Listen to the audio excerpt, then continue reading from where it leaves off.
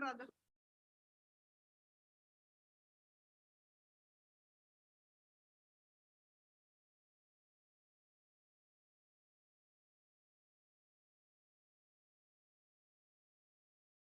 Привет.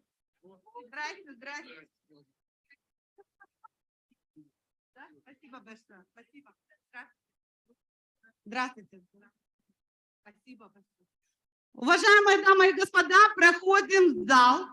Пожалуйста.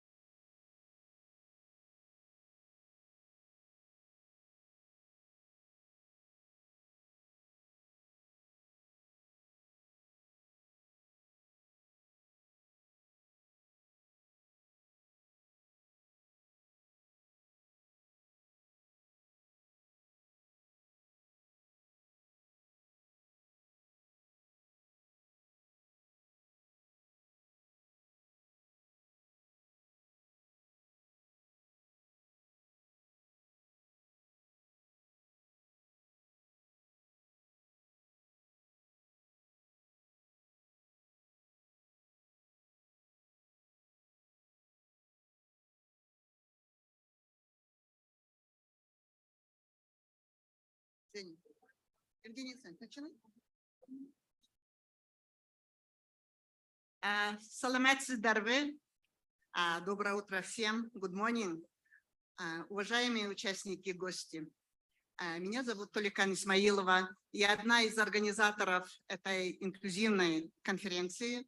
И от имени организаторов я хочу вас поздравить, потому что она проходит впервые после пандемии.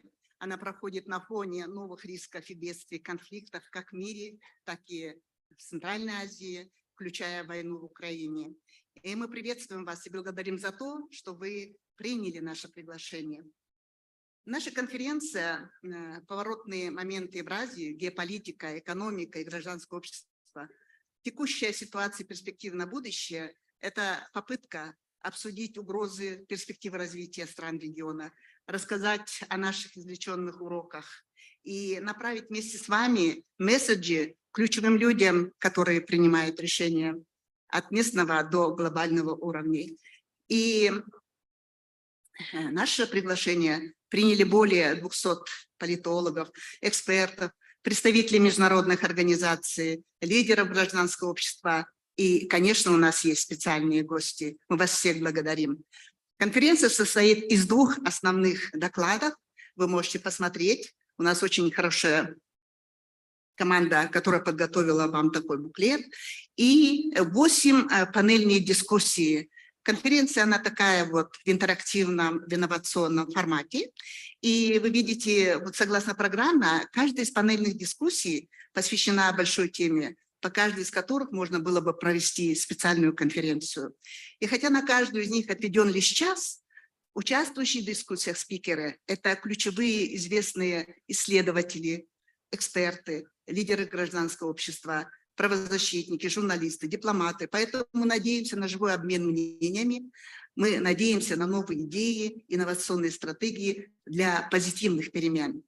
Из-за недостатка времени здесь надо будет очень понять вообще формат конференции и вообще вот сам процесс.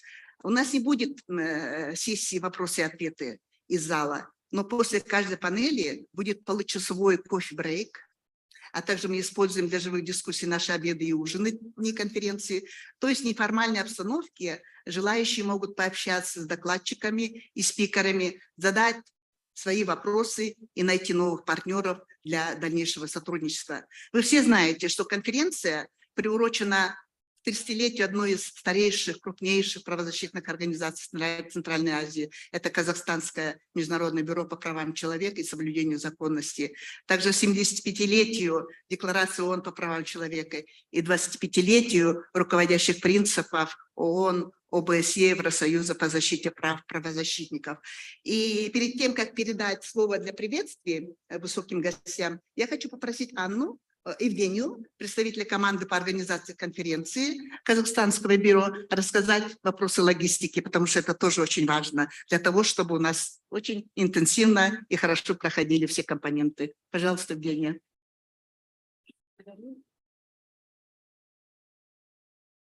Благодарю Таликана Саналиевна за предоставленное слово. Добрый день, уважаемые участники. Я являюсь представителем организаторов. Меня зовут Евгения. Я искренне рада, что вы смогли посетить нашу конференцию. Позвольте вам сообщить дополнительную организационную и логистическую информацию. 28 августа сегодня, в понедельник, открытие, доклады и панельные дискуссии будут проходить здесь, в бальном зале. Обед будет проходить в азиатском кафе. Уважаемые участники, обращаю ваше внимание, что на выходе из бального зала будет работать наш сотрудник Гульмира Куатбекова, которая вам будет выдавать карточки для обеда. Далее, ужин и фуршет также будут проходить в азиатском кафе. 29 августа, во вторник, доклады, панельные дискуссии и закрытие конференции, обращаю ваше внимание, будут проходить в другом зале, зале Астана. Это этаж С в лифте. Обед также будет проходить в азиатском кафе. Торжественный ужин будет проходить здесь, в большом бальном зале. Все кофе-брейки будут проходить в зале за этим залом большого бального зала. Также обращаю ваше внимание, что 29 августа, завтра, начало конференции запланировано на 9 часов 30 минут утра. Кроме того, в залах, где будут проходить кофе-брейки, есть экраны, где будет транслироваться электронная версия всей программы конференции. Пожалуйста, можете ознакомиться.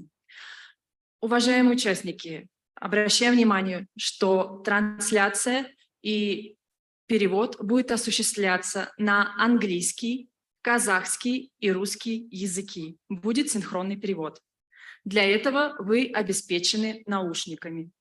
Просьба после окончания официальной части конференции сегодня в конце дня сдать наушники организаторам.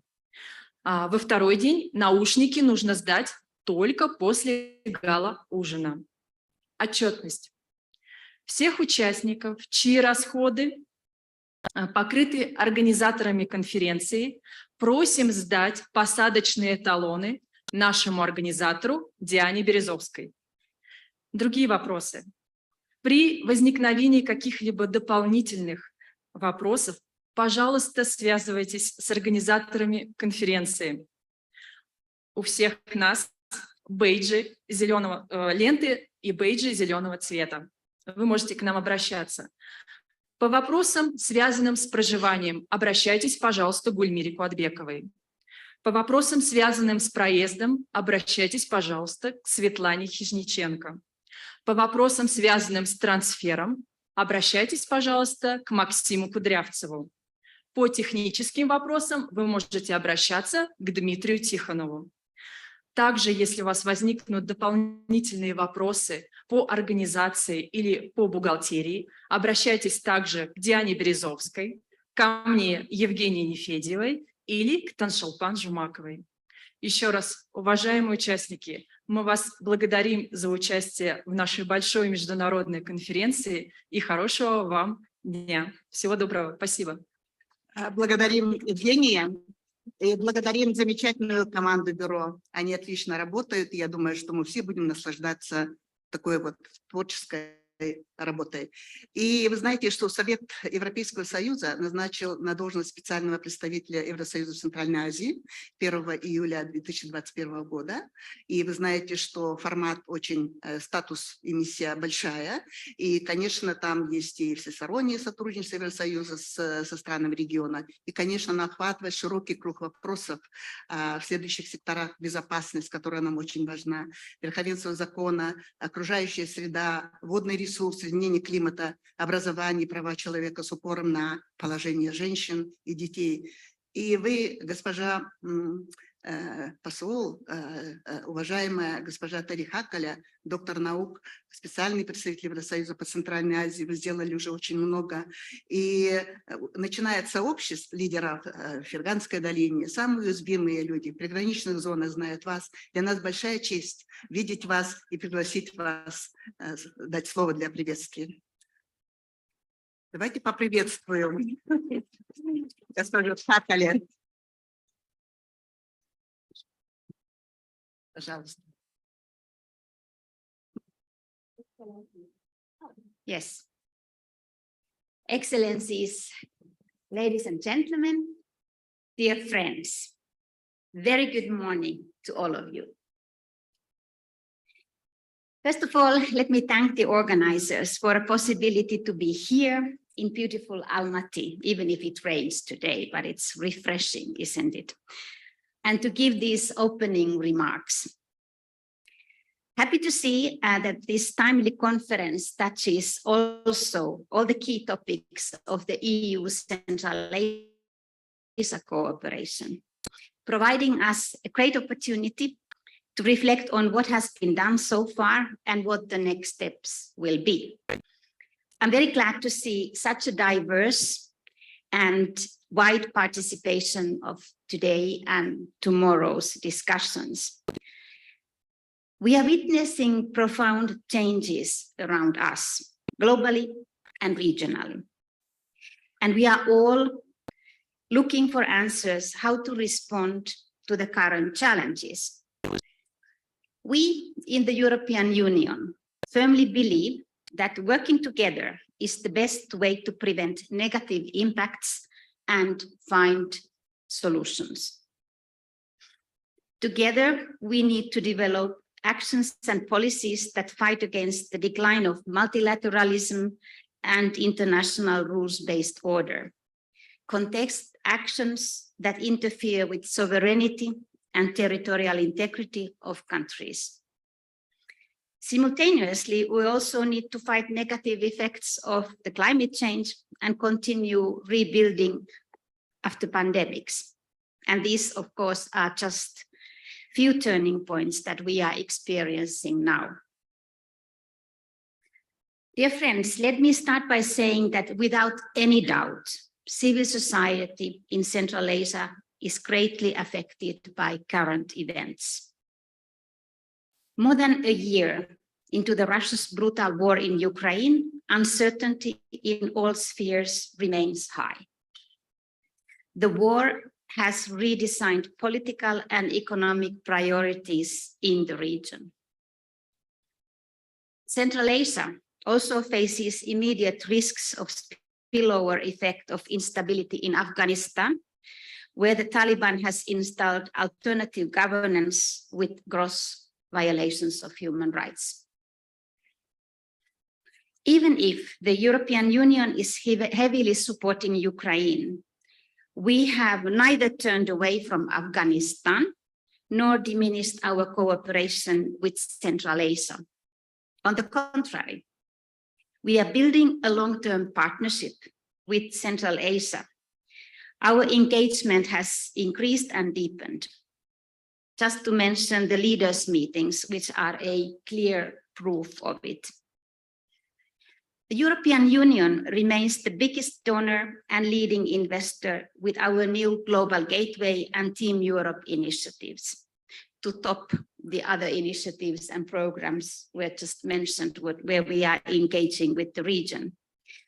To put it very simply, Central Asia matters to the European Union.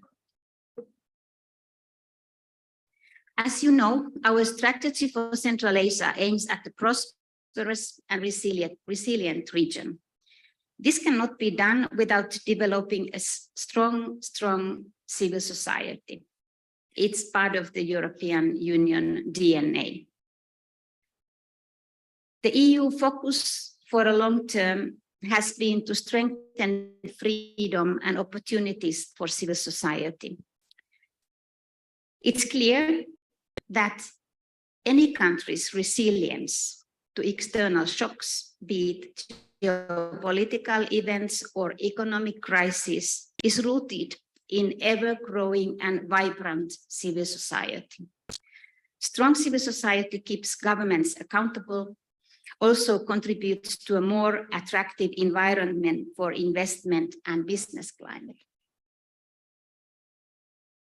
When supporting Central Asian countries' reform processes and modernization process, the European Union keeps developments relating to rule of law, human rights, media freedom, access to justice, etc., very high on our priority list. The European Union has regular dialogue with civil society in Central Asia. We have held several EU Central Asia civil society forums and together developed a stable platform fostering regional cooperation, dialogue, and opening up space for civil society participation in decision-making processes. I hope that we will further bring the recommendation of these forums and this forum into action. As a follow-up to the last forum in Tashkent in May, the European Union will be launching a new regional program for civil society, giving a further impetus for regional cooperation among countries.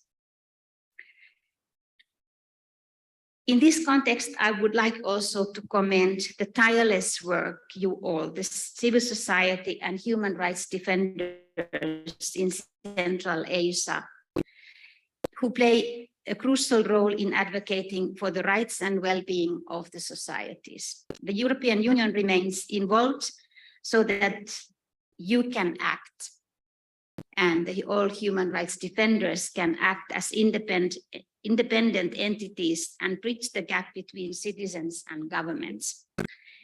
To conclude, dear friends, I know that we have a special celebration tomorrow evening, but I cannot help myself. I want to use this opportunity and congratulate Kazakhstan International Bureau for Human Rights and the Rule of Law, and personally, Yevgeny Zhovtis, for Bureau's 30th anniversary.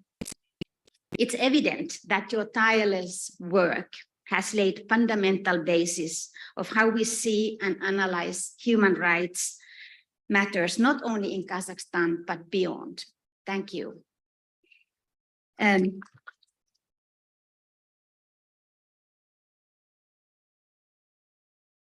Your work, Yevgeny, and your team's work gives hope and is an inspiration to many human rights defenders. I wish the Bureau a long and fruitful future. And I thank you again for this opportunity to talk to you. I'm looking forward to our discussions and all the coffee breaks and meetings and discussions with you. Thank you very much. Thank you so much, Мадам Хаккале. Мы читали ваше интервью, и вы говорили, что в ближайшие годы Евросоюз и Центральная Азия будут даже важнее, чем раньше. И мы надеемся, что новая стратегия по Центральной Азии с нашим участием, начиная с лидеров сообщества, будет очень уникальной. Мы благодарим вас. Господин Робен Вагнер, член Бундестага Германии, координатор Федерального министерства иностранных дел по межобщественному сотрудничеству с Южным Кавказом, Республика Молдова и Центральной Азии.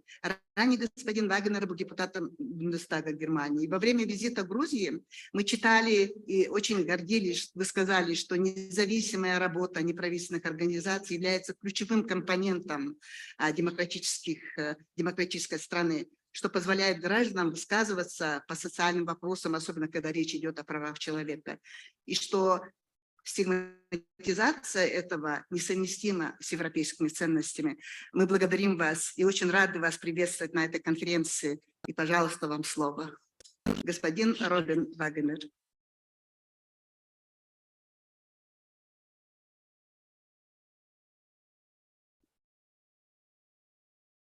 Yes, thank you for this introduction. Thank you for inviting me here. Your Excellencies, dear Ms. Ibrajeva, dear Ms. Ismailova, dear Mr. Zhovtis, dear Mr. Rima, dear distinguished guests from the civil society, ladies and gentlemen, my friends, good morning.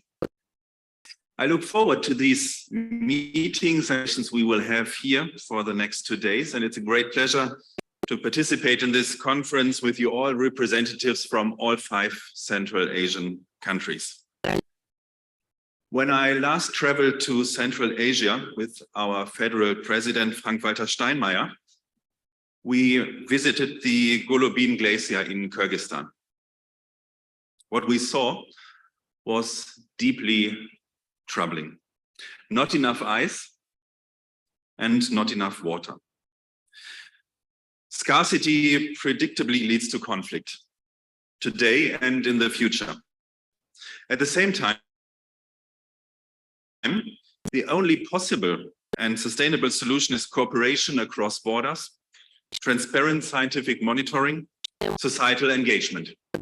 And that cannot be done without environmental activists, without university research to improve water management in agriculture, without company cooperation in research and development.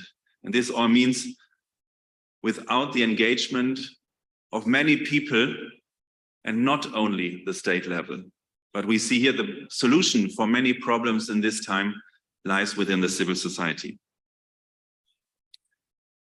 The world order, as we know it, has been called into question in these days. The illegal Russian war of aggression against Ukraine has caused immense suffering. The crisis in Afghanistan has created instability in your immediate neighborhood here in Central Asia. Consequently, Central Asia has seen itself thrust into the center of a geopolitical debate with Russia as its northern neighbor, with its ambitious neighbor China in the east, and with the insecure neighbor Afghanistan in the south. Germany and the European Union, we see the challenges in your neighborhood, and we consider ourselves as partners in facing Central Asia's diverse challenges, and facing them not only at the state level, but also directly with you, together with you, with the people willing to commit yourselves to improving your societies. And we recognize that all of you help where it is needed, that you put your fingers in the wounds where it's necessary, and this against the backdrop of an increasingly difficult environment. Your societies are entitled to democracy, rule of law, and freedom, and you all are working very hardly towards this goal. And this is why I'm here today. I took on the new role of coordinator of the German Federal Foreign Office for Intersocietal Cooperation with the Southern Caucasus, the Republic of Moldova, and Central Asia in March of this year. As such, it's essential for me to meet with you, the representatives of civil society in your countries. And it is essential for the German government, because this is the reason why this position was installed. I'm here to listen, not only to talk here on the microphone, but to listen to your voices, to learn about your countries, your cultures, and above all, your challenges for the future. I have come back to this region to underscore the importance of relationships between the people in our countries, to see how we can cooperate and how we can best support you. And as this is the one part, I also see it as my mission to take the knowledge I gain here to spread it at home, to ensure your countries receive the attention necessary within the German government, within the German parliament, and as well in our German society. So, as I will have the opportunity to speak again in the next part of this conference, I will not prolong my stay here at this moment. So thank you all for coming, for taking the time, and first and foremost, for your commitment for a better future. Thank you so much. Danke schön, мистер Робин Вагнер. И мы благодарим вас еще раз за поддержку гражданских инициатив 3 организаций нашего партнера Якоба. Вы оказали огромную техническую помощь в это очень трагичное для нас время.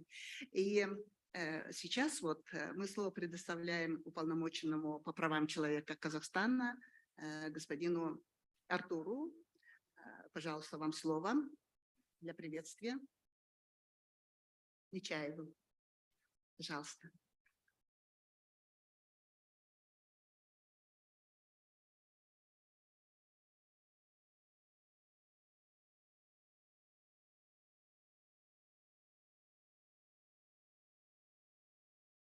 Спасибо большое за предоставленное слово. I think that I will proceed in English if you don't mind. Well, first of all, good morning to everyone. It's a big pleasure for me being here. And I also would like to express my gratitude to Mr. Zhovtis. Thanks for your invitation. Big honor for me. Herzlich willkommen in Kazakhstan. Рад вас видеть, как всегда.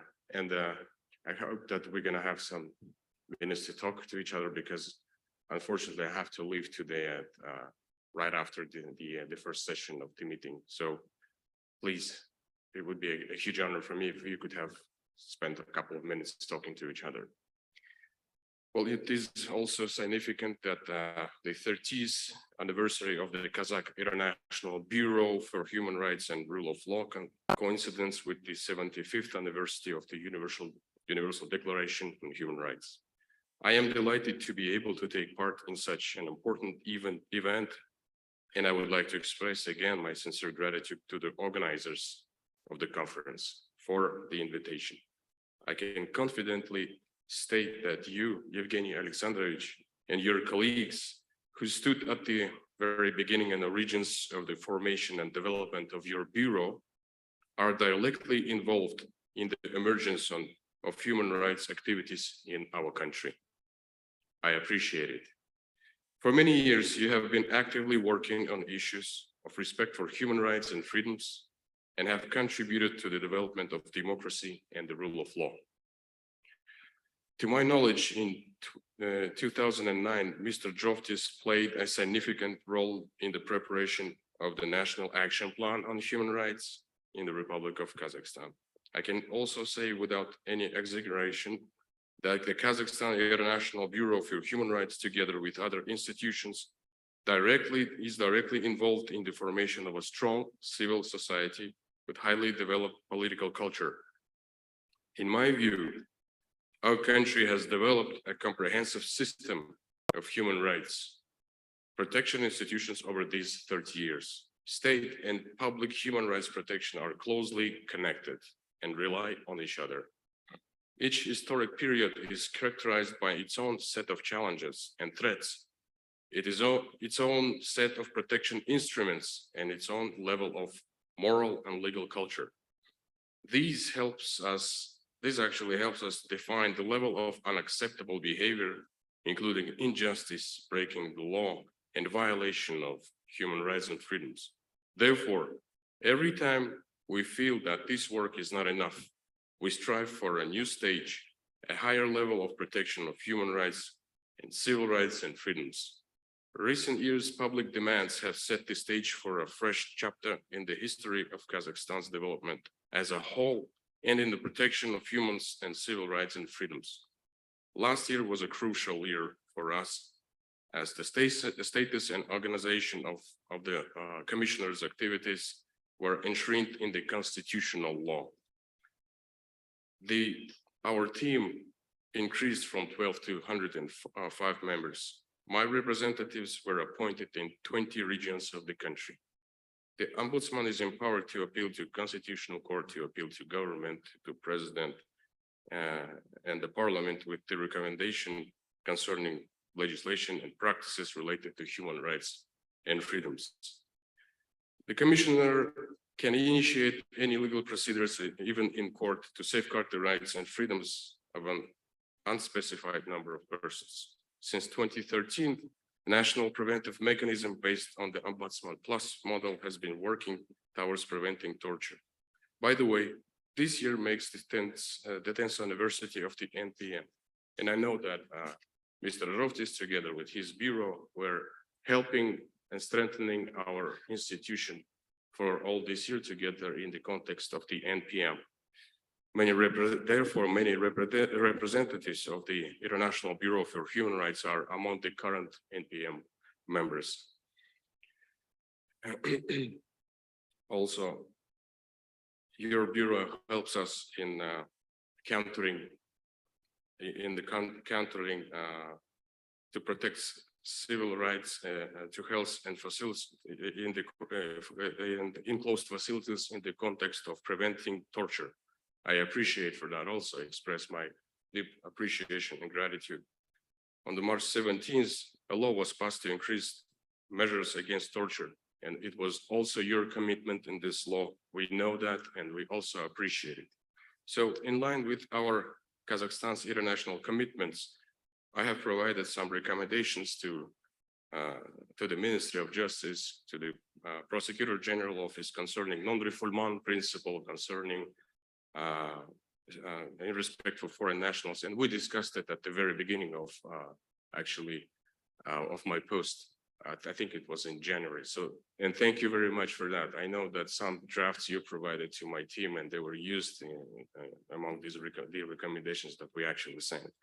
So, also we had some suggestions sent to competent authorities of Kazakhstan proposing alternative measures of detention in the context of extradition. And we discussed this also with you. In parallel, we had some issues at the very beginning of the year and at the end of the last year concerning the presumption of innocence. And that is why we discussed this also, but when I was actually appointed, not appointed, but when I was elected, it was a little bit late, but still we did send some recommendations to the competent authorities. So even if I'm working here for 7 months, if we do not see each other, I think it was only once when I came in May this year, still I know that my team is in a very close contact to yours. And of course, for me, it would be an offense if I wouldn't come today and to express my appreciation. I have some also thoughts here, but I do not want to, advertise everything. I would like to spend some couple of pleasant minutes together with my partners, and I also join your concerns that were announced by you and by you. I agree, we share the same concerns. We have some understanding of what is happening. Many of the issues that are happening now, they are new, and they are arising from the context of a geopolitical situation happening here. And I think that at least half of them are related to human rights. And that is why for our office, it is extremely important, and we will continue working on that. Thank you very much again. Thank you. Благодарим вас, господин омбудсман, и мы надеемся, что Институт по правам человека будет соответствовать парижским принципам, и жертвы январских событий найдут справедливость, и мы вместе будем бороться с безнаказанностью. Это очень важно. Спасибо вам.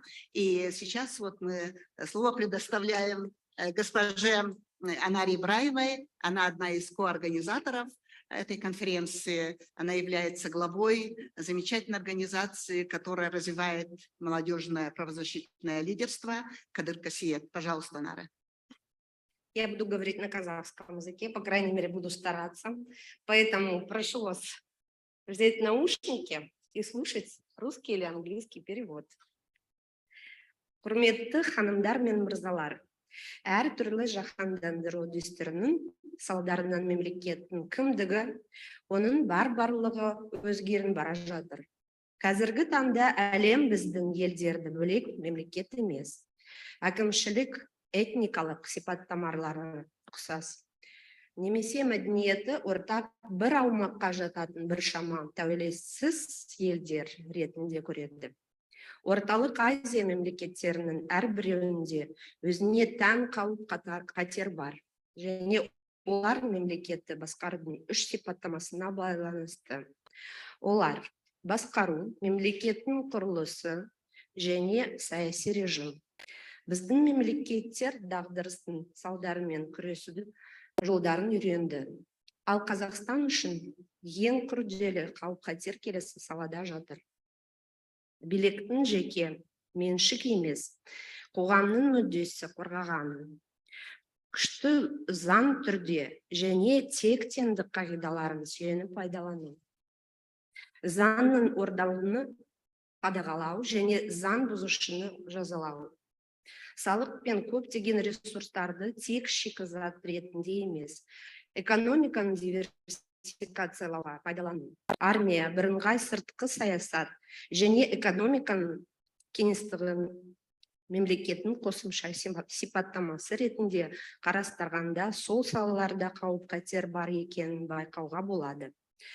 Дағдарыс кезінде негативті тәжірибе қымбатқа түседі.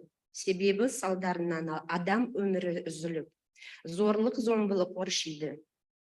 Зорлық-зомбылық жоқтан шықпайды. Зорлық-зомбылық кенеттен де пайда болмайды. Адам оған отбасынан, мектептен, көшеден үйреніп, өз бірлік мемлекеттің шекарасынан тыс төгіліп шығады. Мемлекетті түсіндіретін теорияның бірі зорлық-зомбылық теориясы, жеңгендердің жеңілгендерді қалай бойсұндыратын түсіндіреді. Солай тәуелсіздігі бас елдер мойындамайтын елдердің тізіміне кім кірді? Қарасақ, ондай елдердің саны 9 және олардың 6-ның тәуелсіздігіне нұқсан келтірген мемлекет Ресей. Саяси тұрақсыз режим немесе құбылмалы басқару әдісі авторитарлы немесе тоталитарлық режимге жақын. Бар мемлекет болса, ондай мемлекеттің дағдарысқа деген реакциясы екіталай болмас. Әлеуметтік қарама қайшылықтардың шиеленісі де жағдайды нашарлатады. Ондай жағдай мемлекеттің араласуын талап етеді. Мемлекет қоғамдық қарым-қатынасты реткен нағыз әлеуметтік мемлекет ретінде материалды ресурстарды әділ түрде таратын игілікке пайдалану қажет.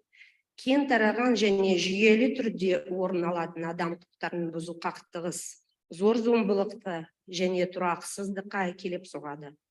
Адам құқықтарын ұлттық деңгейде құрметтеу қақтығыстарды және қарама қайшылықтарды алдын алуға көмектеседі. Қадір-қасиет жыл сайын адам құқықтары қорғаушыларына қарсы айтылған 1,5 мың қоқан-лоққы фактілерін тіркейді. Сол ақпараттың негізінде ол ең көп қорқытқан белсенділердің тобын айқындайды. Және соған қарап ең жиі бұзылған адам құқығын табады. Сондай заңдылыққа сүйеніп, біз қауіп-қатерді түрін түсініп, оған сәйкес реакцияны болжай аламыз. Жалпы, болжау мен баға беру бүгін конференцияның ең маңызды мақсаты деп ойлаймын. Сонымен қатар, бюроның 30 жылдық мерейтойын құттықтаймын. Бюро ұйым ретінде көп жасасын, ал оның қызметкерлері ауырмай, сырқамай, бақытты болсын. Рахмет, Урмату Анара. Знаете, это было очень удивительно. Далекий Берлин и онлайн, и родился сын у господина Якоба. И мы все участвовали в этом процессе, и мы переживали. 1,5 года мы готовили эту конференцию. Это была очень удивительная подготовка, поэтому большая честь для меня представить другу, большому эксперту, господину Якобу Аримеру, менеджеру по проектам, временному директору. Он международный эксперт по продвижению прав человека в период кризисов и бедствий. И мы знаем, что в Германии принят замечательный закон в формате бизнеса и права человека. Вы большой эксперт, вы нам поможете. Пожалуйста, Яков, вам слово.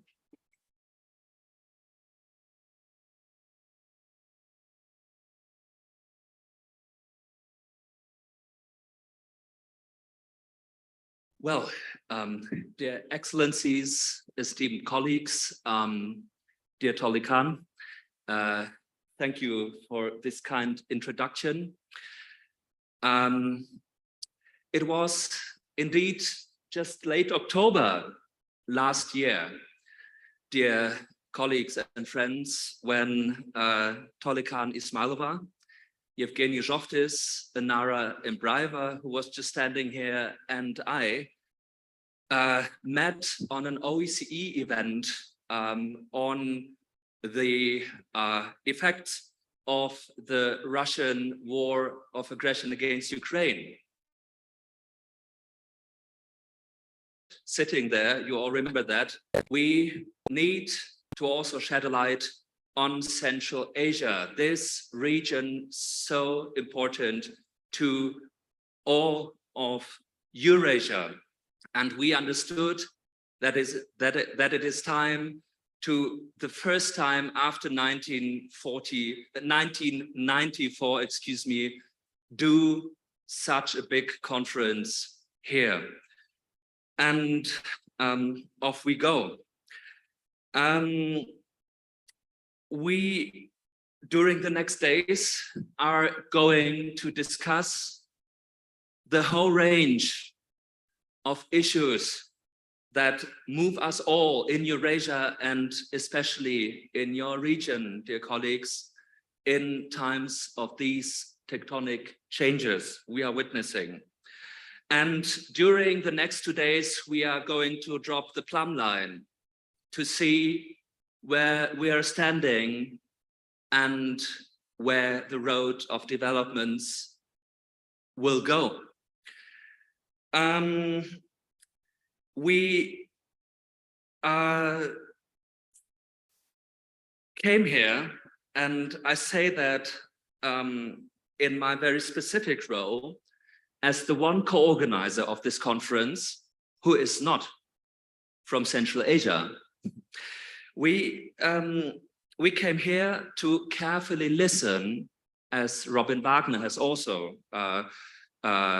recalled on, and to learn more about the complexity of your important, rich, and interesting region. We also came here to understand how we can meaningfully work together all over Eurasia and around the world, because many, many challenges you meet, we meet, they are of global nature.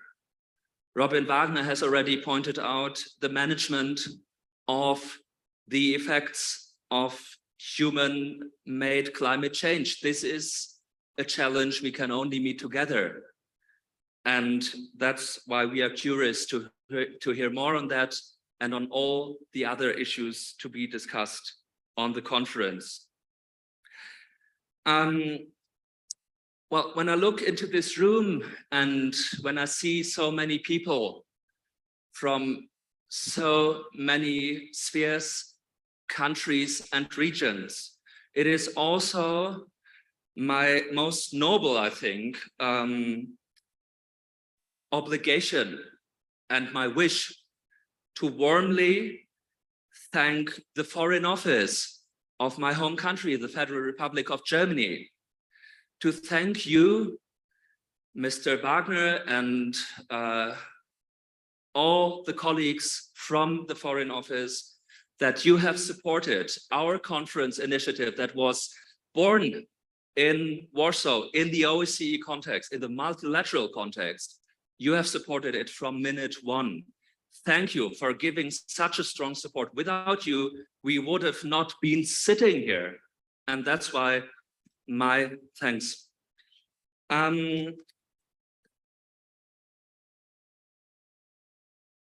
Yes. And thank you also, Kazakhstan. We heard the Ombudsman for your fantastic hospitality.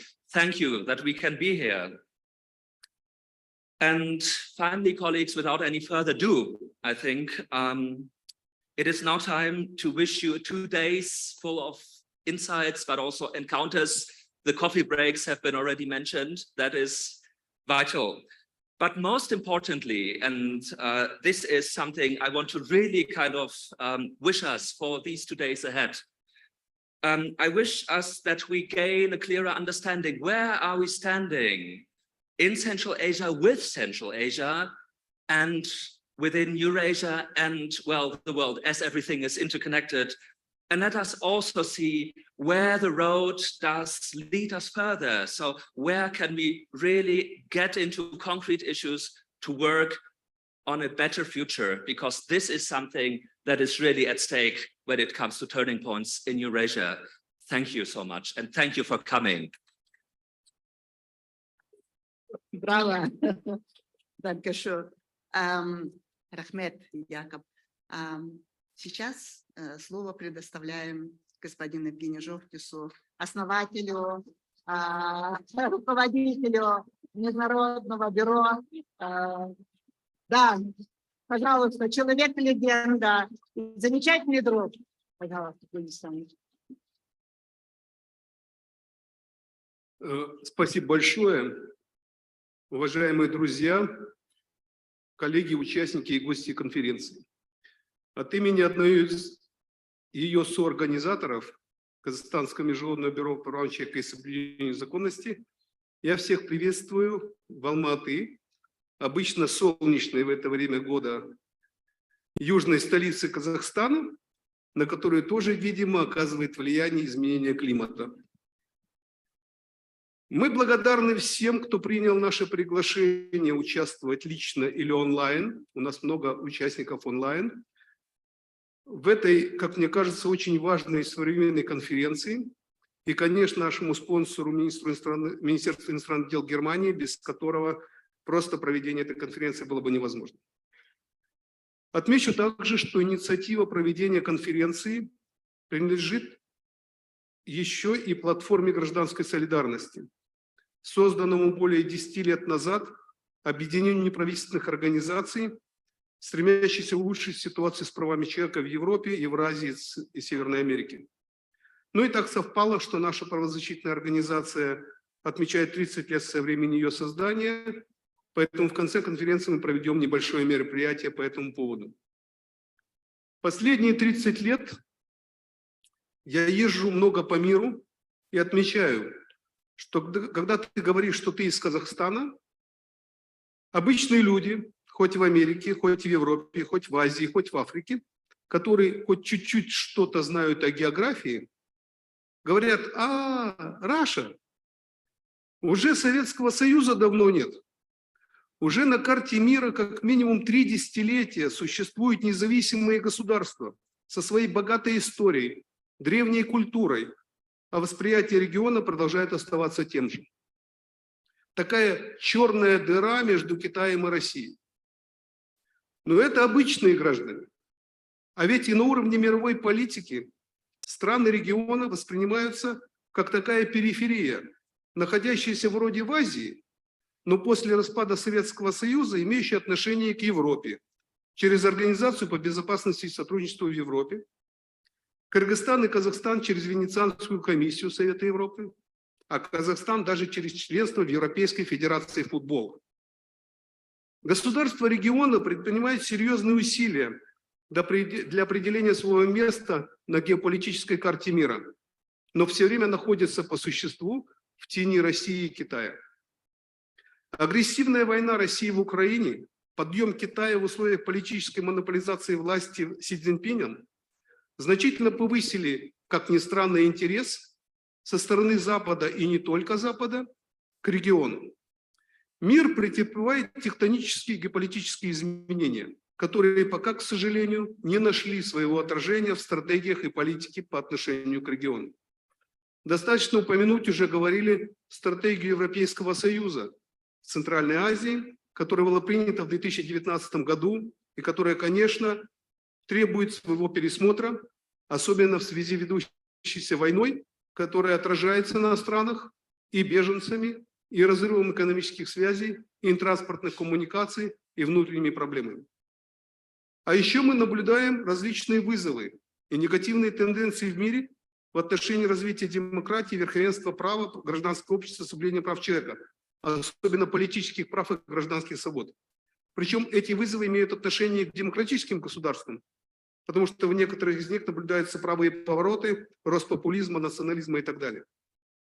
Мы посчитали, что самое время обсудить эти вызовы по отношению к нашему региону и хотя бы немного заглянуть в будущее. Говорят, что история – это политика, опрокинутая в прошлое. А уроки плохо усваиваются, потому что современная политика переписывает историю. А что в будущем? Может ли политика в настоящем как-то соответствовать надеждам людей на лучшее будущее? Это экзистенциальный вопрос, если к нему добавить изменения климата, пандемию COVID и многое другое. Дискуссии об этом и поиск решений нужно вести везде.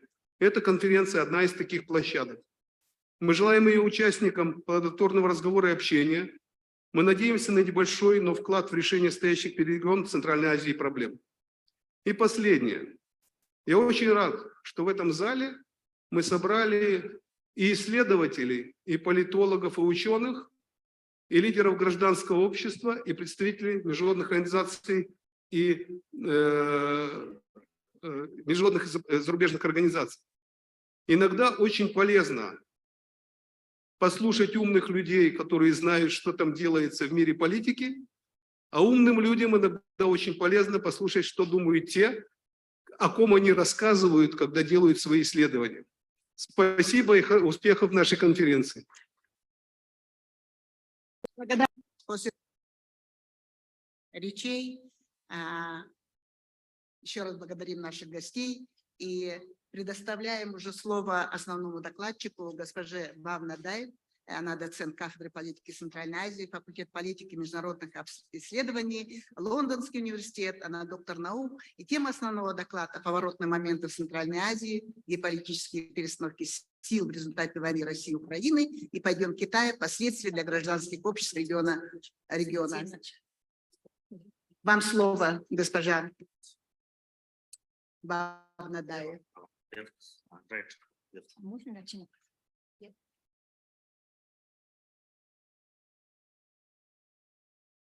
Извините, я что-то не понимаю.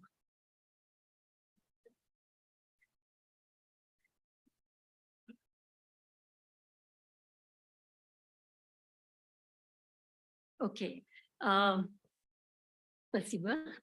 Курметте ханымдар и мырзалар, дорогие друзья и коллеги. Also, I'm going to speak in English. So dear friends, colleagues, and guests, I'm very happy to be here to talk at this forum. And before I start, I want to offer my personal congratulations to Evgeny Zhotis and your team, Pasha Kamanda, for all the wonderful work that you have been doing.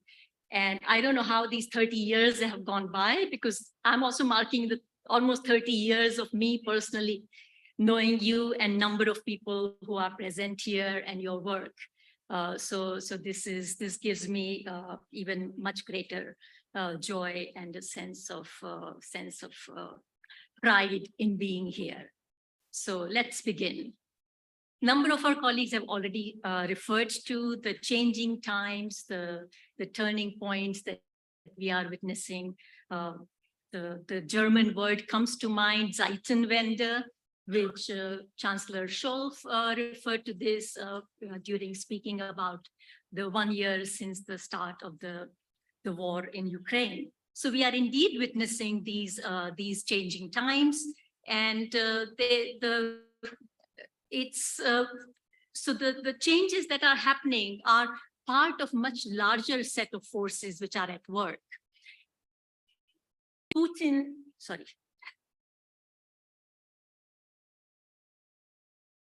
Putin referred to the collapse of the Soviet Union as the biggest catastrophes of the 21st century, 20th century.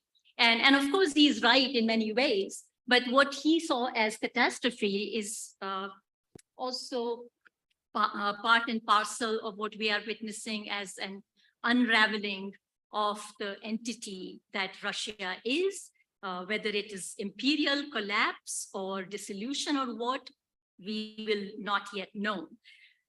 Charles Tilly, American sociologist, writing in 1998, talked about how empires collapse.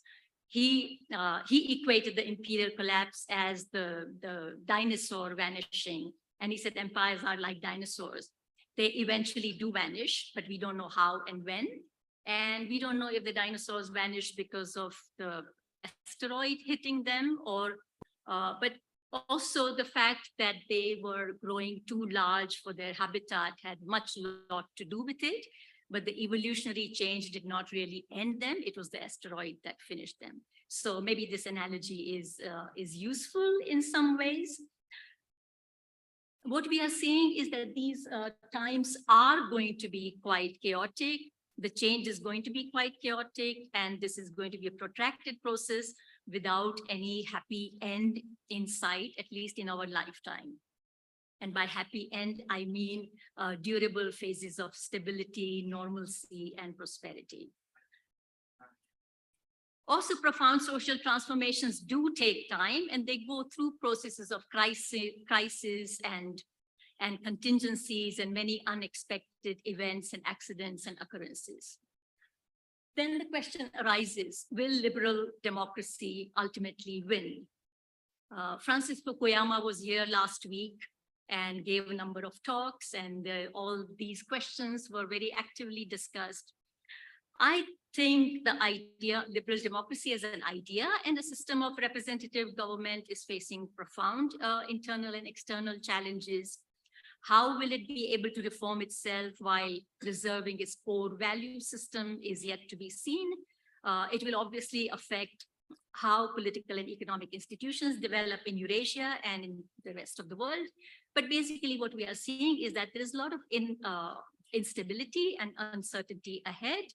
And what we saw with COVID was just the beginning of a very uncertain and unpredictable times. I think, sorry, I have. Yes, so I want to identify what I see as 4 distinct phases in which these shifts have been taking place. And each phase conveys a major shift from the preceding phase. And each phase is a part of a long process of reconfiguration of Russia as a large, call it imperial entity, and the profound challenges that liberal democracy is encountering in establishing itself as an alternative in the Eurasian region. There are no readily available options, so there's nothing to pick from the menu. So it's almost like an a la carte choice. So we have to create our own menu and our own options. So having said that, the 4 phases that I want to refer to are, the first one is the 1990s, the collapse of the Soviet Union and the rise of the transition paradigm. Then from 2000 to early 2010s, the end of the transition paradigm, again, re-emergence of Russia, emerging China, and the challenges that they are posing together to the world, to Western liberal order. Then the third phase from about 2013, 2014 to 2020, which reflects the consolidation of Sino-Russian axis and emergence of a multipolar, multi-order international system. And then from 2020s until now onwards, phase of multiple crises and uncertainties. And we are talking about the new world order, or maybe new world orders, which are emerging. So let me briefly talk about each of these.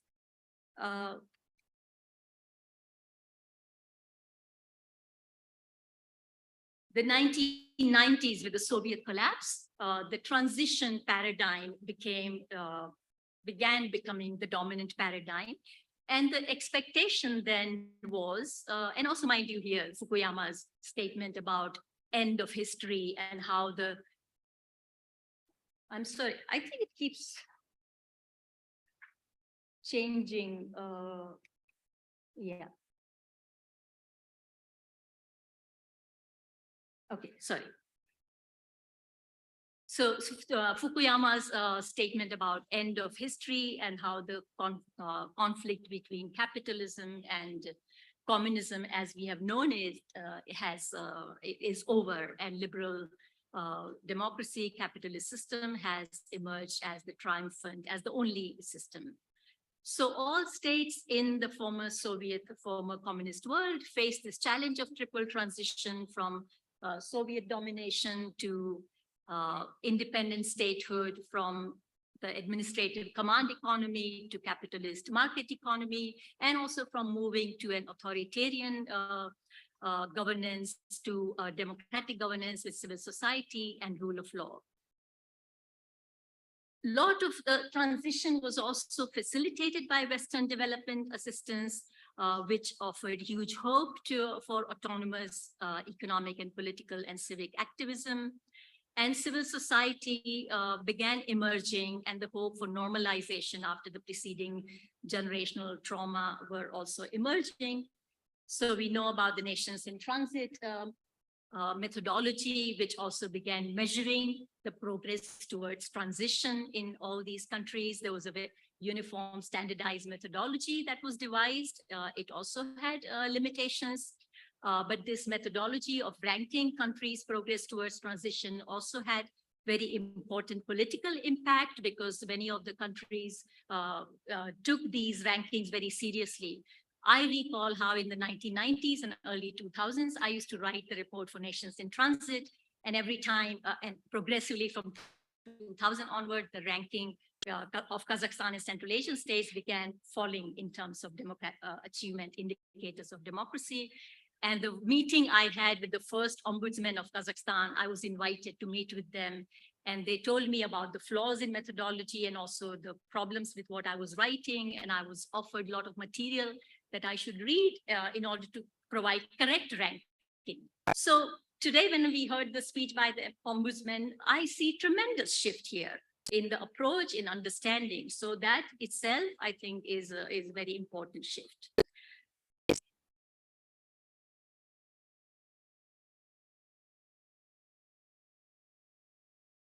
So then we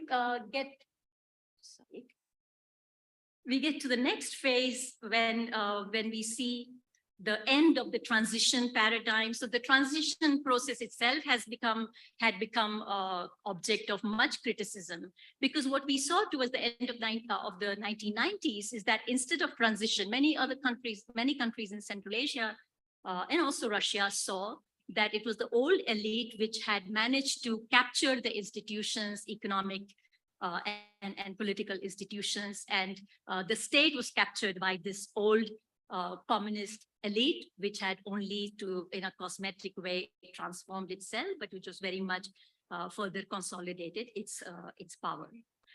So with the critique of transition paradigm that emerges among Western scholars and development practitioners who criticized it for assuming that the developmental path that these countries will chart will be that which the European countries have already have embarked on, as if that was the only model of transition. What we began seeing was that many countries were described as lost in transition, stalled in transition, and then began emerging different paradigms. This is the idea of competitive authoritarianism. So authoritarian regimes which began using formal democratic institutions and elections in order to further consolidate their hold. So there was no level playing field, and the incumbent had all the advantages. Then many people started talking about soft and hard authoritarianism emerging in the region. So Kazakhstan as soft authoritarianism, maybe Uzbekistan as hard authoritarianism, but basically it was only difference of degree and not of quality. Then other scholars began talking about the emergence of hybrid regimes, which have made a shift from the traditional authoritarian regimes, but which are not really going towards any democratic transition. And these regimes were also using language of tradition and modernization, so a sort of modernization cocktail, as Sergei Guriev and Treisman talk about in their book, Informational Autocrats. And we also see mimicry and appropriation of Western institutions and norms. So Kazakhstan's OSCE chairship in 2010 was a classic example of this mimicry of certain degree of appropriation of Western norms, but for strengthening what we see as authoritarian norms. Even the various color revolutions, rose, orange, and then tulip revolution, led to very conflicting outcomes and did not mark a decisive transition toward democracy. Then uprisings such as in Andijan, Zhanaozen were also suppressed, and the state power emerges as quite strong. And then we have the Arab Spring and its failed promise, and then the portrayal in the Russian language media of a very selective portrayal of the chaos and instability that was unleashed, and the kind of the Western hand that led to this chaos. And these things, these kinds of images of chaos and instability had tremendous impact on the ruling elites in these countries and also on the ordinary people. And then finally, we also see here, Russia is striking back at its what it considers former peripheries. So the intervention, the war in Georgia, the support to Abkhaz, so-called secession, and then we get to Ukraine and Crimea.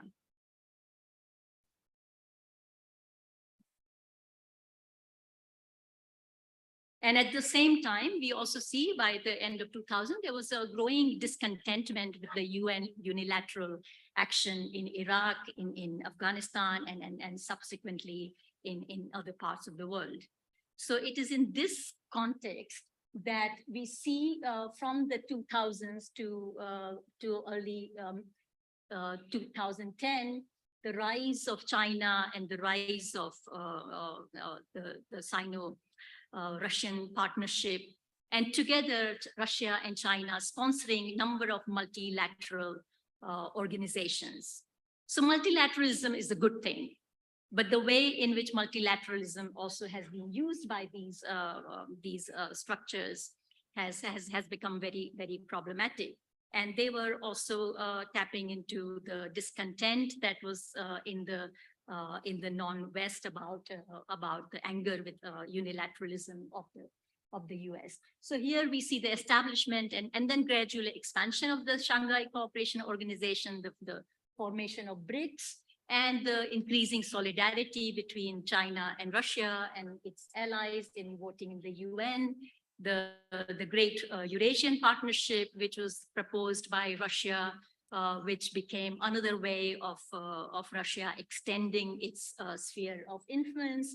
Then 2013, China launches the Belt and Road Initiative, which was called One Belt and One Road, which kind of proposed a notion of oneness of the world, oneness, as if there are no other alternatives. Everything is it's just China-led order, which is projecting this kind of unity in terms of developmental objectives.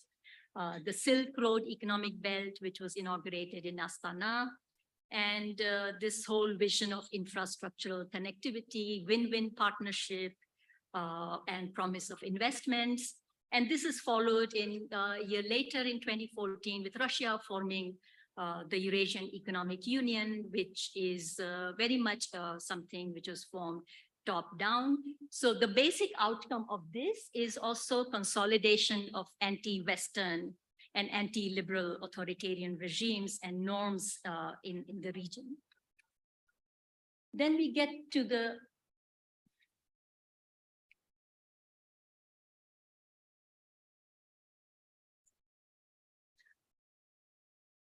I think the third.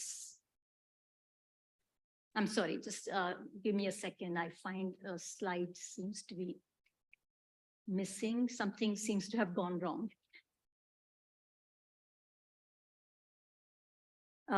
Anyway, so for some reason, I can't find the third slide. But the third phase that I want to talk about is from 2014 to 2020, which is the consolidation of Sino-Russian axis and the rise of a multipolar, multi-order international system. So here what we are witnessing is there is regionalism led by China and led by Russia. And this is an example of authoritarian regionalism. So when we look at the Eurasian Economic Union and also the Russia-led Collective Security Treaty Organization, these are examples of authoritarian regionalism, top-down regionalism. So the countries which are invited to become members of Eurasian Economic Union didn't really have a choice to refuse membership. There's also discourse of civilizationism used by Russia. So this idea, the very strategic uses of civilization combined with the propagation of the Eurasian ideology from Russia, which also leads Kazakhstan to because Kazakhstan's vision of Eurasianism was quite different from that of Russia. And some elements of that were co-opted in Russian vision. And then Kazakhstan had to accommodate its own idea of Eurasianism within this larger framework. At the same time, we also see with the emergence of with the expansion of the Shanghai Cooperation Organization and also BRI, Belt and Road Initiative, becoming more and more global. These are examples of hegemonic or asymmetric cooperation and regionalism. So if Russia represents authoritarian regionalism, China is representing a certain hegemonic, which means that it is also obtaining some kind of tacit consent of the Central Asian and other member states. And so overall effect of this is once again that these states are becoming part of authoritarian leaders club.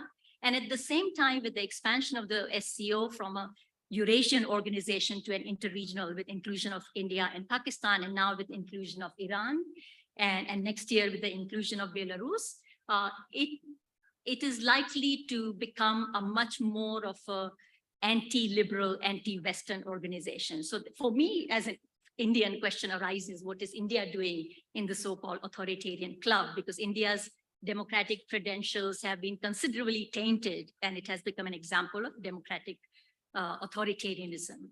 So overall, what we see is that there is no strong, not even strong, there's no clear visible initiative within the region to form some kind of self-constituted regionalism, something similar to the ASEAN. And how to break out of this where am I? Sorry, yeah. So how to break out of this authoritarian mold is also another big challenge. So finally, we get to the fourth phase, which is the contingencies, the period of contingencies, crises, and uncertainties. So the COVID, the lockdown, and the recession, and the closures and immobilities which have been experienced alongside with the whole rhetoric on the part of China of connectivity and people-to-people contact. So we find the contradictions also in these, and we also find that in many ways connectivity seems to favor the country that is setting up the infrastructures and not the countries which are the recipients of this infrastructure. So they don't really benefit in the ways that they would like to benefit. Many other events unfolded. Kazakhstan, January 22, the events in Kazakhstan and the continuing effects of these events. There is still a lot of not very visible repression that is going on, the absence of proper inquiry and bringing the culprits to justice, and transparency and openness about this, and the various challenges of building new Kazakhstan, and the challenges of pursuing a multi-vectoral foreign policy. So let's move on to the current just I want to briefly talk about how I see these events unfolding in Russia and impact on the region. Again, what's happening in Russia, we are witnessing some kind of reconfiguration of Russia as an imperial entity. We will see some temporary phases of stability, but then long phases of uncertainty. I'm reminded in 1990s, scholar, I think it was Roman Sporle, who talked about in 1992 or 93, he said Russia had a choice at that point to be powerful or to be free. So to be powerful, to retain its sphere of influence across the region, or to be free, become a free democratic country. Today in 2023, Russia doesn't seem to have that choice. What we are witnessing, and for me, the old Russian word, smutное время comes to mind. And we are seeing the Putin regime on a self-destructive path, guided by very short-term survival instincts, a very misguided sense of whatever patriotism and Russian identity is. And it's increasingly reliant on coercion, violence, lies, propaganda, military hardware, and exploitation of natural resources and cash reserves. There is also a profound sense of victimhood that is to be found among Russians, the sense of resentment, ressentiment with their status, and also kind of nihilism, which has found refuge in racist ideologies. The new terms which have emerged, Russism, the Russian fascism, Russism, there is the Z symbolism, the zombie nationalism, and other such manifestations. And this also brings attention to the plight of a significant portion of Central Asian migrants who are in Russia. Many of them have become Russian citizens or long-term residents, and they are facing very stark choice. That has also had to cause tremendous uncertainty in the sending regions. So finally, what choices lie before Kazakhstan as the most dependable partner of Russia and as the second largest economy, second largest state in the region? So in a way, I'm reminded of a large extended family headed by a patriarch. And the patriarch, the aging patriarch, has gone mad, has lost reason, and is behaving extremely erratically. And Kazakhstan is the eldest son, kind of in a patriarchal family, which has to take responsible decisions. And it also has to learn to break free. The eldest person has to learn to break free from his own fears and his own socialization and trauma, and also deal with the hypocrisy and disinformation, and keep the whole family together, keep everything together, be honest and open. So it's a very hard juggling act. And that is what Kazakhstan is trying to do. And there are formidable challenges that Kazakhstan and Kyrgyzstan and other countries are facing, but especially Kazakhstan and Kyrgyzstan is two more open political systems. So within Kazakhstan, well, when you talk to people in Almaty, Astana, when I'm in gathering like this, I get the sense that everyone thinks alike and everyone is against the war and everyone has a very clear stance on what we should be fighting for.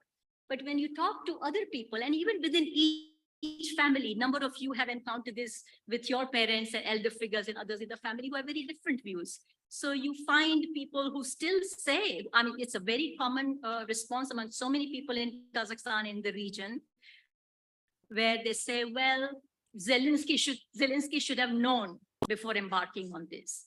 Or people who say, well, это всё Запад, it's all the West. Or people who say, Putin молодец, Putin is patriotic, he's standing up to the West. So these are the opinions which one has to combat, and how to deal with this kind of very widespread view without telling these people that they are completely stupid or misguided. So how do you address these kinds of things? And then there are other people who talk about, who offer this conditioned and cliched response, чтобы не было войны, чтобы был стабильность. So we just want that there should be peace and stability. So it's an enormous task to address these concerns. And then Kazakhstan and other Central Asia states face this problem, this challenge of forging links with the West, with a more democratic, open world, and by building transparent system and promoting reforms. and also building new partnerships. So for Kazakhstan, strengthening its various other vectors, not just Russia and China, but numerous other vectors, and forming multi-alignments. The word strategic multi-alignment has also become quite widespread these days. India is a classic example of following strategic multi-alignment, and there are many merits to this also. At the same time, the word multilateralism has become quite common. So what it means is that even small scale meetings and regional actions, so Kazakhstan, Uzbekistan, or Kazakhstan, Kyrgyzstan acting together at local levels, those are also very important, meaningful efforts. And multilateralism also has a place when multilateralism is dictated by powers such as Russia and China in the current context. And then finally, what are the prospects for civil society and political activism? Clearly, what we are witnessing is that there's already a new generation of activists emerging. So these new generation need support, and new forms of activism are needed, and they also need to be supported. Combating disinformation and propaganda of Russian media and the internalization of these values and mindsets is a huge challenge. Sustaining solidarity with Ukraine is another challenge in the region. And for grassroots activism, currently, a combination of self-help, local action, and also developing solidarity with similar organizations across the region and internationally is another imperative. Second, also, we talk a great deal about civil society, developing civil society. Then I am reminded of a phrase by Indian writers in post-colonial context who are writing, who said that to develop civil society, you need a civil system. But when you don't have civility in the political system, what you need first is more democratic activism. So political society needs to be developed first in order for civil society to actually operate in a civil way. So an active public sphere, which also reflects this new forms of activism and overcomes the political passivity and the political neutrality that pervades in the region. And this also means many grassroots kind of decisions and activism. How do you, local elections are very important because so far the focus has been on national level presidential and parliamentary elections. So how to use smart voting, tactical voting, and encourage grassroots participation. And finally, just to conclude, it's a big statement. The debate on decolonization, decolonialism that is emerging in the region is very, very promising. Yesterday, I was talking at another event organized by young people. Some 55 young people were there. I had the privilege of being the oldest person in that gathering, in which we debated with young 4 Kazakhstanis about what decolonization means for them. So these kinds of debates are very, very important to question the knowledge production, to question the ideas and mindsets which have become so normalized here, and also how to address these through changes in the academic curriculum, in public debates, and also how these will reflect changes in the institutions and practices. So with that, I conclude, and apologies for going much longer than I had intended, and thank you all for your attention. Спасибо, Ratman.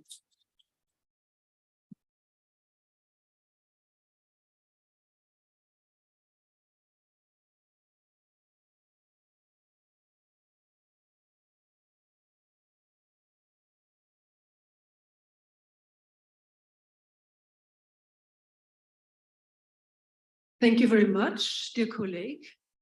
We are now starting with our first panel, for which I would like to invite to come up and sit down our esteemed panelists, of whom I see Alexander Kuli, please on stage.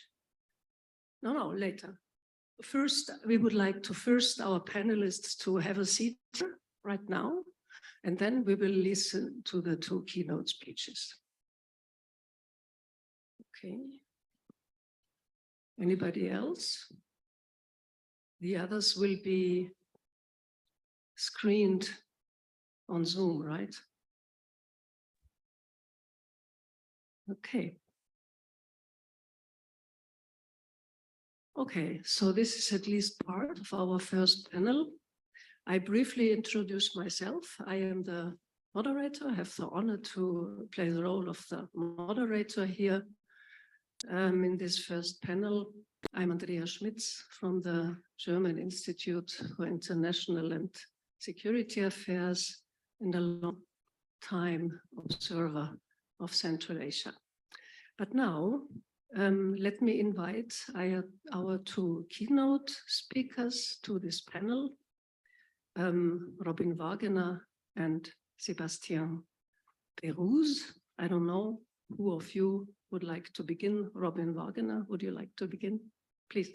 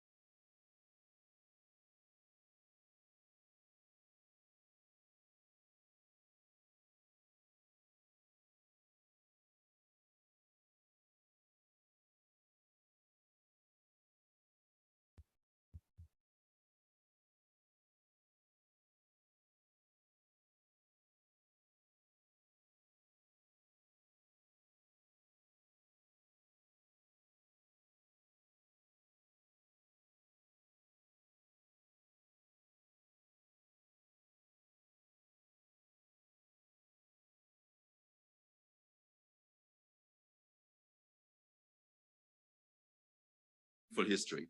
Important cultures and civilizations have left their trace in this region. And this region has left a lasting mark on world's history. And yet, the message behind the statement bears some truth. The Central Asian states are on everybody's minds today more than ever before. The head of states sit at the table with global and regional heavyweights as self-confident partners actively shaping the world's political landscape. Central Asia is not on the margin of the old world divided between East and West with a giant rift running through the heart of Europe. The region is today right at the center of a multipolar world. And it cannot be a surprise that so many states and international organizations such as OSCE are looking to Central Asia with a vigilant eye. China has been increasing its presence in Central Asia for many years now, economically, but also politically. China chose Central Asia as its centerpiece of its Belt and Road Initiative when it began it in 2013.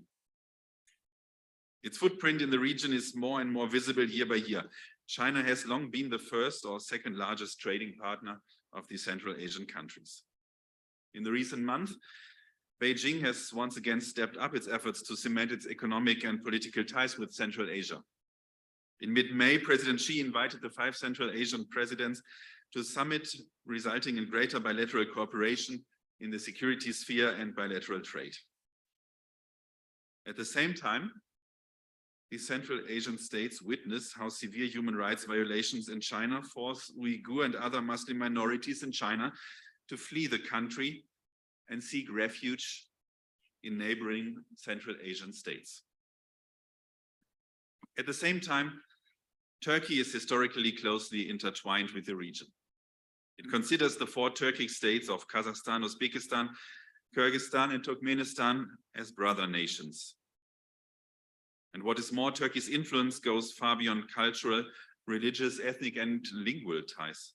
In the last couple of years, Turkey became a decisive economic and political player in the region.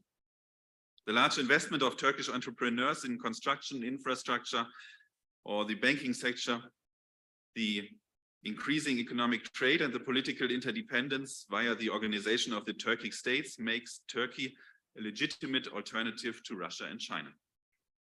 However, Russia still plays the most important role in Central Asia's foreign policy. The large neighbor to the north has not only historically merged closely with the region, but continues to dominate political, economic, and cultural exchange. It is true that the self-confidence of the Central Asian states has risen since the last year. The new facets in the relationship became evident by Rahmon's comments toward Putin at the summit meetings of the Commonwealth of Independent States in Astana in October 2022. And the Central Asian multi-vectoral foreign policy has gained even more significance since the beginning of Russia's illegal war of aggression against Ukraine. The region is diversifying its foreign and economic policy at a rapid pace, not only with the West, but also with countries like South Korea, Japan, or the Gulf states. Additionally, the Central Asian states are sending a strong signal. They continuously advocate for an international rule-based order and the territorial integrity of all countries. The international community recognizes and commends this clarity. But Moscow still exerts its power, still exercises its pull, vividly observed on May the 9th of this year, when all 5 leaders came to the Red Square at Putin's request and marched symbolically at his side. Despite the movement, despite diversifying foreign relations, certainly the war in Ukraine did not reveal the breaking point between Central Asia and Russia, as many have hoped. Although sympathy among the civilian populations is often with Ukraine, there is still some room left for more decisive steps of the leadership away from Russia's political and economy strong position in the region. We see the constraints for Central Asia. However, the Russian war of aggression against Ukraine sets a dangerous precedent, especially for Russia's immediate neighborhood. We would have wished and hoped for more support for the condemnation of the clear breach of international law and for the respect of basic human rights. As has been mentioned before, this war marks the Zeitenwende for Germany and for the European Union. Zeitenwende, or turning point, was used by the German Chancellor Olaf Scholz on February 27th last year in response to the Russian invasion of Ukraine. This expression describes a world that is no longer the same as before, or personally, I would say, it describes our perception of the world that is no longer the same as it has been before. Because the criminal regime in the Kremlin was building its dictatorship in the country before, it murdered in foreign countries, it was active in destabilization of societies, and it did attack other countries before. And this regime, and this was mentioned before, was the defining actor for a whole world region. It was not only, and I think it's not only the picture of a black hole between Russia and China, but even worse, it was a whole region defined in the perception as many as either part of Russia or from a Russian defining anchor of what is going on in the whole region. And this is kind of an imperial defining power that no state must have over any other state. But more and more, we see clearer the diversity of societies in Eastern Europe and Central Asia. We see the opportunities for closer cooperation between societies. We see the active non-governmental organizations. We see democratic activists. We see you, and all of you have been there before. We see clearer, and I would call this seeing clearer as an Eastern enlargement of our mindsets in Western Europe. But of course, this picture is a very easy black and white picture. The reality was not in black and white, but as always, the reality was in the colorfulness in between black and white. And even before, Germany established a close relationship with the Central Asian countries since the early 90s. We were the first Europeans to recognize the independence in 1991 and the first European country to establish bilateral relations with all 5 states in 1992. Within the European Union, we played a leading role in the development of Central Asia strategy in 2007 and the further development in 2019. We have always been the most important trading partner in Europe, but are also close partners of the Central Asian people with respect to political, cultural, and human rights issues. The region has always been a particular focus of German foreign policy, as evidenced not least by the many visits and invitations to the countries of the region by former foreign minister and current German President Frank-Walter Steinmeier. Still, our emphasis on Central Asia intensifies once more after the beginning of the Russian war of aggression against Ukraine and this process of Eastern enlargement of our mindsets. This applies not only to Germany, but also to the whole European Union. In the past 12 months, there have been 2 meetings between the President of European Council, Charles Michel, and the 5 Central Asian heads of states. The next meeting will take place in Dushanbe in September 23. Central Asia is focused in the region for the European Union's Global Gateway Initiative, and the projects include the expansion of infrastructure, transport links, digitalization, as well as energy and climate cooperation. And similarly, Germany is seeking even greater direct exchange with our Central Asian partners. Last fall, I accompanied Foreign Minister Baerbock to Kazakhstan and Uzbekistan. In May, the Uzbek president visited Berlin. In June, Federal President Steinmeier visited Kazakhstan and Kyrgyzstan. We support the OSCE Central Asia Initiative that was initiated in the aftermath of the crisis in Afghanistan, and it's destabilizing,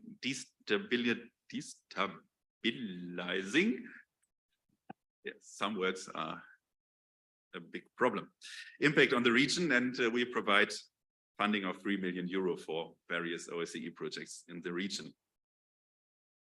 And even more, we are intensifying our economic ties and increasingly looking for ways to open European Union sales market to our Central Asian partners. However, I would like to emphasize that there is a difference between our engagement in Central Asia and that of other major players that I might have mentioned before. Our cooperation with Central Asia region goes far beyond politics and economics. It explicitly includes cooperation at the civil society level, not as subordinate, but as an equal important pillar of our foreign policy. We seek dialogue with the civil society as much as with political leaders. In doing so, we promote a wide variety of human rights projects, support freedom of expression and independent press and media landscape. We champion the work of NGOs, seek dialogue on climate-related issues, and promote projects to combat the climate crisis and adapt to climate change. We advocate for women's rights, fund women's houses, and offer scholarship to female university applicants. Our commitment includes the area of development policy, and thus not only broader and more diverse than any other country's commitment, but it's also more sustainable. It's true that we are seeking closer political ties and more reciprocal economic engagement. However, all this engagement will be worthless as long as it's not accompanied by improvements of the human rights situation and the strengthening of civil societies. On the one hand, we advocate for legal and societal improvements of the civil society in all talks with the Central Asian heads of government and other authorities, and against regulations that complicate the important work of the civil societies, like foreign agents laws or laws restraining the free media. And on the other hand, we seek direct dialogue with you, the members of civil society, including those critical to the governments, and even when we receive blowback from governments. My position as coordinator for inter-societal cooperation depicts our vested interest in the intensification of our commitment in this sphere and underscores the German federal government's desire to place civil society at the heart and center of our relationship with Central Asia countries. And at the same time, knowledge and awareness within German society for this region is rising. And this includes the many differences in this region. When I always said Central Asia, this is a broad region and many different diverse countries with unique aspects of cultures, of nationalities, of identities, and of histories. On a more personal note, I'm deeply convinced that civil society is a, if not the, decisive factor in shaping a better common future, not only for the region, but for the whole world. That's what I have experienced in my own vita, my own personal history. For many years, I worked for the German Red Cross and saw firsthand the impact of commitment. And within my church congregation, I preach whenever time permits, and this is also one part of civil society engagement that I have in my daily life. And finally, as you may know, I'm a member of Parliament for Alliance 90, the Green Party in Germany, which emerged from civil society movements over 40 years ago. And since then has shaped Germany and has shaped my personal life as well. So I have profound respect for all your dedication. We live in times of change and instability, in times with climate change, in times with imperial warfare, in times with digitalization, in times with pandemics. And this all makes people uncertain and leads to a rising tendency towards another difficult word, authoritarian tendencies in their minds. And I can understand these tendencies, but they are not the answer. The answer is a strong democratic commitment. And for that, we need vibrant civil societies that constitute the backbone of these answers to all the problems in the world. And we want these societies very active. I want to bring their voice in the talks in German government and German parliament. And I'm grateful that you invited me as a speaker here. Be assured that your work is at the center of our political efforts. Please help us to identify the issues you face on a daily level, because we cannot know without you identifying them to us. Let us know how we can best support you. I want to thank you for coming in such great numbers and look forward for the upcoming lectures and discussions with many of you. Thank you.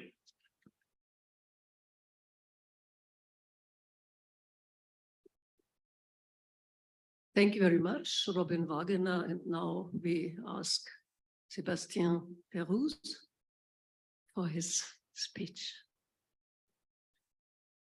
All right, thank you very much. Good morning, everyone. So first, before starting, I would like to thank Yevgeny Javtis and all his team for inviting me, of course, for organizing this incredible conference.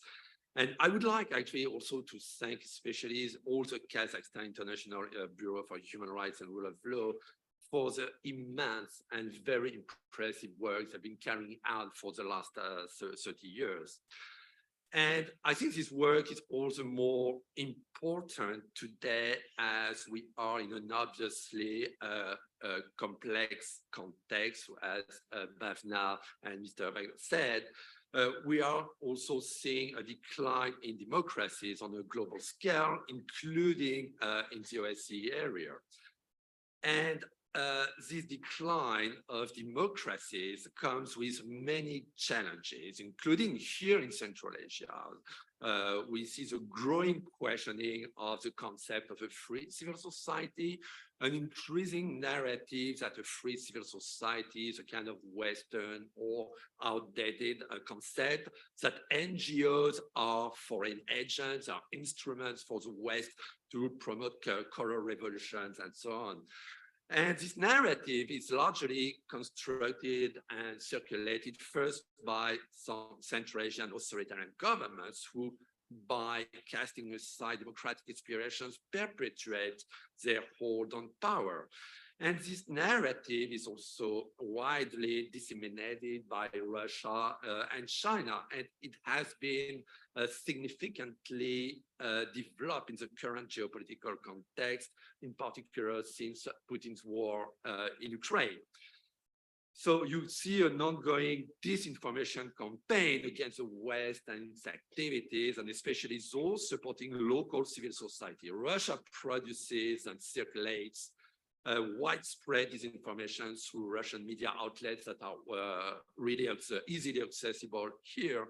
But this information is also produced locally. We have an example with Kyrgyzstan, which has invested resources to produce and circulate its own disinformation campaigns in local media, including by creating troll farms that discredit local NGOs, casting them or acting against their country as foreign agents.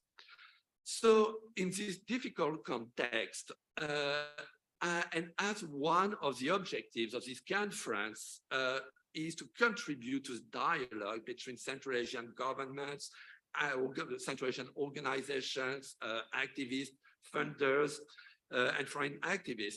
What I would like to do today is to echo the voices of and concerns of some local civil society organizations, some Central Asian civil society organizations and activists who wish to contradict this narrative against civil society, who are increasingly worried about their capacity to engage in the authoritarian context here in Central Asia, not only in democratization, but in the development sector due to the lack of a free civil society.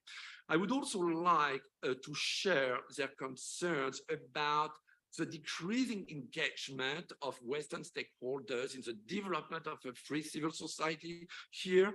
And what I mean by a free civil society is a civil society that is not only capable of independent expression and activities, but also operates beyond the constraints and directives of the governments.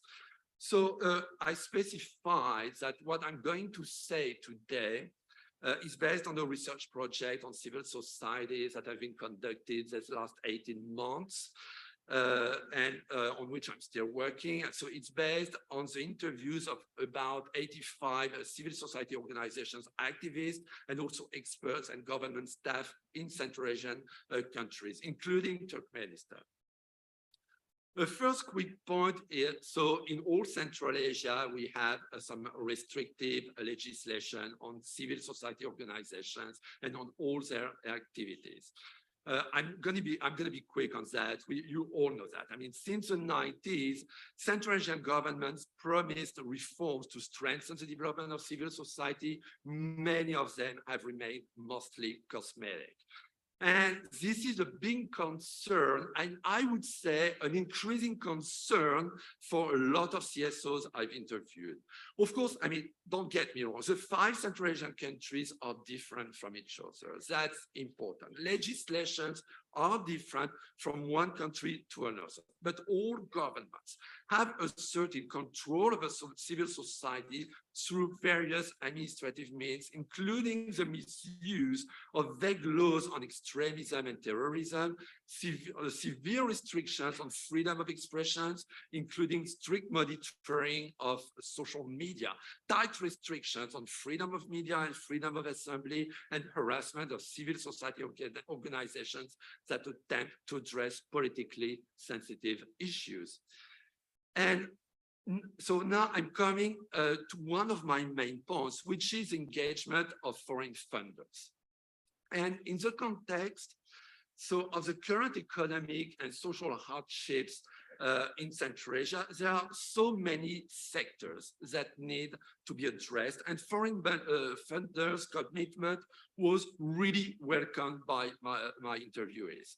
All Central Asian governments claim to have invested in the development of the social system.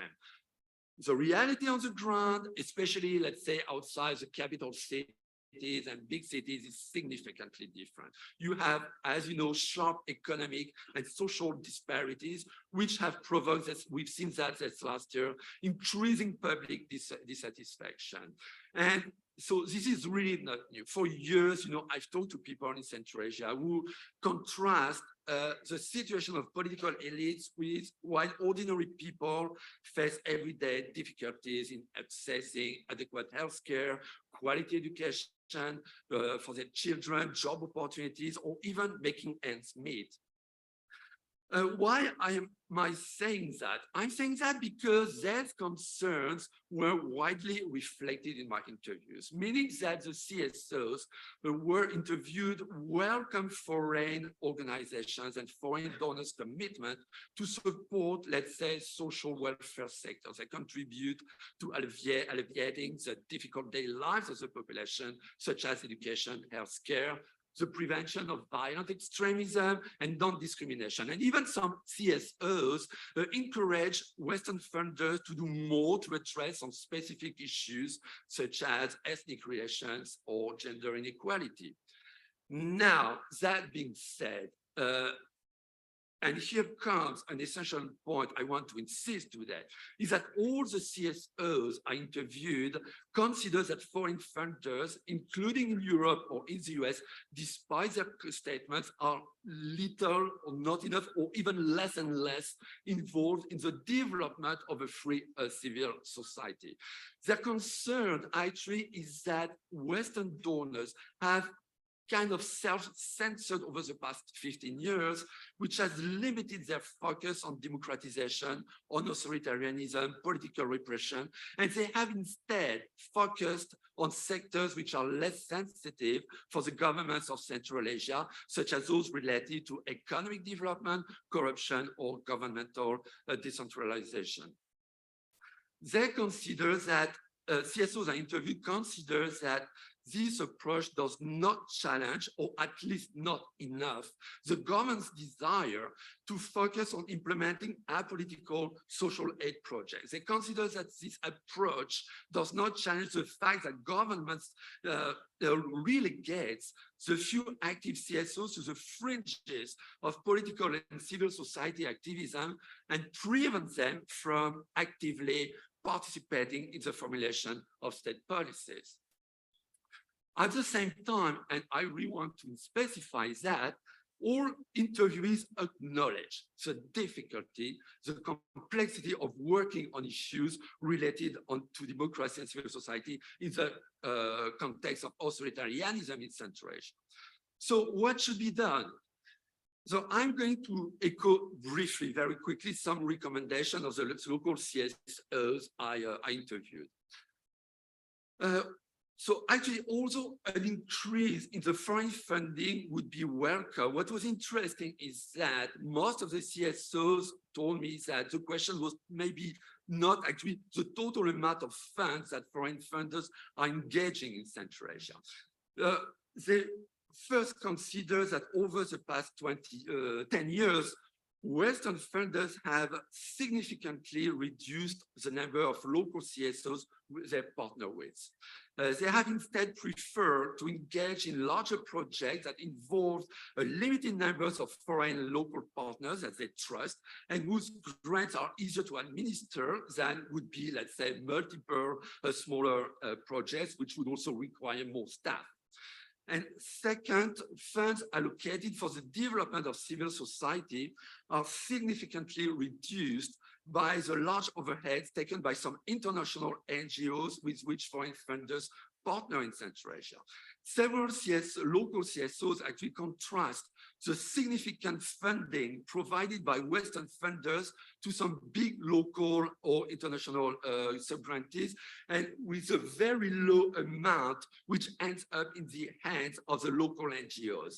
So, and I'm going to quote one of my interviewees here, who said that the Western funders are actually feeding the big fishes while small fishes die.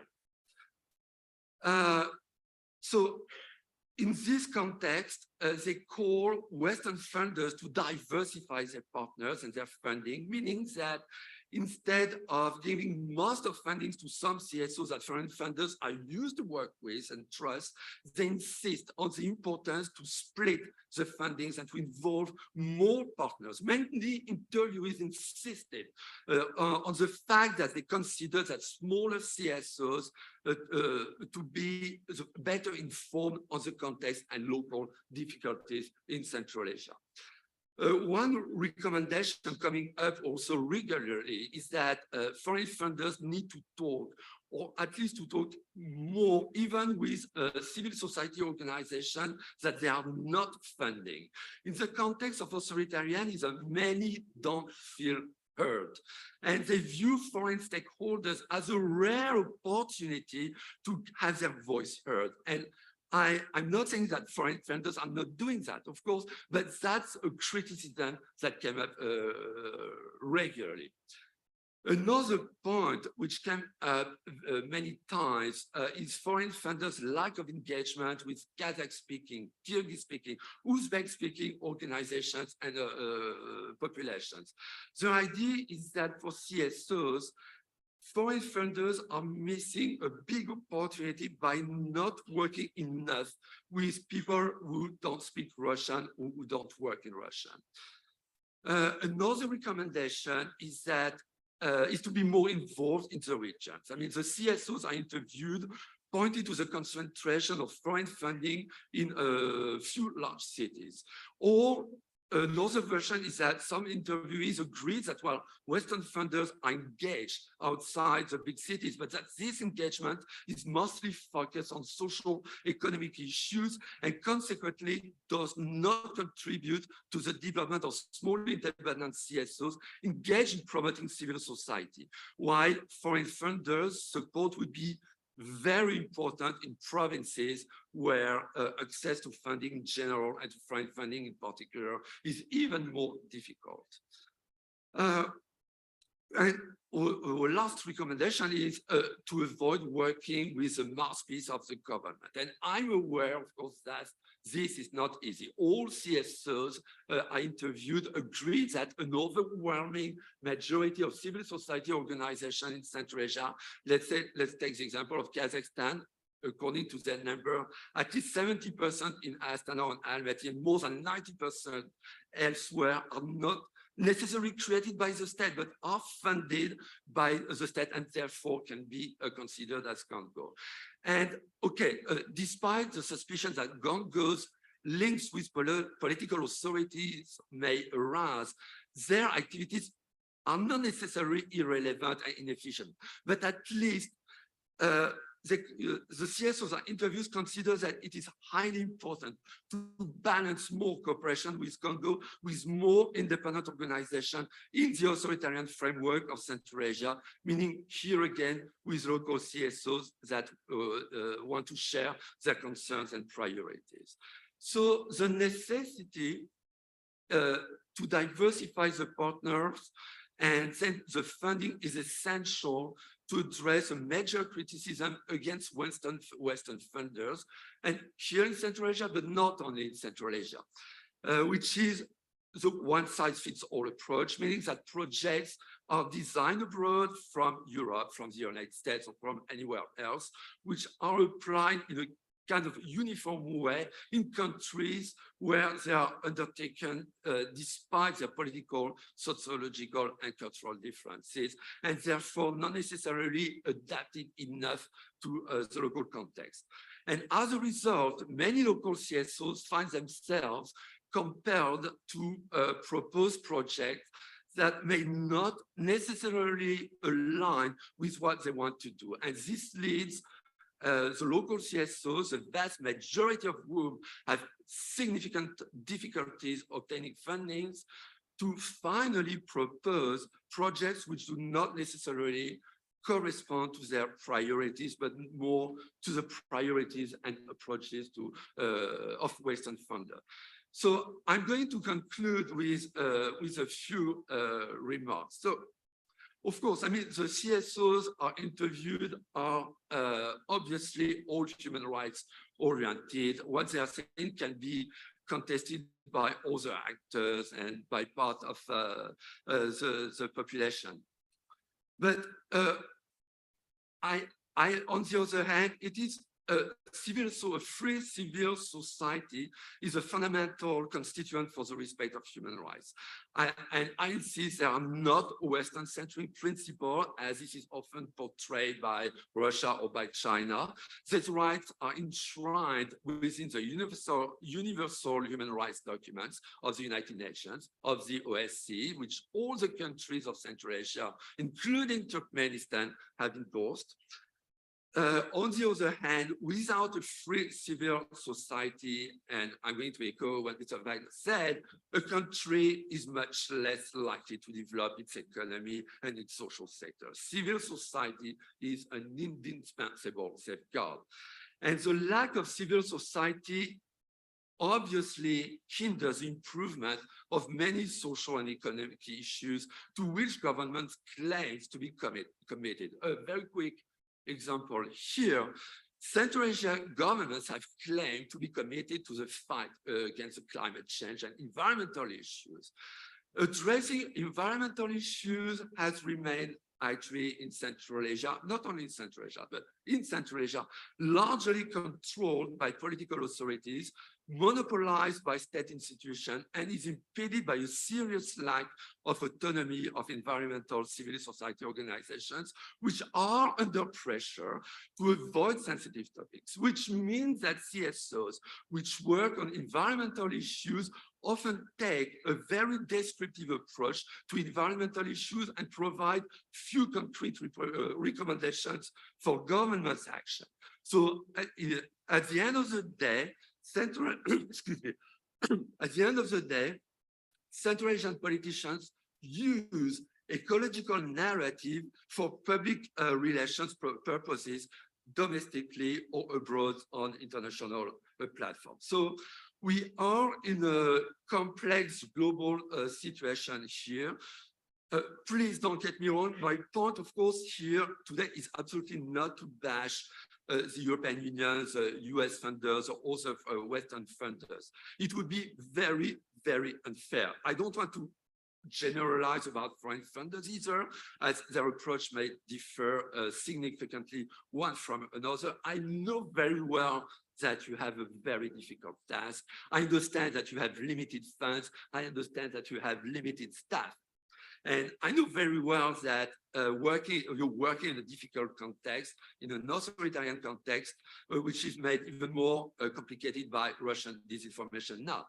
But again, I think that Central Asia is now at a momentum.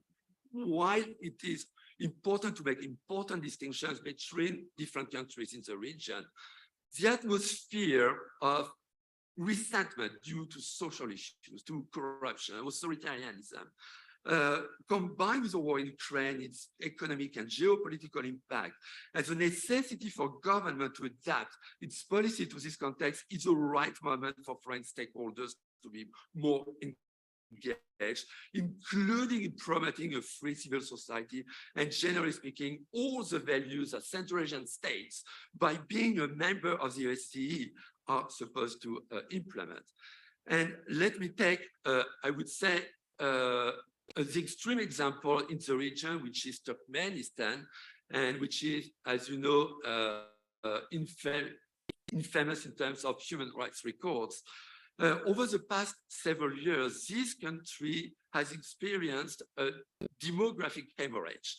We don't have the exact statistic, but you have between 1 and 2 million of people who left this country just because of the authoritarianism, combined with the fact that they feel that they have no future in this country.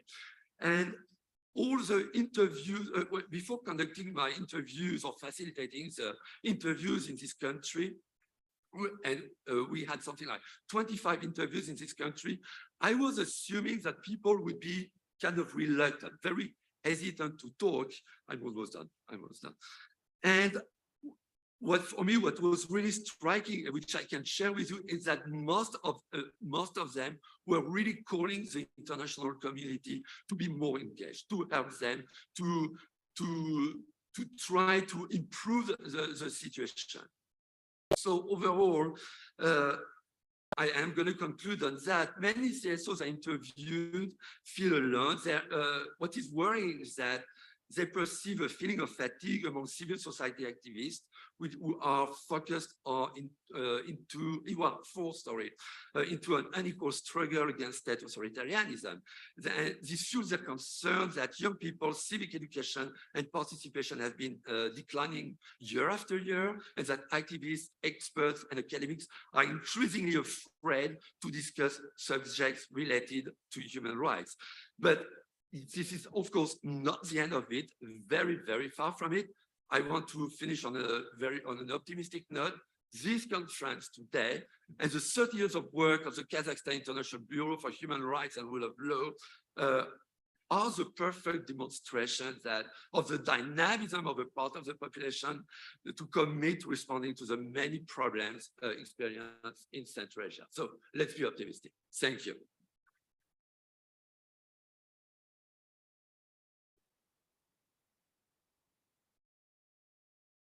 Thank you very much, Sébastien Ferrous.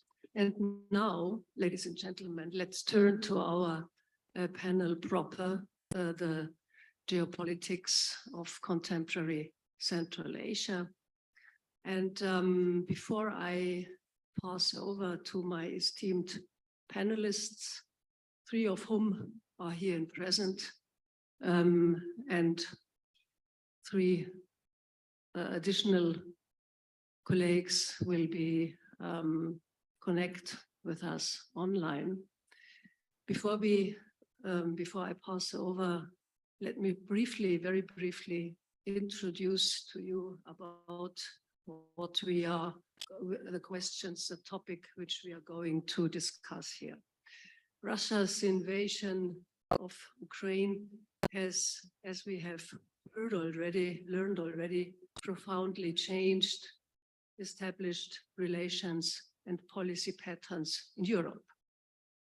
But how about Central Asia? We don't quite know, I would say. Will political and economic trajectories change? And if yes, in what direction? This is not at all certain for the time being. Regional relations are in flux, but the direction is unclear. Conflicting forces influence regional dynamics and put pressure on governments.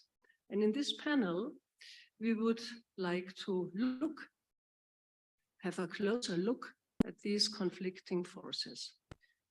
Questions arising in this connection are, what role does Russia still play in the region, actually, and what are the prospects? What about Western powers and Western soft power in particular, which the West has been and still is so proud of? How is the impact of China to be assessed? And how about other countries to potentially influence regional trajectories? And finally, how about the chances for more and more substantial regional cooperation, that is, cooperation among the Central Asian countries, which, contrary to calls for fostering something like a stronger regional identity, have developed very differently, diversely, creating a complex environment of mutual dependencies and tensions. And finally, what role can Europe play in the reordering of the region? These are the questions we will address, or some of which we will address in this panel, and which our esteemed panelists will comment on. I would like to invite them now in the order reverse to their appearance in the program. That is to say, I would like to first invite Catherine Pujol, who is supposed to connect with us online. Invite her to speak and ask, by the way, the panelists to maybe, if possible, to not speak longer than 7 minutes. 7 minutes sharp. That would be great. Thank you. You hear me? Hello? Hello? Into the nirvana? Are you Catherine Pujol? Yes. I am in my husband's computer, but it's me, Catherine Pujol. So do you hear me? I can hear you. I can't see you, but I can hear you. And it seems to me that everybody can hear you. So please go Okay, ahead. thank you. 7 minutes. Okay. Hello, colleagues. Thank you for your invitation to share this panel today. And congratulations for the anniversary of your NGO. I've decided to speak English for geopolitical reasons, although it is easier for me to speak Russian. I will give you my point of view as an historian of Central Asia who has been involved in the region over 4 decades and who has witnessed several major turning points until the so-called special operation in Ukraine by the Putin regime. I must say that since this cataclysmic event, I've found very difficult to teach international relations, which have clearly become, on the one hand, recent history, and on the other hand, a quite unpredictable discipline. I will make very briefly preliminary remarks, just saying that February 24th, 2022 is not the real turning point. As you know, as it was already said, there have been preludes at various times, and these preludes encourage the Russian president to envisage an intervention that would pose no problem for him. The destabilization of global geopolitics, which stems from the Russian imperial project, is a complex and multidimensional process. I would just say briefly on the domestic level by conditioning the population of the Russian Federation and the near abroad by the media everywhere. The near abroad level with several episodes, violent military episode, as we already said, and the international level, with Putin constricting a discourse on the end of the unipolar world and to pay him the dividends of the Soviet anti-colonialism, taking him as the leader of the world anti-colonialist movement, which is quite paradoxical if we consider the structure of the Russian Federation itself. But let's leave Russian foreign policy to its fate, and let's look at Central Asia. My point is Central Asia, thanks to Vladimir Putin, has become more central. Of course, after a short period of stupor and fear in the face of the inconsiderate use of the nuclear threat, Central Asian leaders reacted cautiously by remaining neutral during the first votes, as you know, condemning Russia at the UN, or even avoiding voting. But they lost confidence, that's for sure, in their historical neighbor, Russia, faced to its poor military results in Ukraine, which contrasted with the martial discourse against NATO. They have adopted different attitudes from open support to Putin as for Kyrgyzstan, to the timid recrimination of Imamali Rahmon in Tajikistan, the passive neutrality of Uzbekistan, and the active neutrality of Kazakhstan, which placed it in the front line. We must say that the direct attacks on the historical legitimacy of Kazakhstan as a state inherited from a long pre-Russian and pre-colonial history started in the Russian propaganda at the very beginning of the SVO.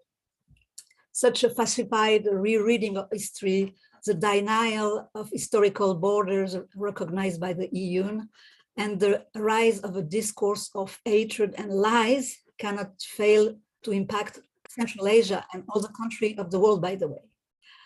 There are few economics and financial consequences, and I will not list them because I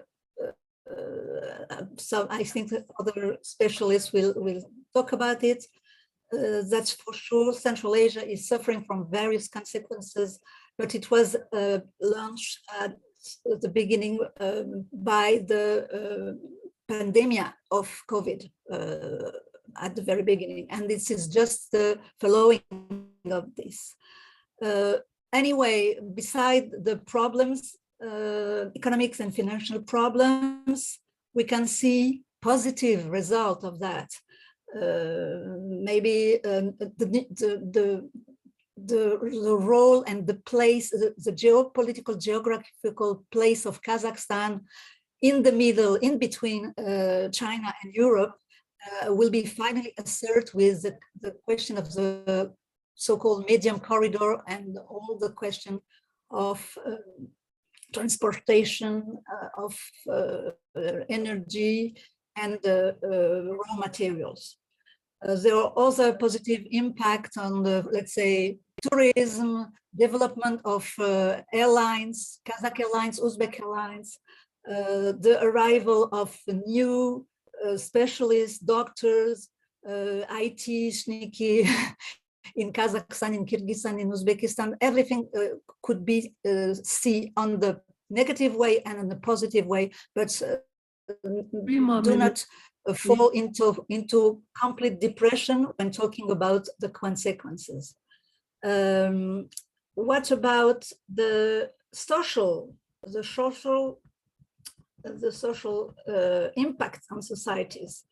The elite and civil society are definitely crossed by fault line between pro-Putin or anti-American, which is quite different, even if it's in the same person, the pro-Ukrainian, mostly the young people, and the majority of the population will try to remain neutral.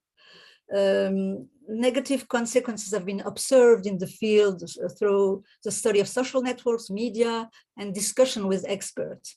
The social fracture is inside the families at the intergenerational level, which was already operating on religious issues, on conspirational position relation to COVID, on societal conservatism, advocating the defense of family values in accordance with the impulse of Russian Federation and so on. You, as an NGO devoted on human rights, are perfectly aware of that.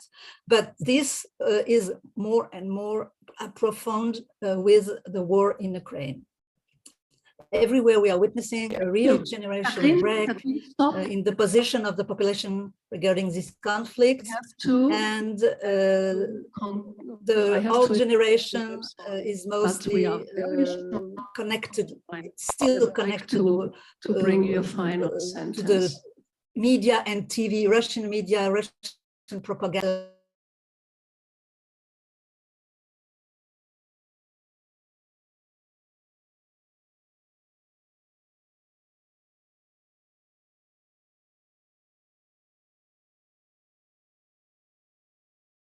Okay.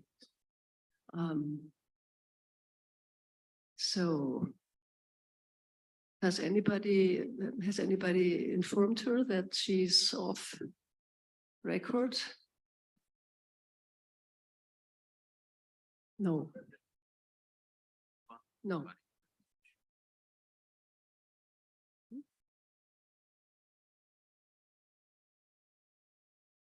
Katrin, we bring you in the Q&A. I would like now to invite Arkady Dubnov. Arkady, please, мы вас просим, очень сильно просим, как можно коротко говорить. Да, добрый день. Меня слышно? Вы меня слышите? Вы меня слышите? Да, я вас слышу. Мы вас Хорошо. просим вас как можно коротко, потому что мы уже очень сильно опаздываем. Я понимаю, да. Вот я снимаю часы, буду следить. Итак, я начинаю, да? Значит, рассматривая геополитическое положение региона Центральной Азии в нынешнее время, следует исходить из того, что распад Советского Союза все еще продолжается. Очередной этап распада начался с 24 февраля 2022 года с началом российского вторжения в Украину. Таким образом, История опровергает звучавшие четверть века назад утверждения тех, кто благостно утверждал, будто распад Союза, в отличие от кровавого распада Югославии, окажется мирным. Эти 30 с лишним лет стали трудным временем для осознания и укрепления своей государственной независимости странами региона, которые в 1991 году, в момент распада Советского Союза, не были готовы пуститься в самостоятельное плавание. Война в Украине ускорила формирование Центральной Азии как отдельного субъекта мировой политики. Как и после 11 сентября 2001 года и начала военной операции США и НАТО в Афганистане, регион оказался в центре внимания. Но если 20 лет назад это произошло благодаря тому, что Центральная Азия играла роль тыловой базы для ведения Западом военной операции в Афганистане, то сегодня регион беспокоит Запад в первую очередь потому, что является транзитной территорией для доставки в Россию подсанкционных товаров. Что касается отношений Европы к региону, то, вспоминая встречу много лет назад, состоявшуюся у меня с бывшим тогда министром иностранных дел Германии, господином Штайнмайером, который рассказал мне о составленной тогда концепции Евросоюза в Центральной Азии. Ее два основных пункта выглядели так. Центральная Азия представляет интерес для Евросоюза, во-первых, как источник ресурсов, а во-вторых, как рынок сбыта европейских товаров. Разумеется, эта концепция осталась в прошлом, ну, я так надеюсь. Но в отличие от 2000-х годов, сегодня мы становимся свидетелем политической трансформации правящих режимов в странах региона, что делает их независимыми политическими акторами в большей степени, чем 20 лет назад. Такая трансформация обязана начавшейся смене правящих элит в странах Центральной Азии, приходу к активной деятельности поколения 30-40-летних, выросших во времена государственной независимости своих стран и лишенных опыта жизни при советской власти. Это очень важное обстоятельство. Следствием этого становится определенная отстраненность от ориентации на бывшую советскую метрополию, Москву, и, соответственно, к уменьшению российского влияния в регионе. Этот фактор накладывается на глубокое разочарование столиц Центральной Азии и политики России по отношению к Украине и нежелание ассоциировать свои страны с этой политикой, поскольку лишает Центральную Азию свободы выбора во внешней политике со всеми вытекающими последствиями, лишением доступа к зарубежным инвестициям, современным технологиям и так далее. Ослабление традиционного влияния России в Центральной Азии закономерно приводит к замещению этого влияния в первую очередь решительным наращиванием китайского присутствия, усилением идеологического влияния Турции, росту интереса к региону со стороны монархии Персидского залива. В этой ситуации Запад проявляет свое внимание в Центральной Азии главным образом, как и раньше, инструментальным образом, ставя своей целью не столько оказание помощи региону, сколько ограничение зависимости этих стран от России. В краткосрочном плане такая политика оправдана, пока в политике нынешнего режима в России преобладают имперские тренды.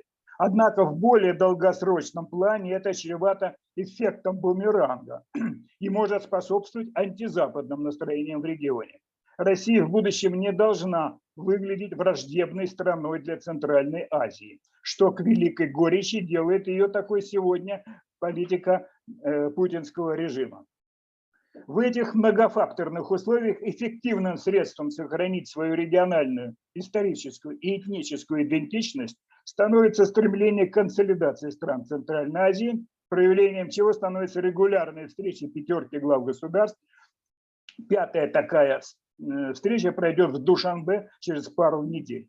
Разумеется, геополитическая картина Центральной Азии представляется зыбкой и неопределенной, и ее будущий вид будет зависеть от того, на каких условиях завершится война в Украине и в каком состоянии выйдет из нее не только Россия, но и Украина. Если, наконец, последнее, если говорить о России, то ее будущее, в частности, просматривается достаточно ясно. К примеру, буквально на днях стало известно, что из тем единого государственного экзамена по обществознанию для выпускных классов российских школ исключены такие понятия, как демократия, гражданское общество и международное право. Таким образом, странам региона нужно тщательно изучать печальный опыт развития России, которое заводит ее в исторический тупик. И, наконец, последние мои поздравления Казахстанскому бюро во главе с Евгением Жостевцем, 30 лет работы которого как раз и совпадает с этим драматическим периодом распада Советского Союза и формирования независимой Центральной Азии. Спасибо. Спасибо вам. Спасибо тоже, чтобы вы соблюдали время. Сейчас Farhod Tolipov стоит в программе, не знаю, он здесь? Да, я здесь, I'm here. You hear me, you see me? Хорошо. Может быть, maybe you also just try to be as short as possible, Farhod. Sure. But I have some slides. Is it possible to switch the regime for slides or not? If not, I'll just continue speaking without slides. No slides?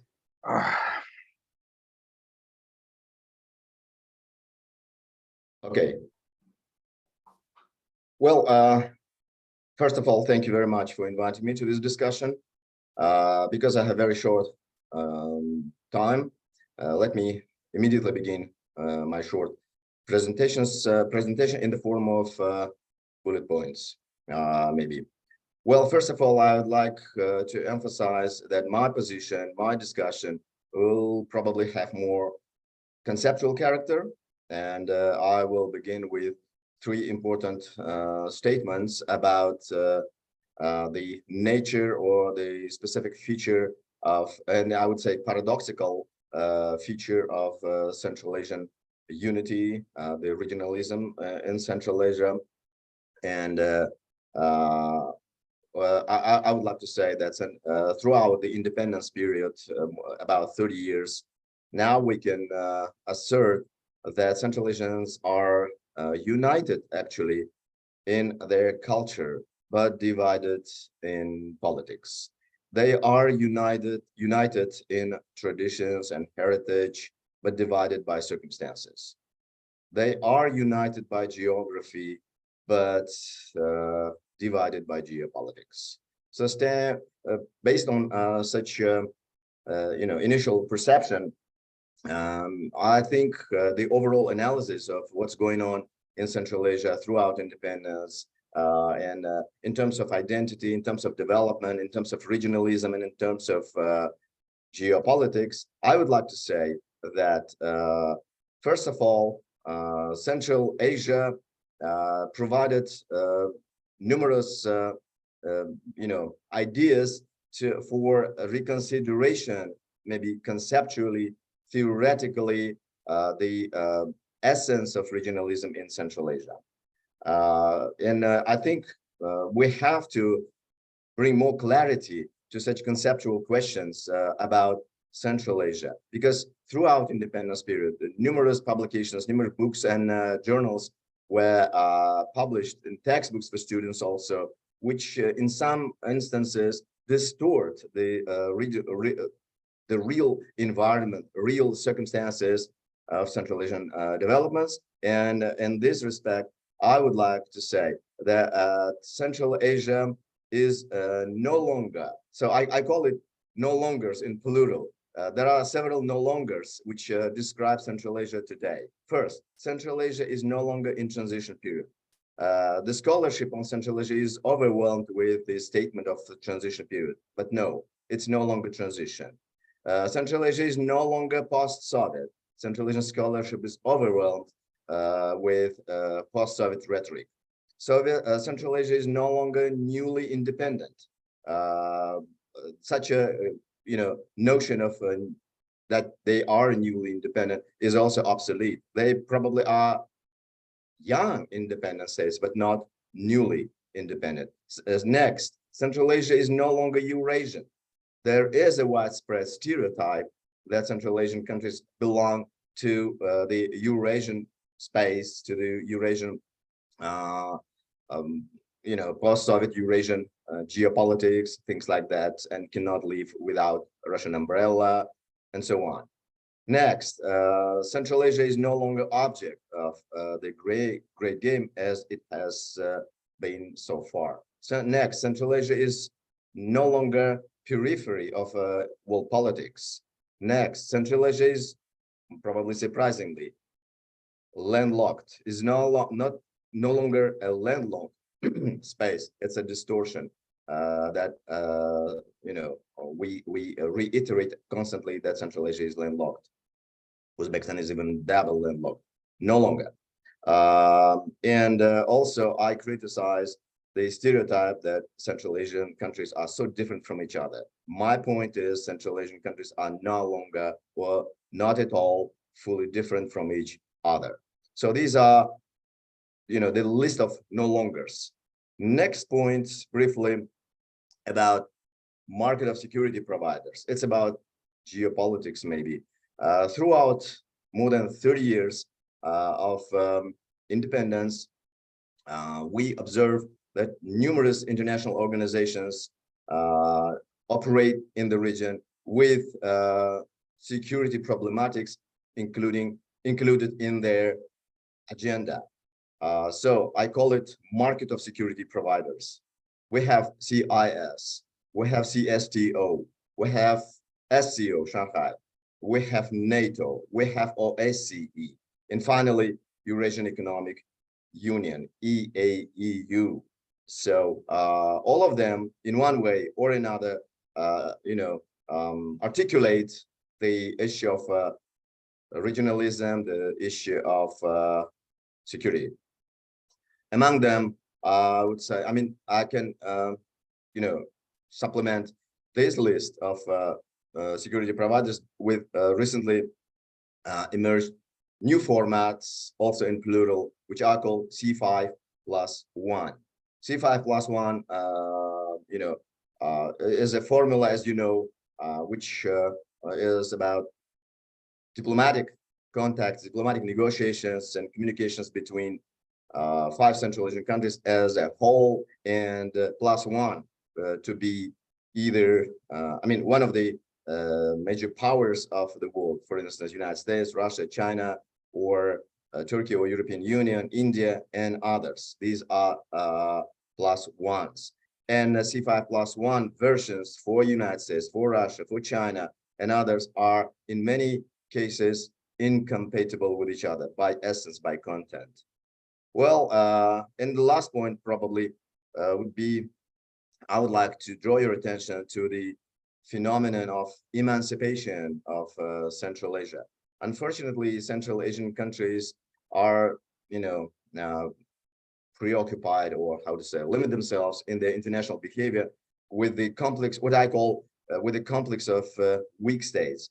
A priori, they feel themselves so weak in front of great powers that they are unable to resist geopolitics of great powers. They are unable to say no when it's necessary to say no, and say yes when it's expedient to say yes. So from the beginning, without testing any challenging position or challenging behavior vis-a-vis great power, Central Asians put themselves in a very limited position of what I call complex of a weak state. Hopefully, consolidative meetings, the new mechanism, which Dubno, for instance, previous speaker mentioned also, will lead Central Asian countries to, as we like to say, brighter future, and maybe will help to overcome this complex of weak state. This is briefly the bullet points. These are briefly the bullet points. Thank you for your attention. Thank you, Rahmat. Okay. Wow. Okay, so this was a voice from Uzbekistan. And now we turn to Emil Joroyev, who will represent a voice from Kyrgyzstan, independent academic voice from Kyrgyzstan. I represent not just the academic, but civil society voice as well. Zeitenwende, or turning points, times of change, how do they happen? I think that's what I want to reflect on with just about 6 or 7 points, very small bullet points. Difficult times for democracy and civil society in Central Asia, there's no doubt about that. At its face value, the war in Russia, the increasing global influence of China right next to us cannot be good tides for democracy building in Central Asia. Processes inside Central Asian countries are even more disheartening. My own country, Kyrgyzstan, earlier noted as today as the one most open or more closer to democracy, or having had more experimented with democracy, seems to be striding in de-democratizing mode, most notably. So it's not very good. But to stay on the positive side, if we were to dwell on the negatives, I think there's no point in having such conferences. To turn to the positive side, however, these very times, especially the war in Ukraine and its much larger implications than the real battlefields in Ukraine, are generating some positive possibilities as well. I think, for one, for example, is that while Russia's influence is still very strong, nowadays we can see the limits of that influence. Those limits are perhaps coming closer. The Central Asian countries are also able and are needing actually to diversify their relationships with the rest of the world, especially with the world that is much more democratic than Russia or China. But most importantly, I think the societies, the civil society and the citizenry at large, I think are coming to ask much more daring, much more critical questions in view of the war in Ukraine and what it has meant in terms of values, in terms of identity, in terms of understanding our own histories. So these are very promising possibilities that we can materialize on. Now, how could they be a turning point for democracy and civil society? I think one is we need to de-geopoliticize democracy. I think for too long and too often, democracy is part of geopolitics, has been part of geopolitics. It's been all about a foreign policy of a country. With whom are you friends and who are you opposing? What language do you speak in terms of politics, in terms of political foreign policy preferences? It has also been, especially in Russia's use, for example, in the Kremlin's use, the most important, the most articulate argument against the West, that the West, this democratizing or democracy exporting West, that is corrupting our national, local cultures and so on and so forth. So it needs to stop being, democracy needs to stop being part of the agenda of major powers, of large powers, at least for the Central Asian countries. But secondly, we need to politicize democracy and civil society. That is, we need to go beyond elections, or electoral trainings and institution building. We need to go beyond protesting. The civil society that only knows to protest is one image that Russian propagandists have mastered very well, and the Central Asian colleagues of theirs have picked up very well. We need to go for broader engagement, for a greater understanding of what democracy is, that it is about building societies, that it is about producing the kind of life that we want to live. It is about civic engagement. It is about citizenship as co-creatorship, as one professor Harry Boyd, that I like to quote, has been arguing that citizenship or democratic citizenship is about being co-creators of our own well-being, of our own good life. Indeed, then the democracy is about building the conditions for a good life, not much different from that, quite basic. When we have that, then when we build the conditions for good life in Central Asian societies, then we have the stakeholdership of it.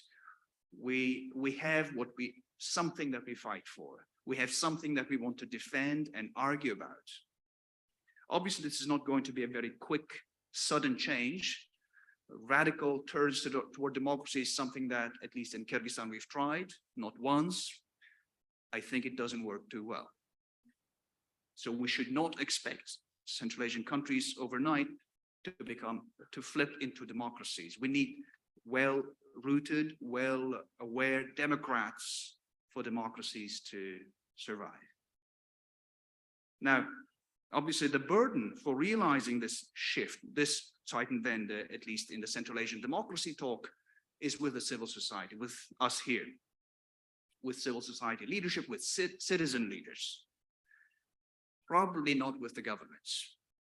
It is an axiom, I guess, that governments are not quite interested in democratizing when they are already autocratic and successfully at that. Civil society needs to push, but civil society needs to push by engaging, by debating, by ever so far, by a little bit, in building an empowered voice, an empowered recognition for the society, for the civil society's role in it. Okay, Lastly, Emil, and lastly, my very last point is when we have that stakeholdership for democracy and civil society in Central Asia, then we have a much more sustainable role for the EU, for Germany, as are represented here, to help, to lend a hand, a partnership hand in strengthening that democratic tide that we start building here. Thank you. Thank you very much. And now we have two more speakers here, Alexander Cooley and Terry Hakala, and I would first like to invite Alexander Cooley. Thank you so much. Congratulations, Evgeny, and your team and your colleagues. The Bureau's work has been inspirational throughout the region, and we wish you many more years of leadership in this really important field. It's a pleasure to be here. It's a pleasure to share this panel with such important voices. I want to specifically make 3 points about the relationship between geopolitics and human rights here in Central Asia. I speak with an American accent, but really I don't represent in any way, as you'll see, American policy, just my little corner office in New York City, where my university is. So the first point is this. Russia and the West have very different views of what this conflict is about, and they both involve the human rights regime, right? We know on the Western part, this is when we see this as a clear invasion of one country by another. Ukraine is said to be fighting for its sovereignty, its democracy, its identity, its rights. But Moscow in its messaging, its information and its disinformation has been making this not about Ukraine, but about the world order, and specifically about the liberal world order. Its shortcomings, its hypocritical features, its selective use of human rights. And that message has gained a lot of resonance, both here amongst governments here, but also in the global South too, right? So I think it's important that human rights are being deployed by both sides in this conflict in different ways, certainly. And just as a reminder, yes, Central Asian governments in terms of condemning Russia either abstained or just didn't vote, right? The preferred option. But when it came to booting Russia from the Human Rights Council, all Central Asian states opposed this. right? They weren't neutral. They opposed this measure. So that's my first point. The second point is that global attention and media spotlight specifically to the war in Ukraine has detracted from spotlighting other sources of human rights violations and instability that are growing throughout the region, right? In the time of the war in Ukraine, we have had a border conflict that's displaced hundreds of thousands between Tajikistan and Kyrgyzstan. We've had the Uzbek government crack down on protesters, Kalapaks.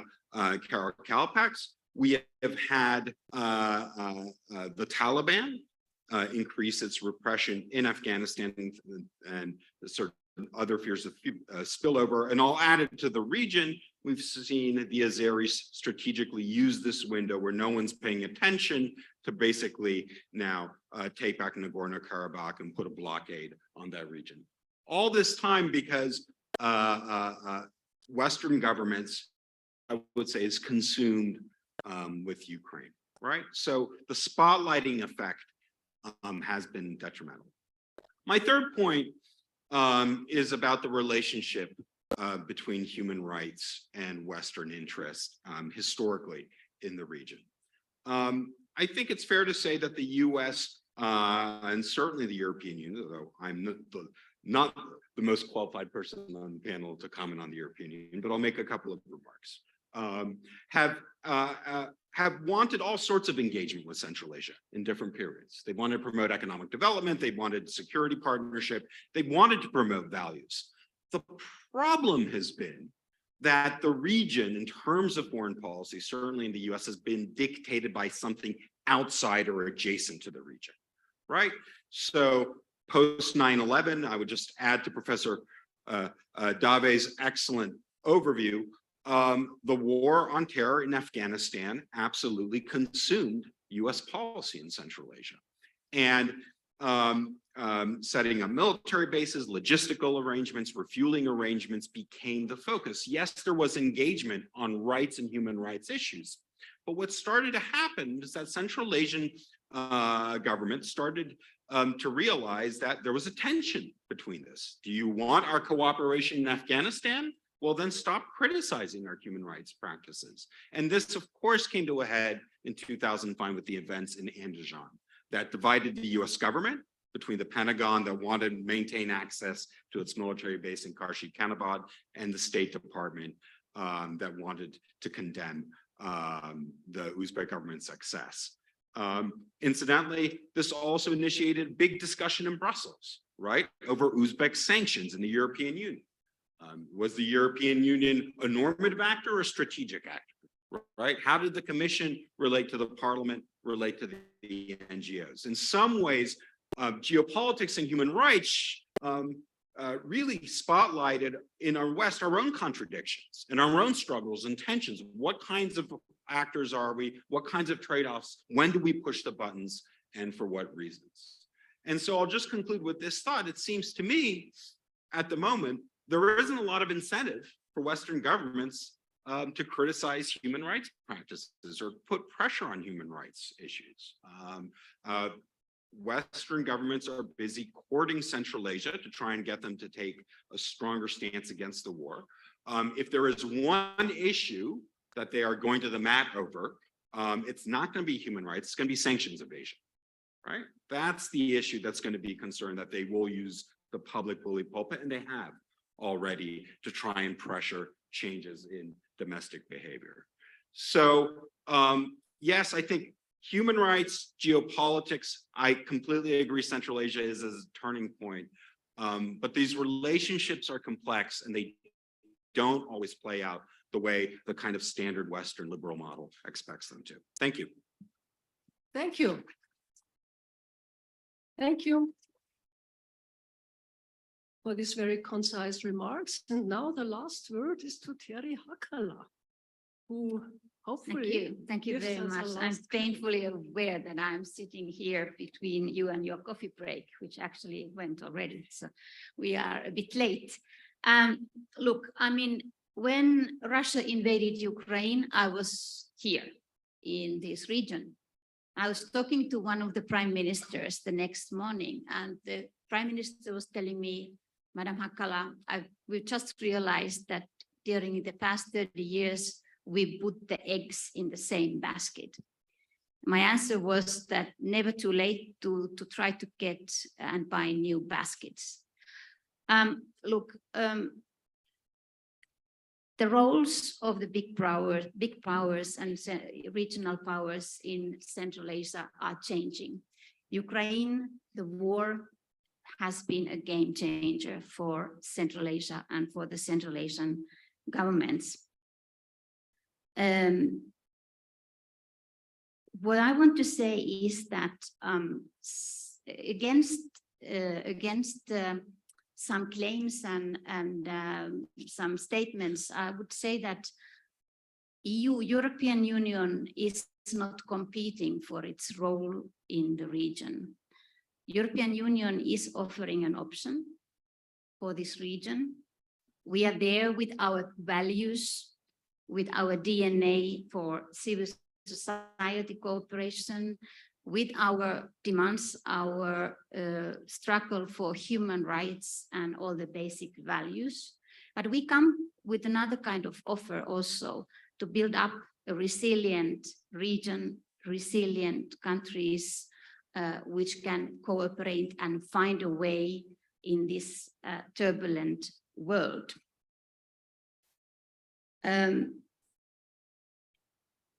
I would say that partnership, of course, is a two-way street.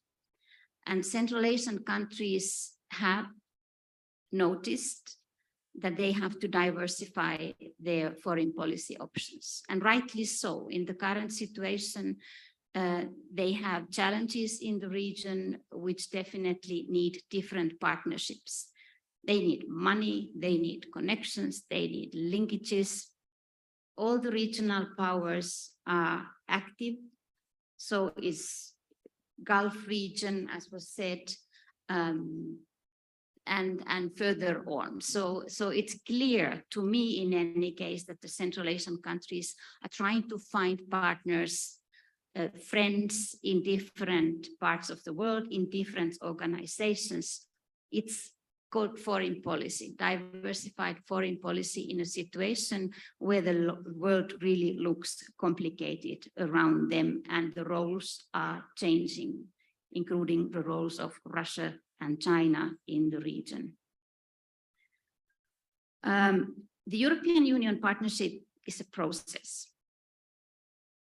You can always question what are we doing right, what are we not doing right in the current situation, but it's a long process. The European Union is committed to this partnership for a long term. There are strategies, there are new programs, there are roadmaps. There's a lot of money also and plans for future. So it's not happening in 2 years, but it's a long process. And we are very confident that this relationship is deepening and strengthening.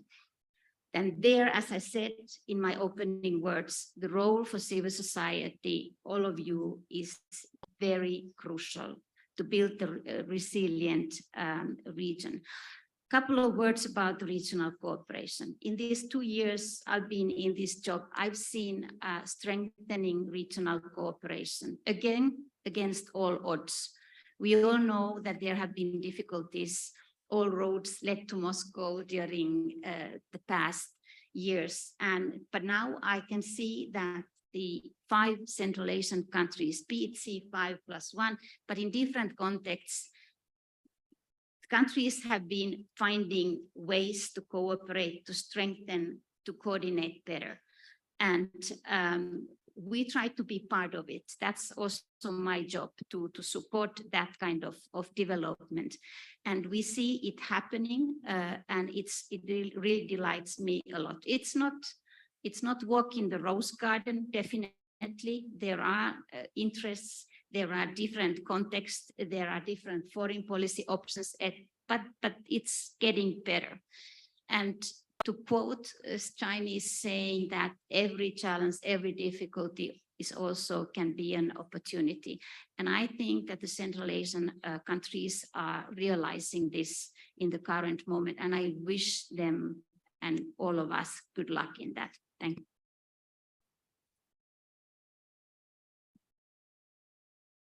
Thanks a lot. Terry Hakala, thank you, all of you, esteemed panel speakers. With a view to the time, which is quite, well, we are quite almost delayed, I would suggest that we continue talking, discussing during the coffee break. But before, I would allow myself to just with a few words summarize what I have learned from this panel. There are two things that I found particularly remarkable. First, it seems to me that if we like it or not, attention by the external powers, attention to Central Asia as a region is still very much determined by taking place in the war, in the context of war, is still very much shaped by geopolitical tensions and rivalries, great power rivalries. And still, if we like it or not, it is Central Asia is still framed as a hinterland of a war theater. So this is something which I find interesting and kind of also worrying. And the second I have learned from this panel is that in order to try to escape this perception trap, Central Asia needs to emancipate itself from this geopolitical, specific geopolitical position it is willingly, non-willingly in. And there are two major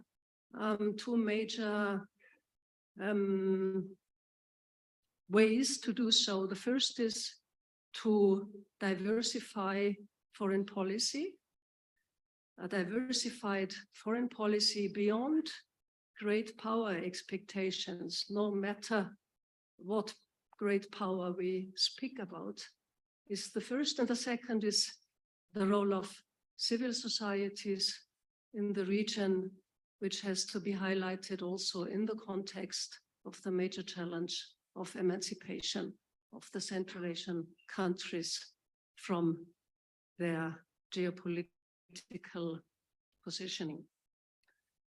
With this, I would like to conclude. Thank you for your attention and for your patience, and let's continue discussing during the coffee break. Goodbye. Уважаемые дамы и господа, мы приносим свои извинения за некоторую задержку по программе и просим всех вас вернуться в 12:30. Мы вынуждены сократить перерыв на 20 минут, поэтому, пожалуйста, будем рады вас видеть. А сейчас вас ждет горячий кофе и угощение. Пожалуйста, спасибо.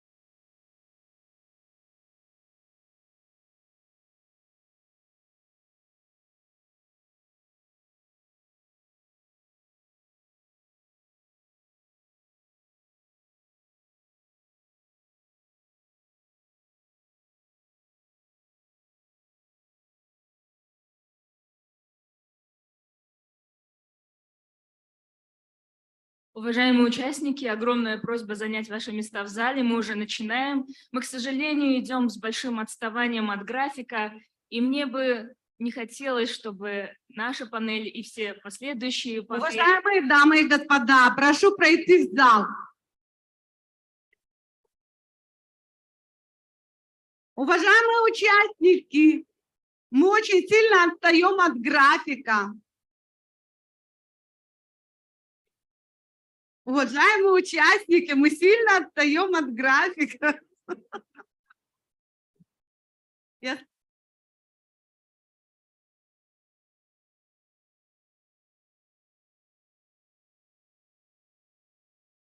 Уважаемые организаторы, мне хотелось бы попросить закрыть двери, чтобы мы уже начинали нашу панель, и все желающие смогут присоединиться и войти в зал. Есікті жауып қоясыздар ма? Инга, құрметті ұйымдастырушылар, көп рахмет.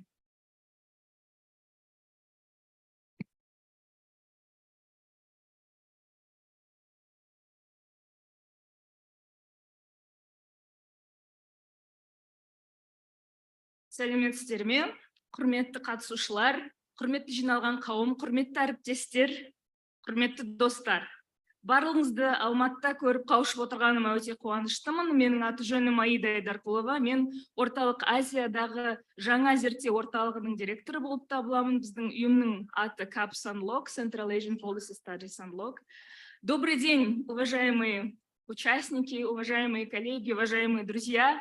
Меня зовут Аида Айдарқұлова. Я являюсь директором нового центральноазиатского аналитического центра CAPS-Unlock, Central Asian Policy Studies Unlock.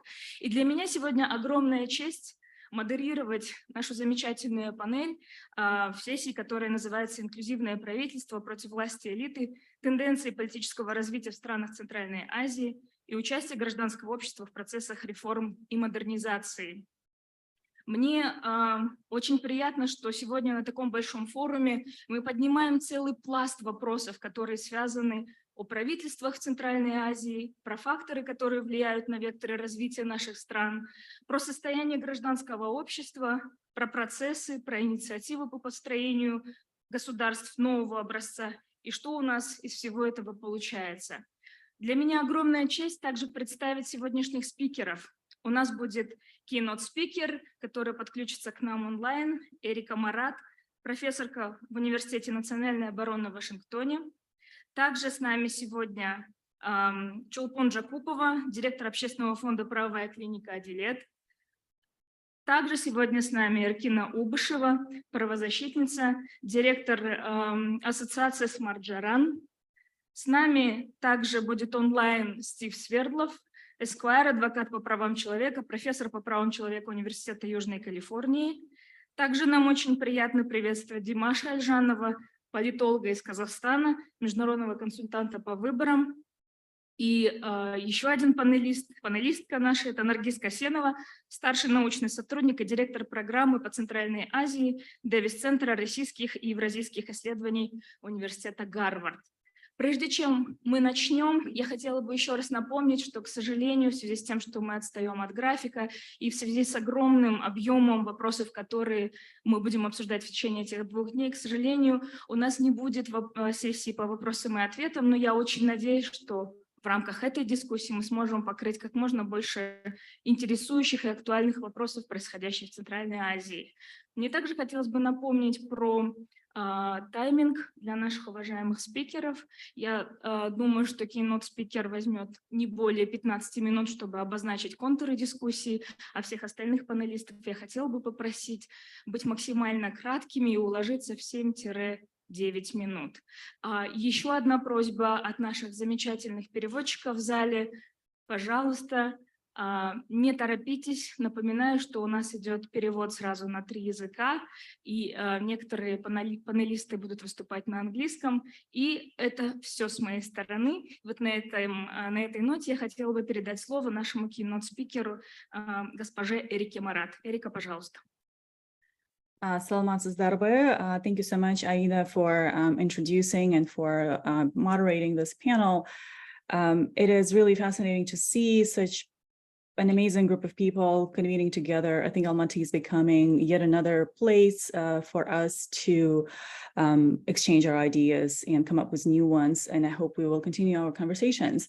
So as a keynote speaker, which is more than I ever asked, but let me just set the record straight. What is inclusive government? Inclusive government is a government that is represented by people from diverse backgrounds. And inclusive government makes it, amounts to much better discussions, much better policies that have to come up as a result of consensus. And it is an ongoing process. No democratic country ever arrives at a fully inclusive government. There are always groups that demand more representation, that can be ethnic, racial, religious, gender, political groups. So it is not a destination, it is a process, and it's important to remember. In Central Asia, we have examples of experimenting with inclusive government. For instance, Kyrgyzstan adopted 30% quota for women and minorities. That quota was never fulfilled, but even if it was, it would never mean that Kyrgyzstan reached any kind of fair and inclusive government. And of course, needless to say here, inclusive governance and government in general is rarely a priority for ruling regimes in Central Asia.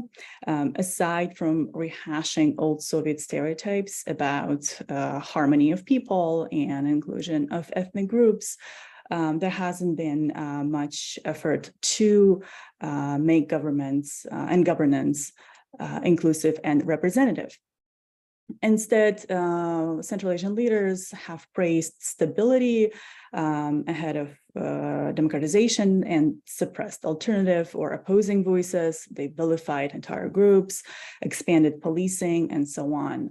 So Nazarbayev, Karimov, Atambayev are examples of leaders who prioritize stability ahead of inclusivity. And the current regimes in countries with some political freedoms, so Kazakhstan, Kyrgyzstan, Uzbekistan today as well, they continue to prioritize economic liberalization without really including everyone into the political discourse. I think what happens in Kazakhstan and Uzbekistan is both countries promise economic prosperity, at least for the majority of the population, and they disagree and they marginalize minority groups, civil society groups like labor unions, journalists, youth groups, individual activists. So they cater to the majority by also vilifying minorities. In Kyrgyzstan, the picture is a little different. The current regime was elected by a minority of people in Kyrgyzstan, the loyal minority. So the current regime, Japarov, led by Japarov, he caters to that minority and disregards the majority of the population in Kyrgyzstan. And of course, other countries, Tajikistan and Turkmenistan, especially, they rule through coercion and fear. We can't even talk about any kind of liberties there. And the idea of governing with some political liberties, but without others, backfires again and again in Central Asia. Kandi Kantar in January 2022 was such example when we saw that that Nazarbayev's formula of stability, which was then I think also supported by Tokayev, was inherently unstable. It wasn't stability. It was mostly fixated on individuals and power of individuals and loyalties, nepotistic networks, as opposed to institutions. And I think for three countries that I mentioned with some political, but mostly economic liberties, protests are inevitable in the future. As economies become more sophisticated, there will be growing differences in political views as well. It's a good thing that societies are self-organizing and new groups are emerging, including labor unions, including NGOs and independent journalists. But protests are always a sign of lack of representation, lack of inclusive governance. So how can we, the question is, how can we achieve both growth of civil society and stability, this elusive idea of stability in Central Asia? And of course, we need to continue to support civil society. We need to continue to build stronger institutions, build systems of checks and balances, law enforcement, justice, and so on. But I think really what we really need to focus on right now, and what might be tenable for us to where we can make a difference, is by promoting stronger and more inclusive parliaments or local governance. And let me give examples from Kyrgyzstan. The short-lived experiment with parliamentary system in the early 2010s, it failed. So parliamentarianism, as Emil Joroev mentioned, so our experiments with democratization, they failed, but we still should draw some lessons from that period, that brief period in early 2010s. Following the elections, parliamentary elections in 2010, when all political parties were able, actually, let me correct myself, not political parties, but all political forces, there's a difference, semantic difference there, were able to compete in parliamentary elections, and the winners, the real winners, were allowed to be represented in the parliament. Those winners, of course, did not include ethnic minorities, or even did not fulfill the 30% quota for the parliament. It's still most political forces, major political forces, were represented in the parliament. And I think this was the time when we saw the most stability and inclusivity and discourse in Kyrgyzstan, when major debates, they moved from the streets, from the central square in Bishkek to the walls of the parliament. The parliament, however imperfect, allowed some deliberation and debate to evolve within its walls, and more people across Kyrgyzstan, again, not ethnic minorities, felt that their voices could be heard through direct communication with their elected representatives. And we can criticize, of course, there are many ways to criticize that experiment, but I think again, making sure that this growing sophisticated civil society and political society in Central Asia is represented in parliaments and not on the streets is really a recipe both stability and inclusion. Of course, here, the elephant in the room, the elephant in the room is, but how about the regimes, the current political regimes, the incumbents? No political leader in Central Asia seems to be ready to leave his post through elections within a set period of time.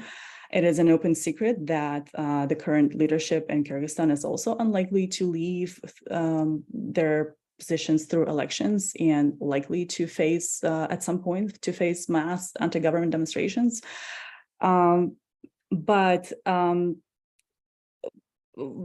With that caveat, the unfortunate lasting authoritarianism from the very top, we do have some systems in place for competition.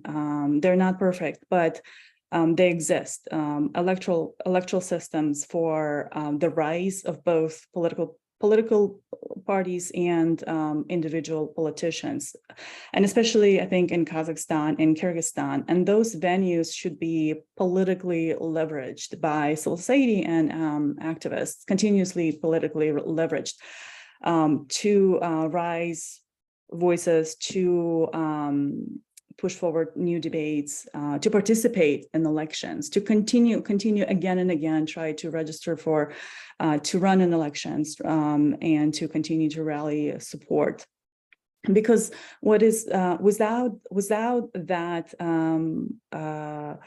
effort to achieve representation from bottom up, what we will continue to see is the growing separation between the state and society. That again, civil society becomes ever more sophisticated. We see really incredible debates on foreign policy, right? How Central Asia relates to Russia or China, or the history of Central Asia that was lost during the Soviet period. So these discussions are amazing.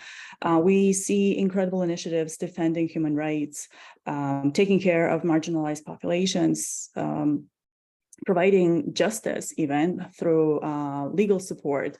We see incredible feminist activism across Central Asia.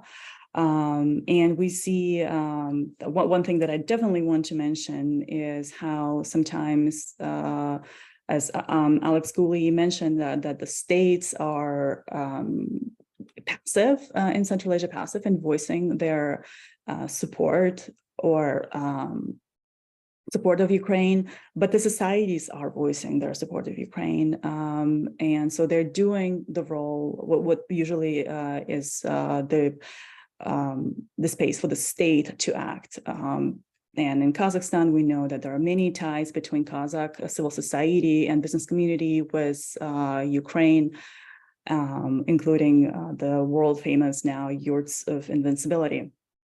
And so the takeaway here is, again, the stability in Central Asia is untenable. It was the growing diverse civil society. Stability is untenable without more representation, and we will continue to see more and more split in society. And if leaders are smart, they will try to include, to develop inclusive governance. But if they don't, if we continue to see kleptocratic, autocratic regimes thinking only about the continuity of their power, we might expect that populists and illiberal politicians may use those initiatives from civil society to leverage their own political agendas, for instance, leveraging feminist activism like it was done in Kyrgyzstan, democratic movements and other initiatives. And when we will see populism rising as a response to more liberal forms of civil society, I think that would be the real challenge for regimes and not so much civil society. That's all from me. Thank you so much.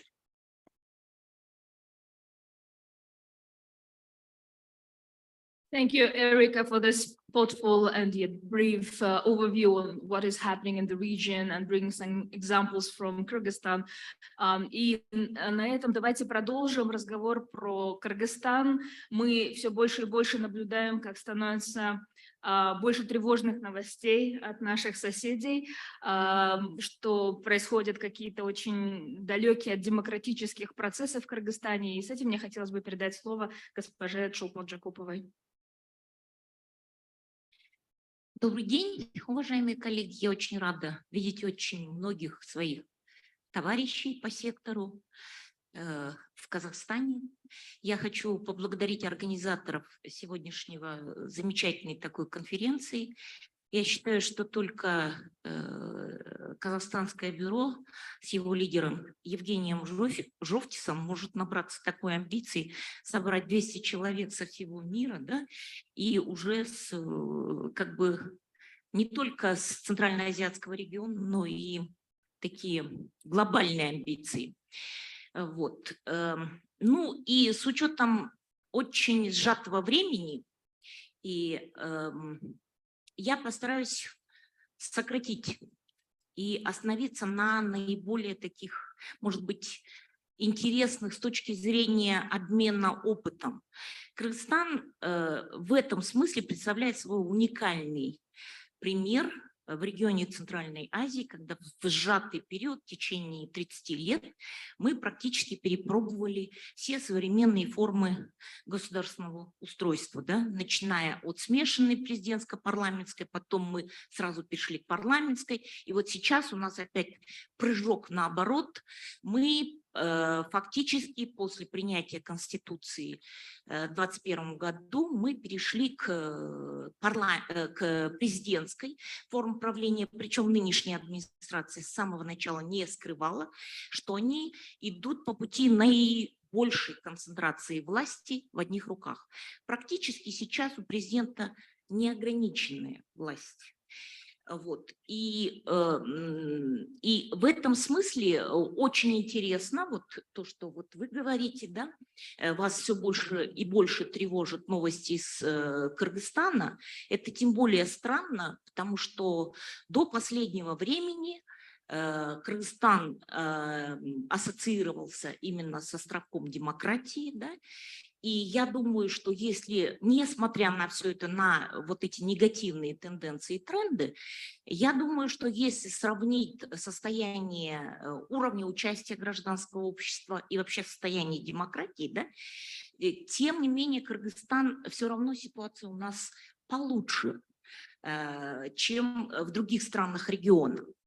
Но вот эта стремительность, скорость в течение 2 лет так стремительно терять все завоевания, да, это, конечно, очень сильно напрягает.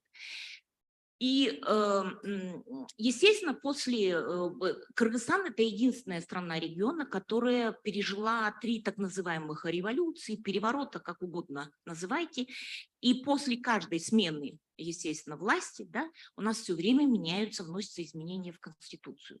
И вот последняя Конституция 2021 года, которая провозгласила тренд на изменение в сторону построения президентской формы правления, а, как известно, от формы правления зависит и уровень участия граждан в управлении государством.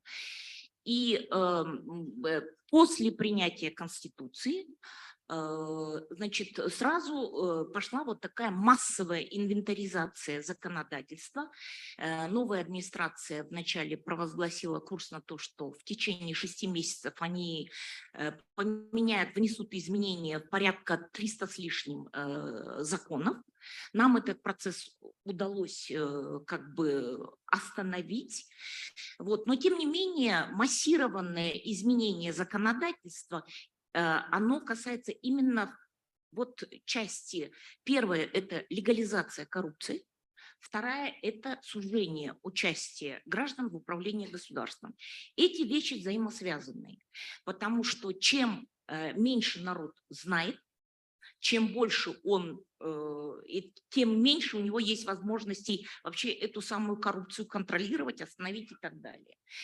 Вот, поэтому вот я просто упомяну такие основные нормативно-правовые документы, которые направлены на сужение участия гражданского общества в управлении государством. Первый – это закон о местном самоуправлении. Если раньше, значит, избирались главы местных самоуправлений, теперь они напрямую назначаются. Затем были внесены изменения в такие нормативно-правовые документы, когда президент практически уже назначает напрямую всех судей местного уровня. Были внесены изменения в регламент парламента, согласно которым теперь парламент, во-первых, ну, это еще и по Конституции, парламент потерял очень многие свои полномочия, в том числе бюджетный контроль. А что есть парламент без бюджетного контроля? Это фактически фикция этого института. Потому что одно из предназначений – это все-таки контроль за органами исполнительной власти.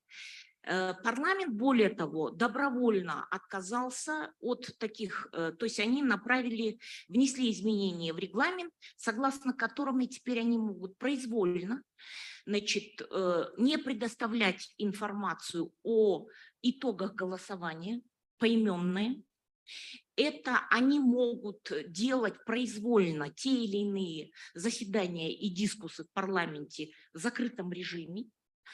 Были внесены изменения, вот сейчас идет инициатива по ликвидации общественных советов при министерствах.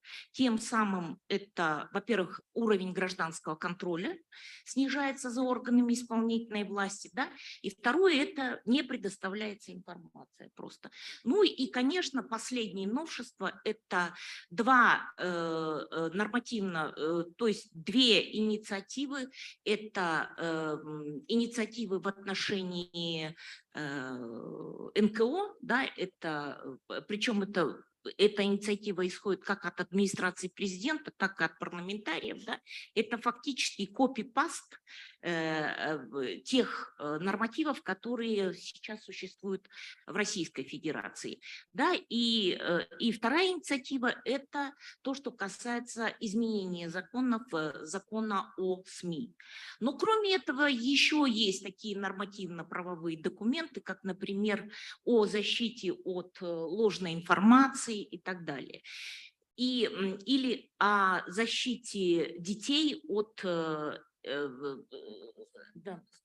наносящий вред, да, и все это делается, это абсолютный копи-паст как законодательства Российской Федерации, так и правоприменительной практики на самом деле. И все это делается под лозунгом то же самое, пропаганда ультранационал-патриотическая такая, для того, чтобы, то есть под эгидой борьбы с ЛГБТ-пропагандой, отхода от национальных традиций и тому прочее. Причем вот эти две последние инициативы, они были, ну, я не могу сказать точно, но это не самостоятельная инициатива. Эти две инициативы появились после, значит, встречи в Москве делегаций высокого уровня из Кыргызстана, где Российская Федерация прямо продавила, значит, парламентарии российские, чтобы в качестве модельных законов, да, значит, кыргызские парламентарии, значит, они скопировали опыт законодательства Российской Федерации.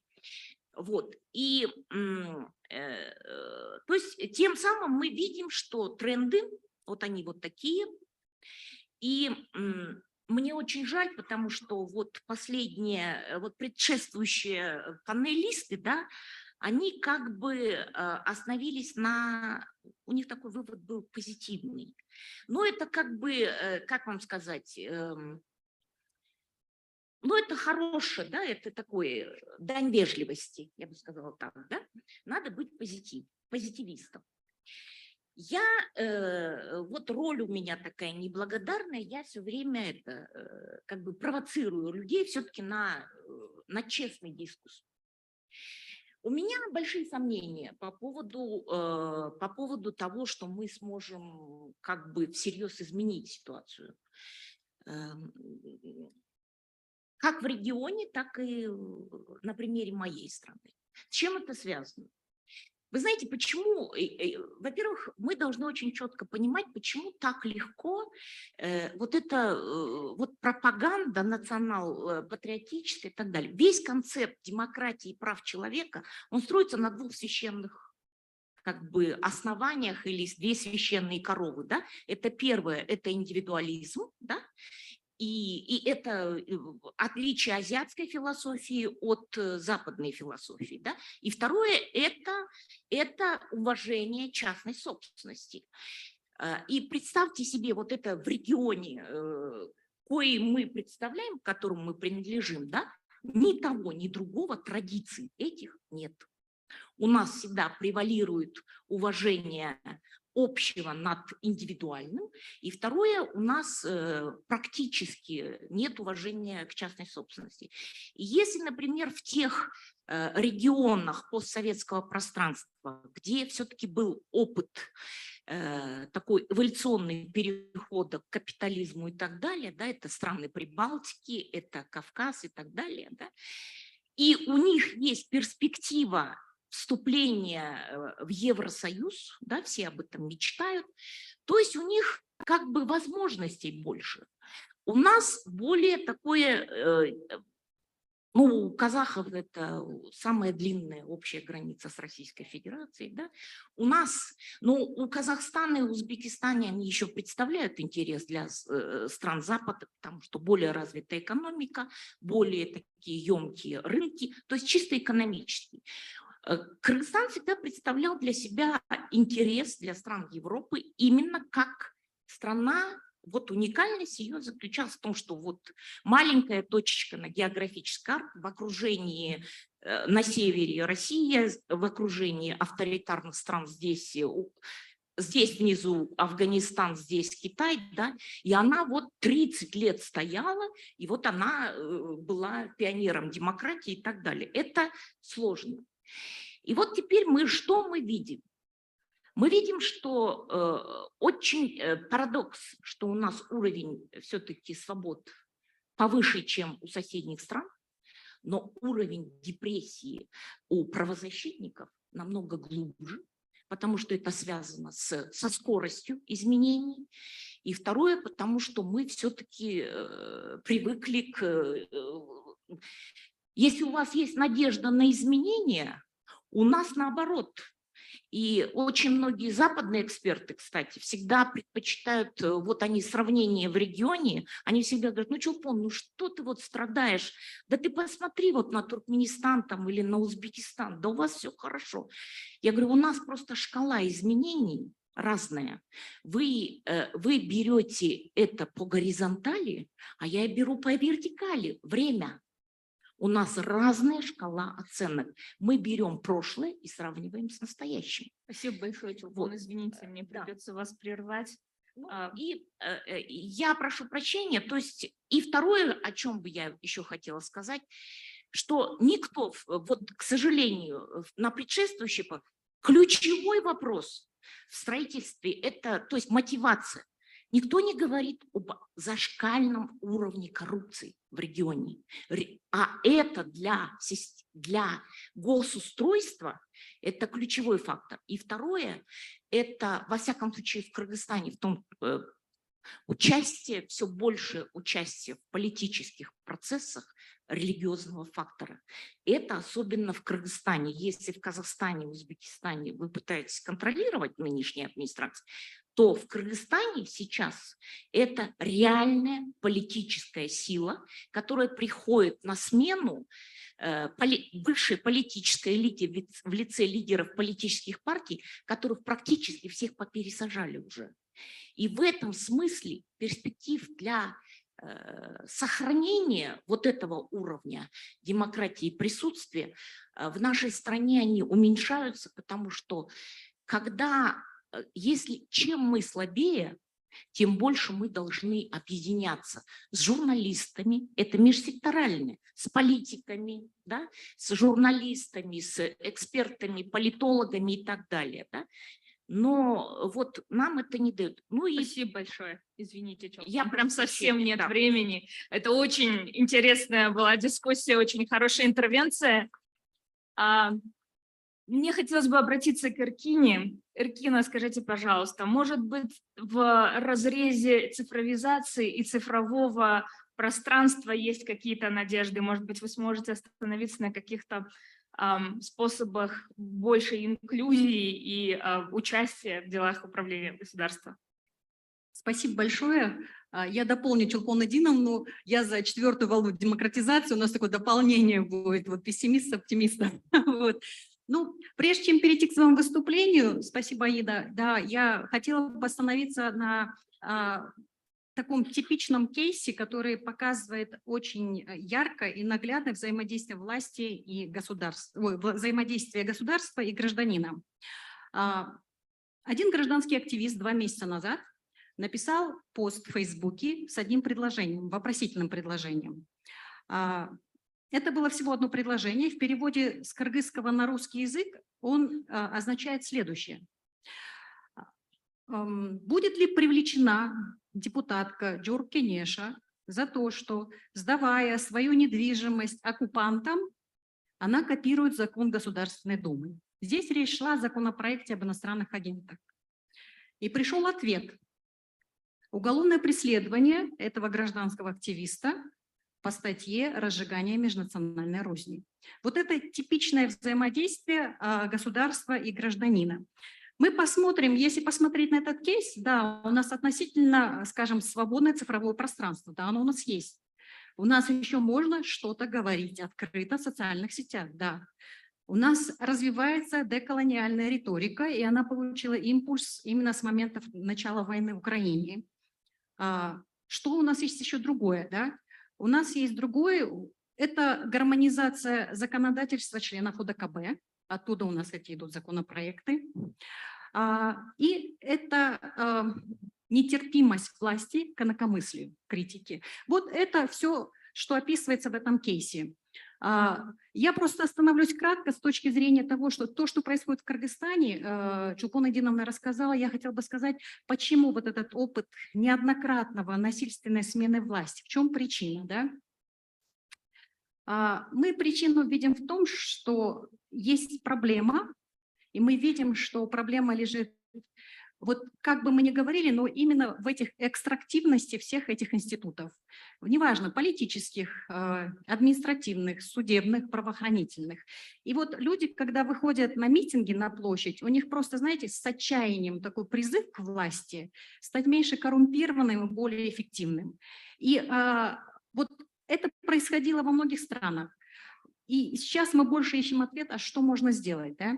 Я знаю, что сейчас будет скепсис почти у половины зала, когда я скажу «открытое правительство». Потому что наши власти, взяв концепцию «открытое правительство», которая как раз появилась на, вот, в ответ на цифровую трансформацию, которая выразилась в том, что люди стали медиаактивными, да, социально мобильными, и власти не справлялись, потому что они не были отзывчивыми, появилась концепция открытого правительства. Но почти 3 государства Центральной Азии, Узбекистан, Кыргызстан и Казахстан, они, ну не знаю, с изощрением, наверное, мимикрировали, да, они взяли эту концепцию, они взяли форму, но не наполнили содержанием. И у нас так происходит постоянно девальвация. Так у нас девальвация с демократией, поэтому больше 50% населения Кыргызстана не хотят, чтобы демократия была строем в нашей стране. Потому что выборы – это не выборы. И мы, когда говорим, у нас власть, она говорит специально верховенство закона вместо верховенства права. Есть большая разница между верховенством закона и верховенством права. И так идет постоянная подмена, и то же самое случилось с открытым правительством. Но у нас нет другого решения. Мы должны стремиться к тому, чтобы власть была подотчетной. И в принципе, все гражданское общество во всех наших странах, оно делает этот вклад. Появились законы о доступе к информации. Наша сейчас задача, я не знаю, наша власть, по крайней мере, авторитарная власть в наших странах пытаются как? Они, да, взяли, скажем, с открытого правительства только государственные услуги, да, они его перевели как электронное правительство. Они начали собирать персональные данные, при этом нет институтов по защите этих данных, да, вот они... Я не знаю, создали формальные механизмы, скажем так, обратной связи с гражданами. То, что произошло у нас в Кыргызстане. У нас, да, 5 лет назад мы стали членами глобальной инициативы «Открытое правительство». Я сама член национального форума «Открытое правительство». Но те исследования, которые проводились по открытому правительству в Кыргызстане, ничего такого позитивного. То есть много что, все почти обязательства, большинство из них не были выполнены правительством. То есть это была просто проформа. Опять же, есть форма, нет содержания. И мне кажется, наша задача все равно гражданского общества вот потихоньку, наполнять эти формы содержанием, наполнять правосудие пониманием, что такое верховенство права, наполнять, по крайней мере, парламентаризм теми функциями, которые у него должны быть. Сегодня Эрика очень правильно сказала, что парламентаризм надо дальше развивать. И я бы, например, больше делала фокус, например, на том, чем может парламент, скажем, осуществлять, это, конечно, контрольная функция. Да? Самый закрытый сектор в наших странах Центральной Азии – это сектор безопасности. Кроме парламента его некому контролировать. Нам нужно все равно через депутатов развивать эту концепцию парламентского контроля над сектором безопасности. Потому что у нас сейчас идет процесс такой, что ну, его называют как секьюритизация, да, что бы ни делать, это все во имя общественной безопасности. И вопросы засекречивания. Вы знаете, наши законы, вот список секретов, Он был создан в 1995 году. С этого момента он никогда не изменялся. И засекречивают те же органы, которые сами себя засекречивают и рассекречивают. То есть это правительство. Это с 1995 года, это как наследие Советского Союза. По идее, парламент должен устанавливать правила засекречивания и рассекречивания. То есть я к тому, что у нас есть поле, где работать, наполнять все равно вот эти институты, да, либо вот тоже открытое правительство таким новым содержанием. И я думаю, что нам нужно над этим работать. И, пользуясь случаем, так как здесь есть много представителей международных агентств, хотелось бы сказать, что не нужно открытое правительство только видеть задачу такого, знаете, технократического характера. Давать компьютеры, но эти компьютеры, видеофиксация в суде, она бесполезна, если все заседания идут под грифом «закрыто», то есть секретно. Мы не можем прийти ни на одно заседание наших коллег по кемпирабадскому делу, они все засекречены, все судебные заседания закрыты. Мне кажется, когда мы говорим о каких-то проектах, связанных с диджитализацией, мы должны говорить, как это укрепляет демократию. Вообще хоть на минуту, хоть что это продвигает демократии. И только тогда, я думаю, что доноры должны на это уделять много внимания, потому что сейчас что делают у нас авторитарные власти? Они теперь занимаются развитием высоких технологий, потому что экономика-то нужна, рост нужен, и занимаются развитием креативных индустрий. При этом, как это возможно без права на свободу самовыражения, в первую очередь творческого самовыражения? Вот я бы хотела попользоваться как раз возможностью сказать: ЮНЕСКО, вы должны свою роль повысить. У нас столько цензуры в Министерстве культуры, у нас каждый день запрещаются выставки, просто об этом не говорят. Но художники такой народ, вот где-то запрещаются у нас феминали, где-то у нас запрещаются спектакли. Все с этого начинается. Какая креативная индустрия без свободы на творчество самовыражения? Да? И, в принципе, ответ уже пришел. У нас недавно только премьер-министр принял закон о креативных индустриях. И что? Они сделали новое постановление, которое даже не обсуждали с Ассоциацией креативных индустрий. И теперь само правительство решает, кто входит в парк креативных индустрий, а кто не входит. Ну, смысл в этом? А ведь доноры поддерживают все эти идеи. Мне кажется, когда работаешь с властью, международным организациям, нужно больше делать оценку риска. Как, например, та же диджитализация, например, открытое правительство в Кыргызстане, по сути, стало не инструментом создания механизма обратной связи, оно стало инструментом, наоборот, давления. Потому что персданные без защиты, без учета, вот, очень много связано с тем, что под вопросами засекречивания у нас просто нет возможности избавиться от вот этой гиперсекьюритизации. Да? То есть я к тому, что можно это делать, и призываю коллег гражданского общества не отчаиваться. Я думаю, шаг за шагом можно это делать. А международному сообществу нужно все-таки проводить в своих стратегиях, даже иметь такой пункт, как риск-ассессмент. Вообще нужно общаться с гражданским обществом в странах и понимать, как их действия влияют. И больше содержания, и, может быть, и не нужны новые формы. Просто давайте наполним те, которые хотя бы есть. Спасибо большое. Спасибо огромное, Эркина. Спасибо большое. И на этом я хотела бы попросить подключить нашего следующего панелиста, господина Стива Свердлова. Steve, I don't know whether this mission is possible or not, but you have like 7 minutes to give a really, really brief overview on what is happening in Uzbekistan, Tajikistan, and in Turkmenistan. Thank you. Can you hear me? Can you hear me okay? Yes, we do. Excellent. So it's an incredible honor to be here at the 30th anniversary of what I lovingly and many lovingly refer to as the Bureau. And just to start, I'd say I remember meeting Zhenya, to date myself, when we were part of a larger network of organizations called the Union of Councils for Soviet Jews, where I was working in Russia, which dates back to the Soviet period, and I think encapsulates or illuminates not just the longevity of the civil society activists in this room, but their historical significance and the incredible impact that a small, creative, determined, strategic group of activists can have on the region.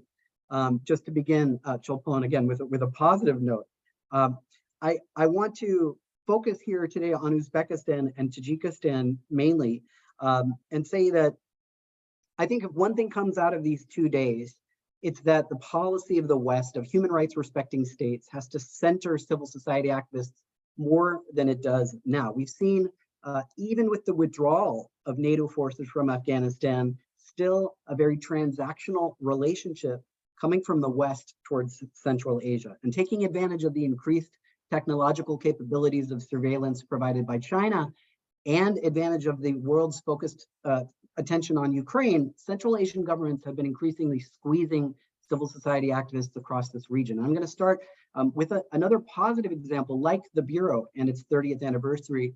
I want to look at first the feminist movement, the women's movement in Uzbekistan. I think we can't ignore this enormous victory that occurred earlier this year, which was the criminalization of domestic violence as a separate offense under criminal law. This was a major achievement in a country so dominated by patriarchy, where last year's statistics alone showed 36,000 cases of domestic violence against women.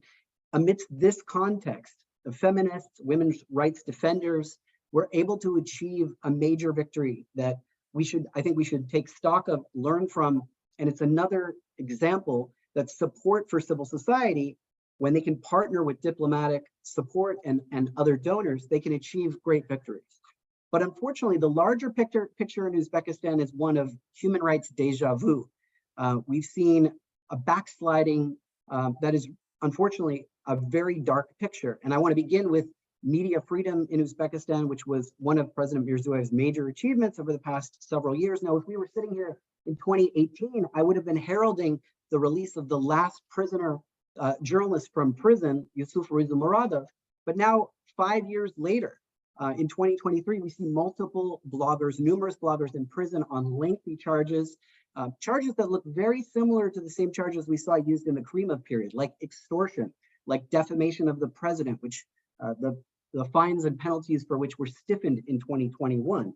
Now, I won't go through all the names, but this is a really growing list of bloggers, which the authorities have been binge arresting, according to activists and human rights groups over the past several months. Now, the Karakalpakstan crackdown last year that left 21 people dead was another sort of deja vu of the Andijan massacre. Now, there were some things that were different about this. The government heralded the existence of a parliamentary commission that would independently investigate those events. But we still haven't seen the report of that commission more than a year since those events. And also, I have to, of course, give credit to the government that 3 officers involved in those events were given prison sentences or criminal sentences, but there was no acknowledgement that there was an excessive use of force used in Karakalpakstan to put down those protests. Moving to the constitutional referendum that we just saw in Uzbekistan, it's another sense of deja vu. This maneuver that allowed the president to zero out his term and start a 3rd presidential term looks remarkably similar to what we saw in 2002 when Karimov had a similar referendum. And then moving to civil society more conventionally, the stifling NGO decree that was passed last year, it requires NGOs in Uzbekistan to partner with a government agency in order to simply conduct their programming. This is amazing. And in that context, independent NGOs like the Human Rights House run by Agzam Turgunov received its 10th rejection of registration by the Ministry of Justice. So the new Uzbekistan is looking a lot like the old Uzbekistan. And I think it requires action and a shift in policy. Now, turning to Tajikistan, the few moments I have, the situation is even worse, even more abysmal. We saw last year a spate of extrajudicial killings that killed dozens of activists. We saw just in 2022 alone, according to official statistics, 500 NGOs were liquidated, 500. One of which, just this March, was the International Center for the Protection of Human Rights. Now, many of you sitting in this room, including myself, have worked with civil society activists who are now imprisoned, like Manucher Holik Nazarov, the head of the Pamiri Lawyers Association, or Ufat Honim Mamadshoeva, a journalist, a Pamiri journalist who got a 21-year sentence. This is an unprecedented crackdown, which I, as a lawyer, look at as constituting potential crimes against humanity. When you look at the systematic use of torture and extrajudicial killings in the Gorno-Badakhshan Autonomous Oblast used in the last year. So this is a bleak picture, but I think we have to refocus our attention on what are the appropriate policy recommendations and consequences given this dark reality. Well, let's remember again the victory of the women's rights activists in Uzbekistan. Let's remember again how the Bureau has been able to weather so many storms and achieve so many victories in the past 30 years. And I think what that is, as Erica Murat said earlier, listening to the voices of the civil society activists in those policy discussions even more than we do now. Now, next month, in late September, President Biden has said he will meet with the 5 heads of the Central Asian governments on the sidelines of the UN General Assembly. Now, that's an opportunity that does not come often. I believe he should call publicly on the leaders of the Central Asian governments to stop their crackdown on civil society. I also think as a policy recommendation that the US and the EU need to use global Magnitsky-style sanctions to go after perpetrators of egregious human rights abuses more often than they do. There's only a smattering, only a few names on that list right now from Central Asia. Now, beyond that, I think this new generation of civil society that's coming up, they need a free internet. They need more access to educational exchanges in the West. They need financial assistance, and I fully agree with Sebastian Peyrus's great recommendations in that regard. But overall, I think what they need, I think what civil society needs the most is to secure the release of the imprisoned activists that are now languishing behind bars. And they need all the value added that human rights respecting countries like the United States and the EU can provide to Central Asia. Thank you very much. Thank you, Steve. Thank you. You did an impossible thing. Thank you. Разрешите обратиться к Димашу. Димаш, мы прошлый год здесь, в Казахстане, начали с просто кошмарных событий. Что изменилось за этот год? Январь мы пережили в кровавом январе, затем наступил февраль и вторжение России в Украину. И на фоне всего происходящего, хаотического, мы слышали очень много обещаний со стороны правительства. Может, немножечко расскажете об этом? Да, спасибо большое. Вы действительно, я думаю, одна из существенных проблем, с которыми мы все сталкиваемся, это то, что мы рассматриваем развитие гражданских организаций в отрыве от политического пространства стран Центральной Азии. Мы автократии. Ни один из режимов, которые здесь действуют, не имеет какой-либо политической повестки, демократизации и открытия этого пространства. Я думаю, та тенденция, которая началась, и об этом говорили предыдущие спикеры, войной в Афганистане и способностью центральноазиатских стран продавать точнее взаимодействие с западными странами идею, повестку безопасности и более тесного сотрудничества для обеспечения интересов западных стран, привели к тому, что повестку демократизации прав человека полностью забросили. И одна из существенных проблем, то, что во многих странах Центральной Азии, даже если были зачатки политической оппозиции, они полностью подавлены.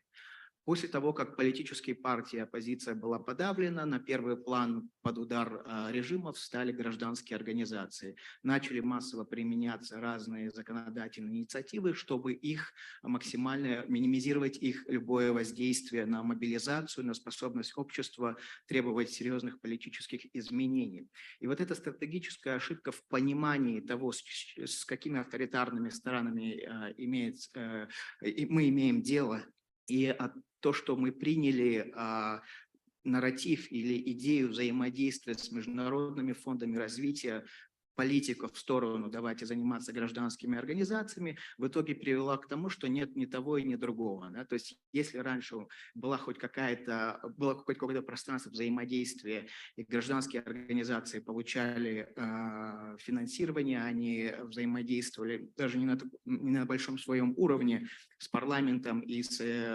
представительными институтами власти, то сейчас этого полностью нет. Более того, за все это время режимы приспособились, они очень хорошо инструментализируют любые повестки. Вот, к примеру, возьмите, сегодня говорили про насилие. Да? То есть дочь президента Мирзиёева занимает повестку, эта повестка выходит на первый план, она не политическая, она многих удовлетворяет, получаются письма благодарности со стороны президента Джо Байдена, и вроде бы все хорошо, и мы куда-то движемся.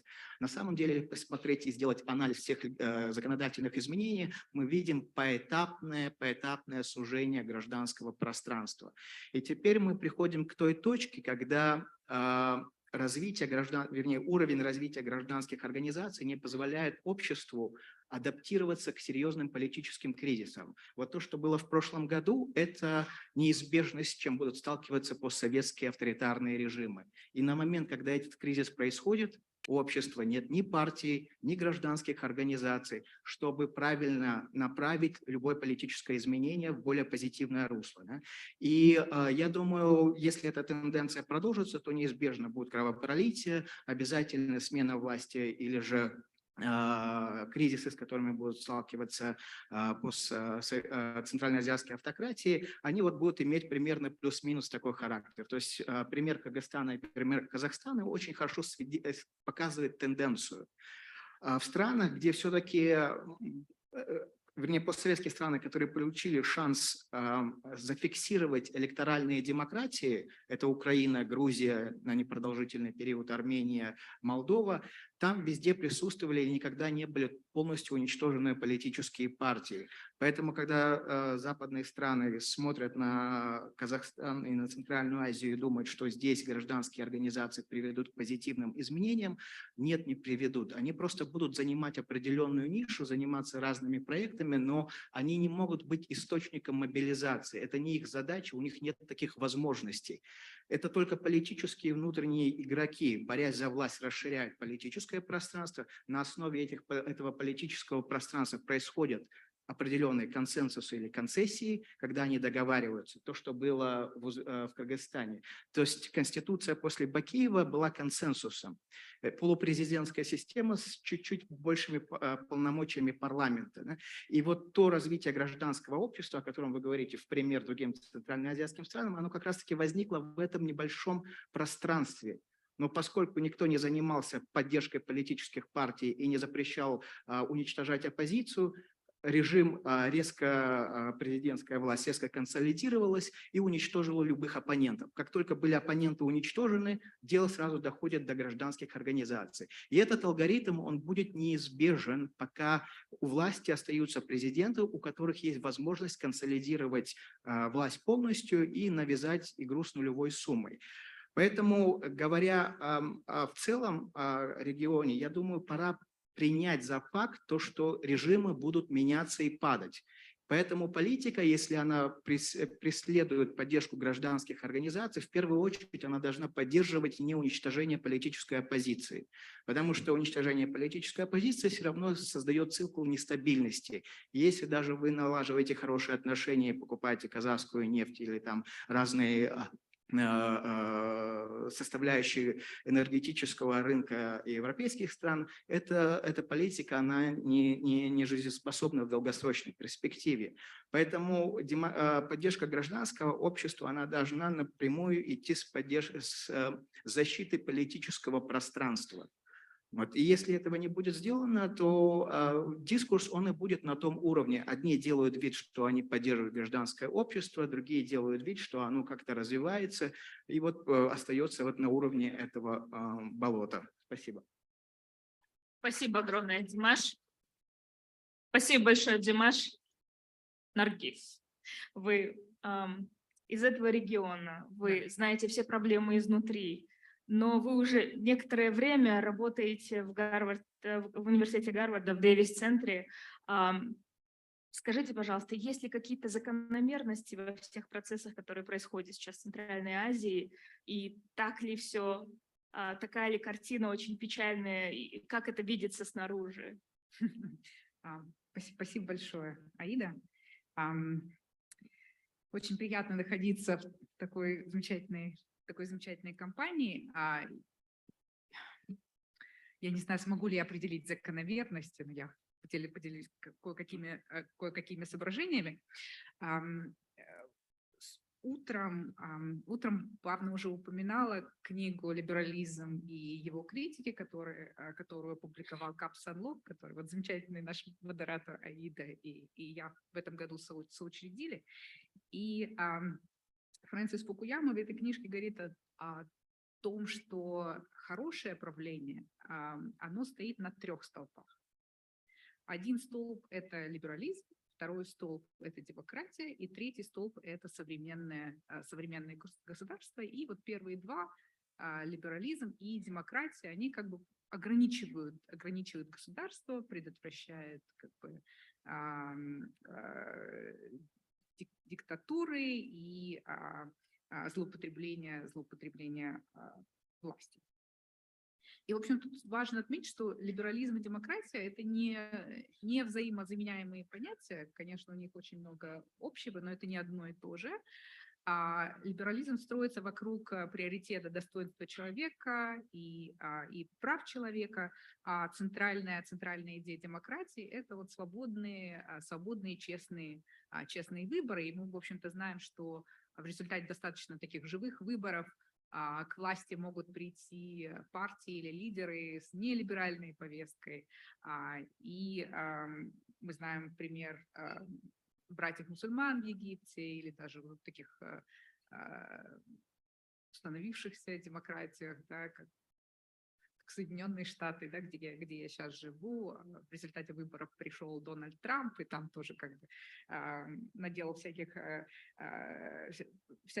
дел. И ч.1 очень хорошо тоже сказала о вызове вот растущих таких нелиберальных, вернее, сегментов общества с нелиберальной повесткой, и религиозные всякие организации, там, националистические и так далее. Вот.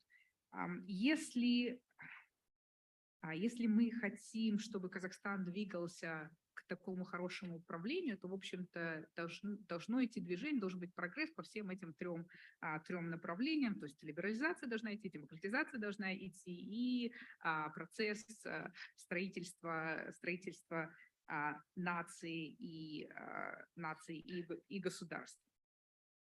В общем-то, Димаш разобрал ситуацию с демократизацией, она у нас не очень, конечно, не очень хорошая, и политическое пространство действительно жестко контролируется, как мы знаем, парламентские выборы, они, в общем-то, не оправдали даже такие скромные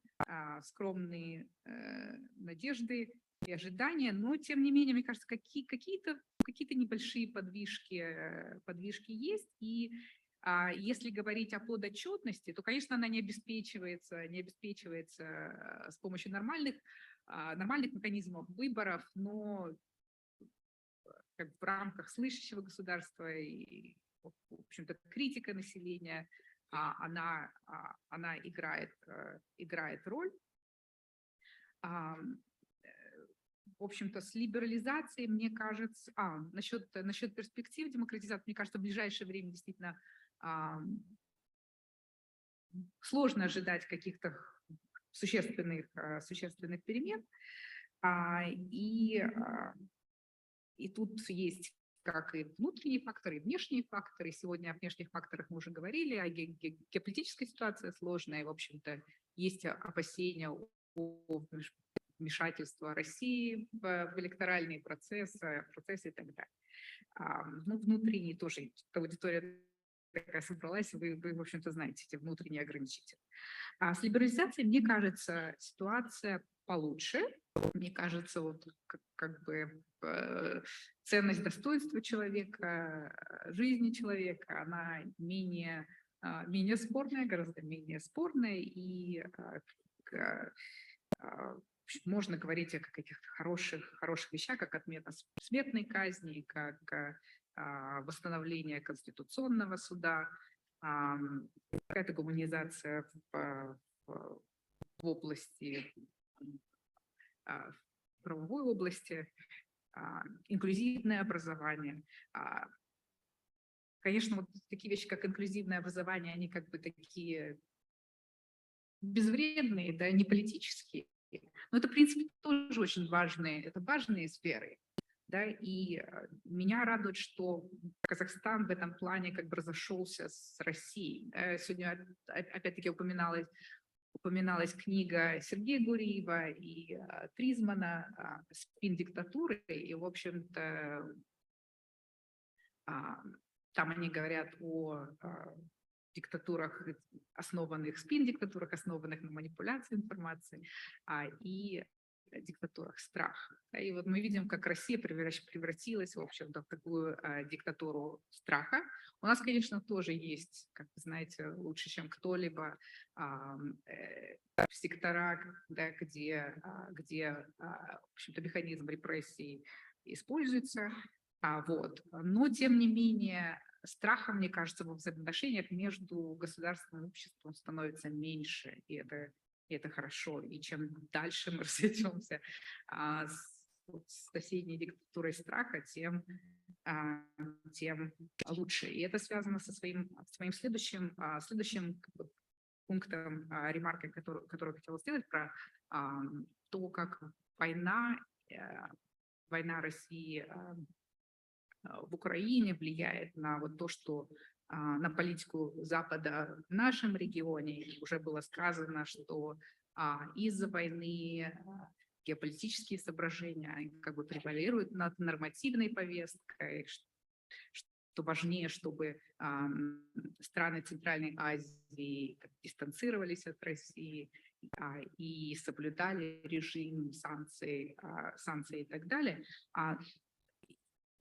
Но мне кажется, тут немножко сложнее ситуация. Есть специфика такая, постстрановая специфика. На мой взгляд, для Казахстана партнерство с Западом и либерализация, они могут рассматриваться как фактор национальной безопасности, поэтому тут как бы сложно, потому что по-английски push and pull factors, да, есть разные push and pull factors, то есть как бы факторы, которые толкают страну, развитие, да, в разных направлениях. В общем-то, мне кажется, сейчас сложно предсказать, какая будет траектория, но эта траектория не предрешена, и, в общем-то, от нас, от всех зависит, куда страна пойдет, как людей, которые там наверху находятся, так и внизу. Но, конечно, вы это авангард этой борьбы. Если извините, одно предложение, два предложения.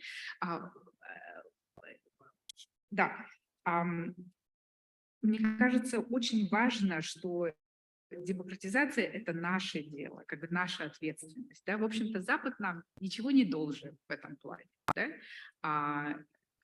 Помощь, она приветствуется.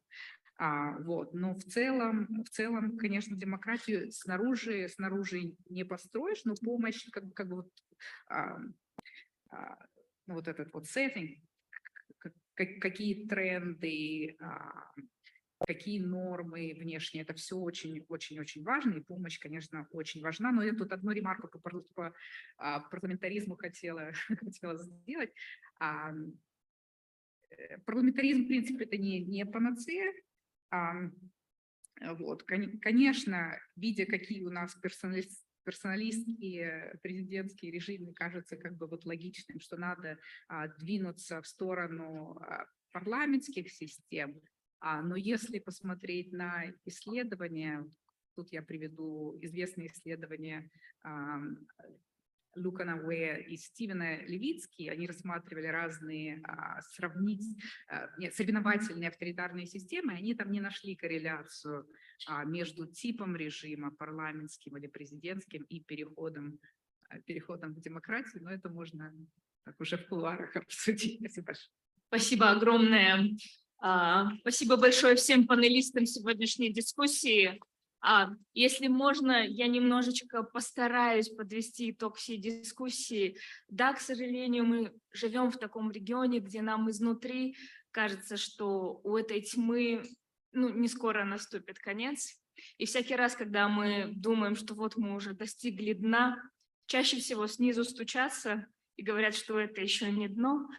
И вот в этом кортизоле проживая, все-таки есть какие-то вещи, но не то чтобы они позитивные, но мы знаем, что дальше с нами произойдет.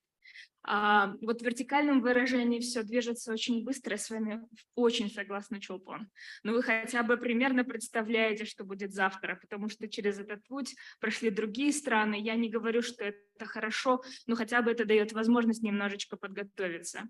И что очень важно, мне кажется, для всех нас вот в этом контексте, я в этом смысле выражаю огромную благодарность организаторам, что вы посмотрели на гражданское общество в более широком смысле этого слова, выходя за рамки традиционных акторов в виде некоммерческих организаций или отдельно взятых активистов. Мне кажется, что мы можем делать — это собираться вместе, это обсуждать, это придумывать новые стратегии, быть более креативными, потому что автократический интеллект, не artificial, он учится очень быстро. Ну и у нас тоже есть возможность учиться друг у друга. И на этом я хотела бы еще раз поблагодарить всех наших спикеров и пожелать нам дальнейших интересных дискуссий. Спасибо большое.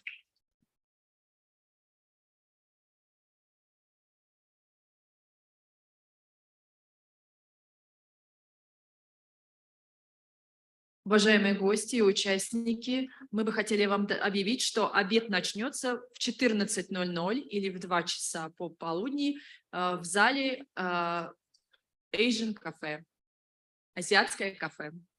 Спасибо.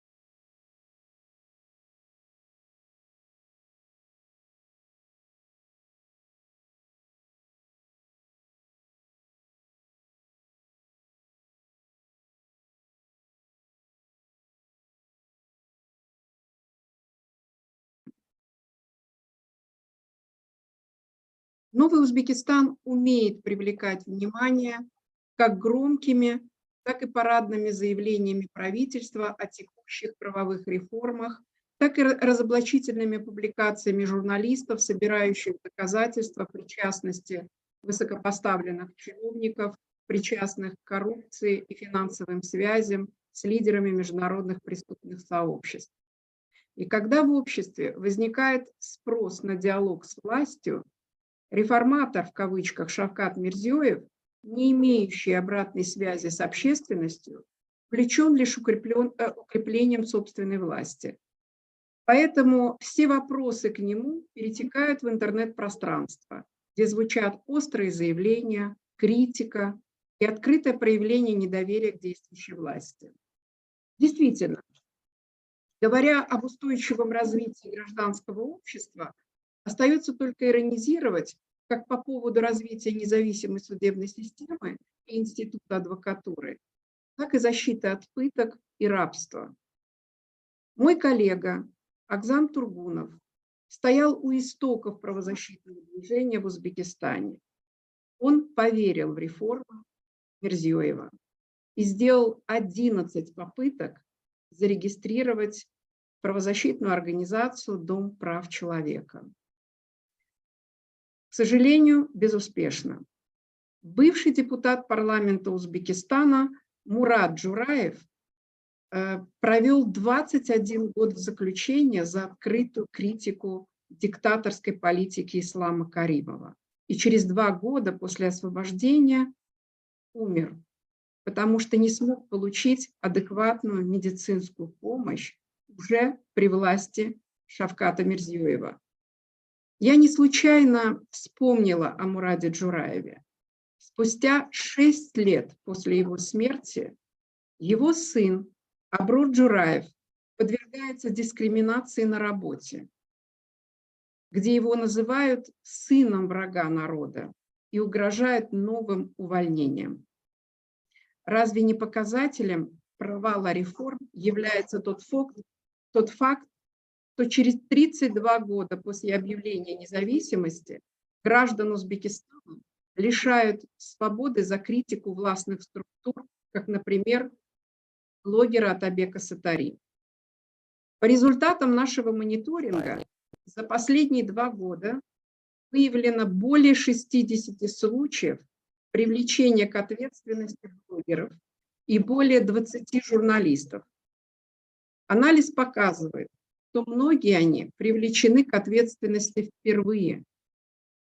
Чаще всего их критика вызвана тем, что граждане не смогли найти решение проблемы на уровне местных органов власти, либо они затронули интересы высокопоставленных чиновников. В отдельных случаях к ним применяется даже карательная психиатрия, как, например, к юристу и блогеру Шахине Соломовой. Ответная реакция на критику в Узбекистане – это наказание, а не обсуждение проблемы. Наиболее ярко это выразилось как создание триггеров со стороны власти для мирного гражданского протеста в Каракалпакстане против изменений в Конституцию, и как подавление в последующем во время следствия, и то показательное судилище над его участниками. В ходе правовых реформ, как ни странно, виды наказаний за критические высказывания увеличились несколько раз. Теперь в Узбекистане более 40 статей административного и уголовного законодательства предусматривают наказания за высказывания, в том числе в интернете. При этом в действующем законодательстве отсутствуют процессуальные механизмы протоколирования цитат, фраз и других текстов, изображений, аудио и видеопубликаций. И при этом в Узбекистане отсутствует институт независимой экспертизы. Мониторинг по высказываниям в Узбекистане ведут отделы службы государственной безопасности и Министерства внутренних дел, специалисты которых часто произвольно квалифицируют критику как разжигание ненависти и вражды и другие преступления особо тяжкого характера.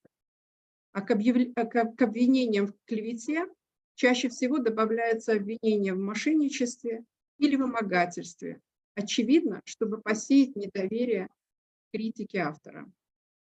В процессах против блогеров их адвокатам сложно осуществлять защиту, и они вынуждены разделять риски безопасности вместе с подзащитными, как в случае с блогером Миразизом Базаровым. Угрозы поступали не только в его адрес, но и его матери и адвоката Сергея Майорова. В результате по числу заключенных, которые отбывают наказание по политически мотивированным приговорам, в Узбекистане приближается к показателям, как при диктаторе Исламе Каримове. А практику рабства детей на хлопковых полях сменило массовое рабство заключенных. Их привлекают к тяжелым и опасным работам, в связи с чем растут случаи травматизма и смерти среди тех, кто содержится в колониях поселения.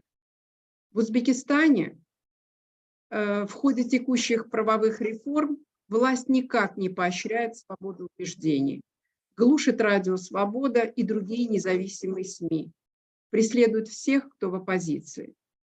Анализируя ситуацию в Узбекистане, невольно нахожу параллели в соседних странах, где также за высказывание, перепост в соцсетях или критику приговаривают к длительным срокам лишения свободы.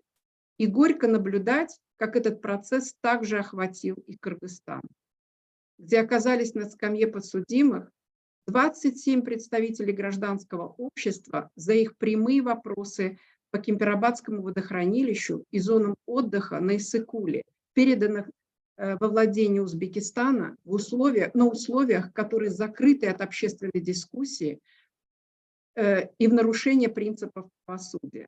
Аналогичных примеров преследования за открытое выражение мнения множество по каждой стране в Центральной Азии. И ведь риски у активистов гражданского общества и у правозащитников стран региона тоже похожи.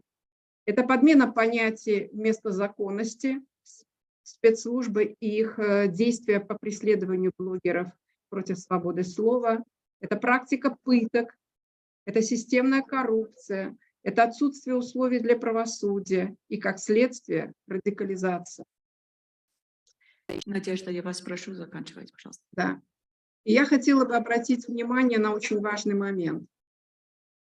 К сожалению, вся эта ситуация, о которой я рассказала выше, ведет к тому, что растут списки узников совести и осужденных по политически мотивированным причинам, приговорам по всему региону.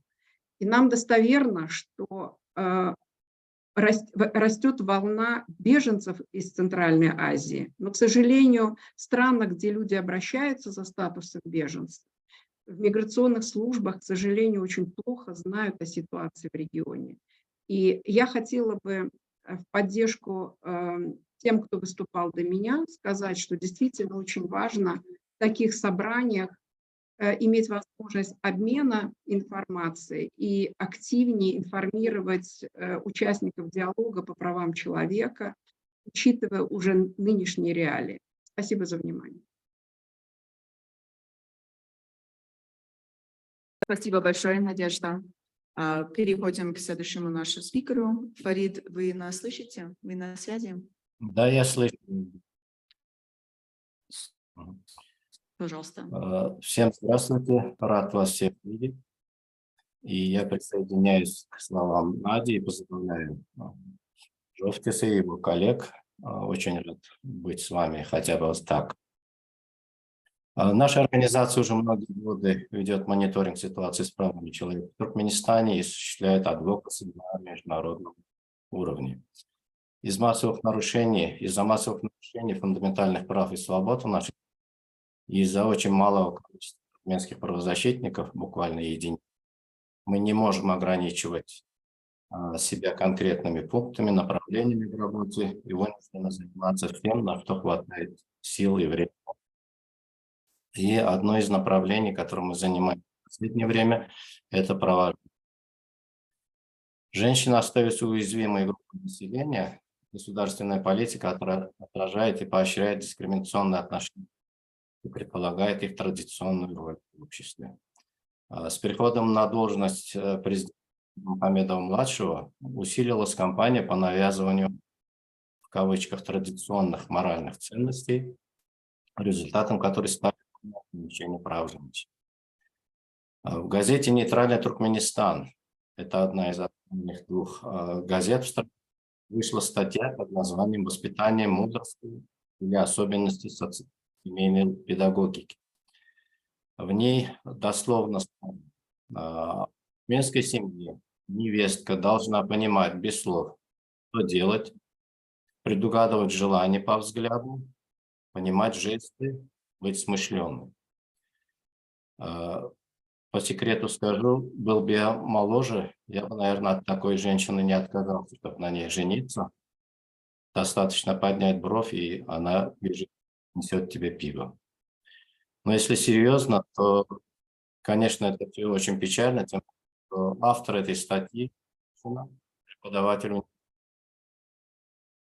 Другая, более высокопоставленная женщина, председатель парламента, хвастается президенту, что они, участием депутатов, правоохранительных органов, проводят агитационно-пропагандистские мероприятия среди девушек и женщин, посвященных национальным туркменским традициям, святости семьи, нормам этикета и воспитания.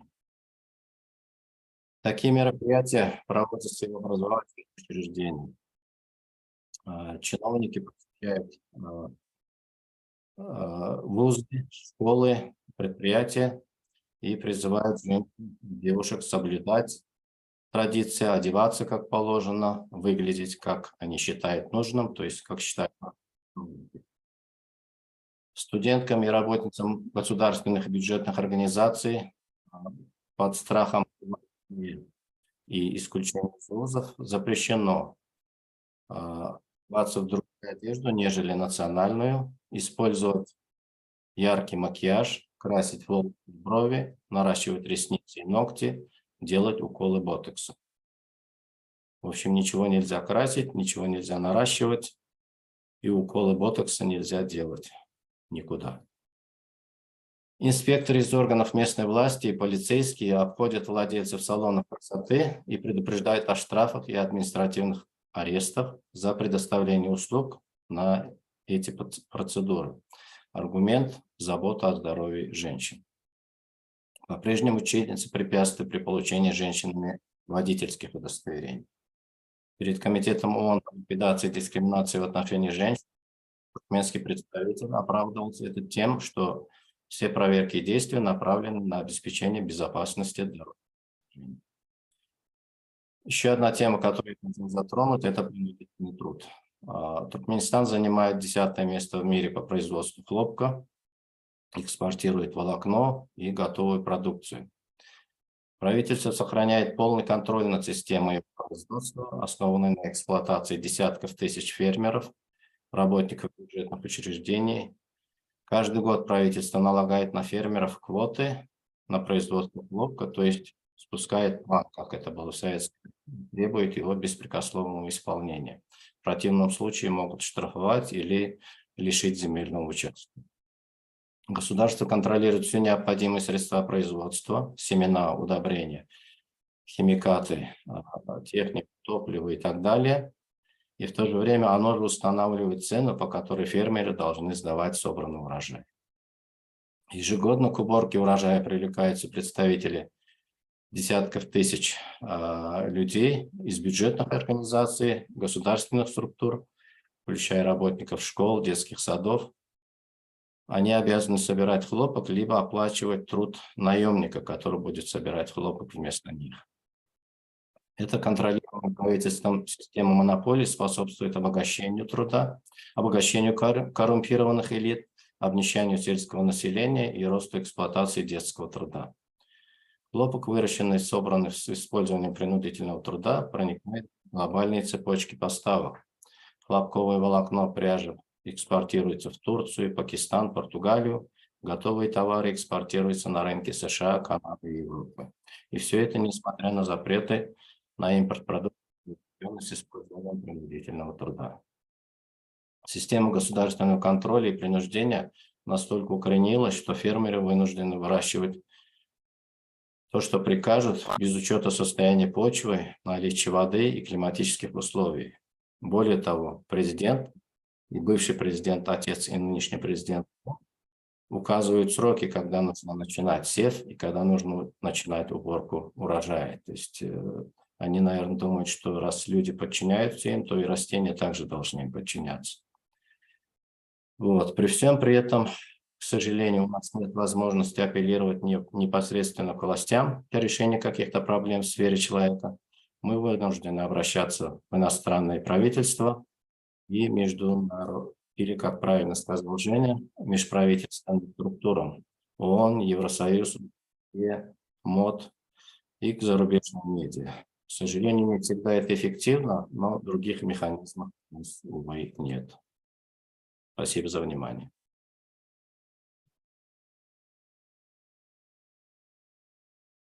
Спасибо большое, Фарид. Я теперь передаю слово Нигине Махриевой. Спасибо большое. Я также хотела присоединиться к поздравлениям Бюро по правам человека. Не буду много говорить, учитывая, что у меня еще будет возможность вас поздравить. Очень сложно за 5 минут попытаться охватить все вопросы, связанные с правами человека в Таджикистане. Когда я думаю о Таджикистане, ситуация как будто с поломанным пальцем. Куда ни тыкнешь, везде проблема. И когда в стране полностью уничтожены демократические институты, которые призваны продвигать и защищать права человека, говорить о каких-то тенденциях, говорить о каких-то правах человека очень сложно. О чем речь? Прежде всего, в Таджикистане уже давно нету независимых политических партий. И выборы, избирательные права, деятельность политических партий – это такая очень большая мимикрия, да, какой-то деятельности раз в определенный законом период времени. Суды, которые призваны защищать права человека, их не существует. У нас нет независимой судебной власти. Соответственно, говорить о том, что если что-то случится, я пойду в суд, и суд защитит меня, восстановит меня в правах, об этом речи в принципе нет. Независимые средства массовой информации, которые могут освещать вопросы, которые носят характер общественного интереса. Их тоже нет. При этом как бы буквально даже на начальном уровне. Мы не говорим о средствах массовой информации, которые освещают политические вопросы. Мы говорим в принципе о деятельности такой как бы по освещению каких-то вопросов. Это блогерская деятельность, это деятельность в социальных сетях, это деятельность журналистов. Настолько напуганные журналисты, что у них уже есть, даже у молодых журналистов, есть вот эта вот обученная беспомощность. Потому что когда проходят большое количество тренингов, и они говорят о том, что да, мы это знаем, но мы не можем ничего сделать, потому что если мы будем хоть немного критичны, это уже уголовные дела. Потому что то количество журналистов, в отношении которых были разного рода репрессии, вплоть до лишения свободы, они как бы уже таким очень хорошим показателем для остальных журналистов выступают, чтобы они лимитировали свою деятельность и ограничивали свою деятельность. За любые какие-то активности мирных собраний идут достаточно жестокие преследования, уголовные дела, лишение свободы. И вот эта ситуация, которая была в Горном Бадахшане в 2021 году, когда за случай несудебной казни люди вышли на митинг, и это превратилось в огромное количество арестов, судебных процессов и лишения свободы большого количества людей. Это такая практика того, что люди боятся выходить. Люди боятся выходить на улицы, высказывать или защищать какие-то свои интересы. И последнее – это гражданское общество, которое старалось что-то делать, правозащитные организации, неправительственные организации, они тоже находятся под таким достаточно серьезным риском того, что скоро нас практически не останется. Потому что по официальной статистике за последние 2 года 700 организаций были закрыты самостоятельно или по решению суда. По решению суда это единичные случаи. Чаще всего организации вынуждают закрыться самостоятельно. Цифра не такая большая, 700. Но если смотреть по сравнению, что зарегистрировано 2000 организаций гражданского общества, это уже катастрофические цифры. И я 25 лет в правозащите, и у меня была возможность отслеживать, как ситуация менялась. И я все время задаю вопрос, почему так произошло.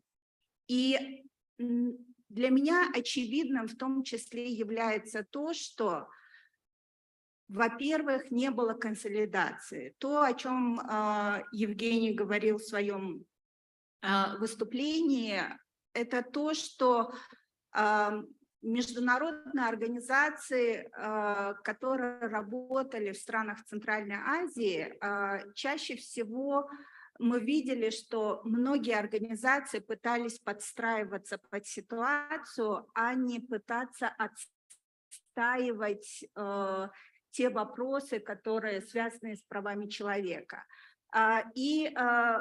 Вот начало конца для меня, например, это тогда, когда в далеких 2000-х годах не зарегистрировали NDI, организацию, которая занималась демократическими выборами.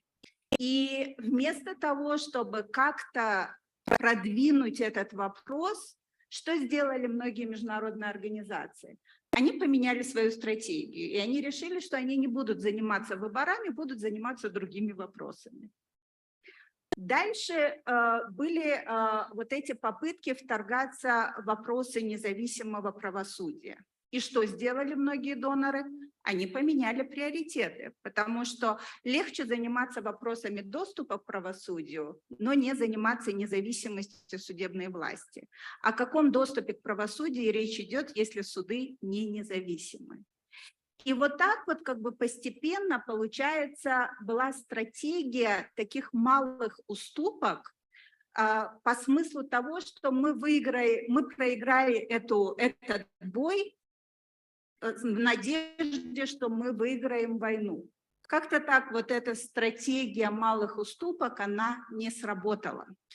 И если смотреть с точки зрения развития гражданского общества, опять-таки, началом были 2005-2007 год, когда возник закон об общественных организациях, где были предусмотрены нормы об отчетности НПО в регистрирующий орган.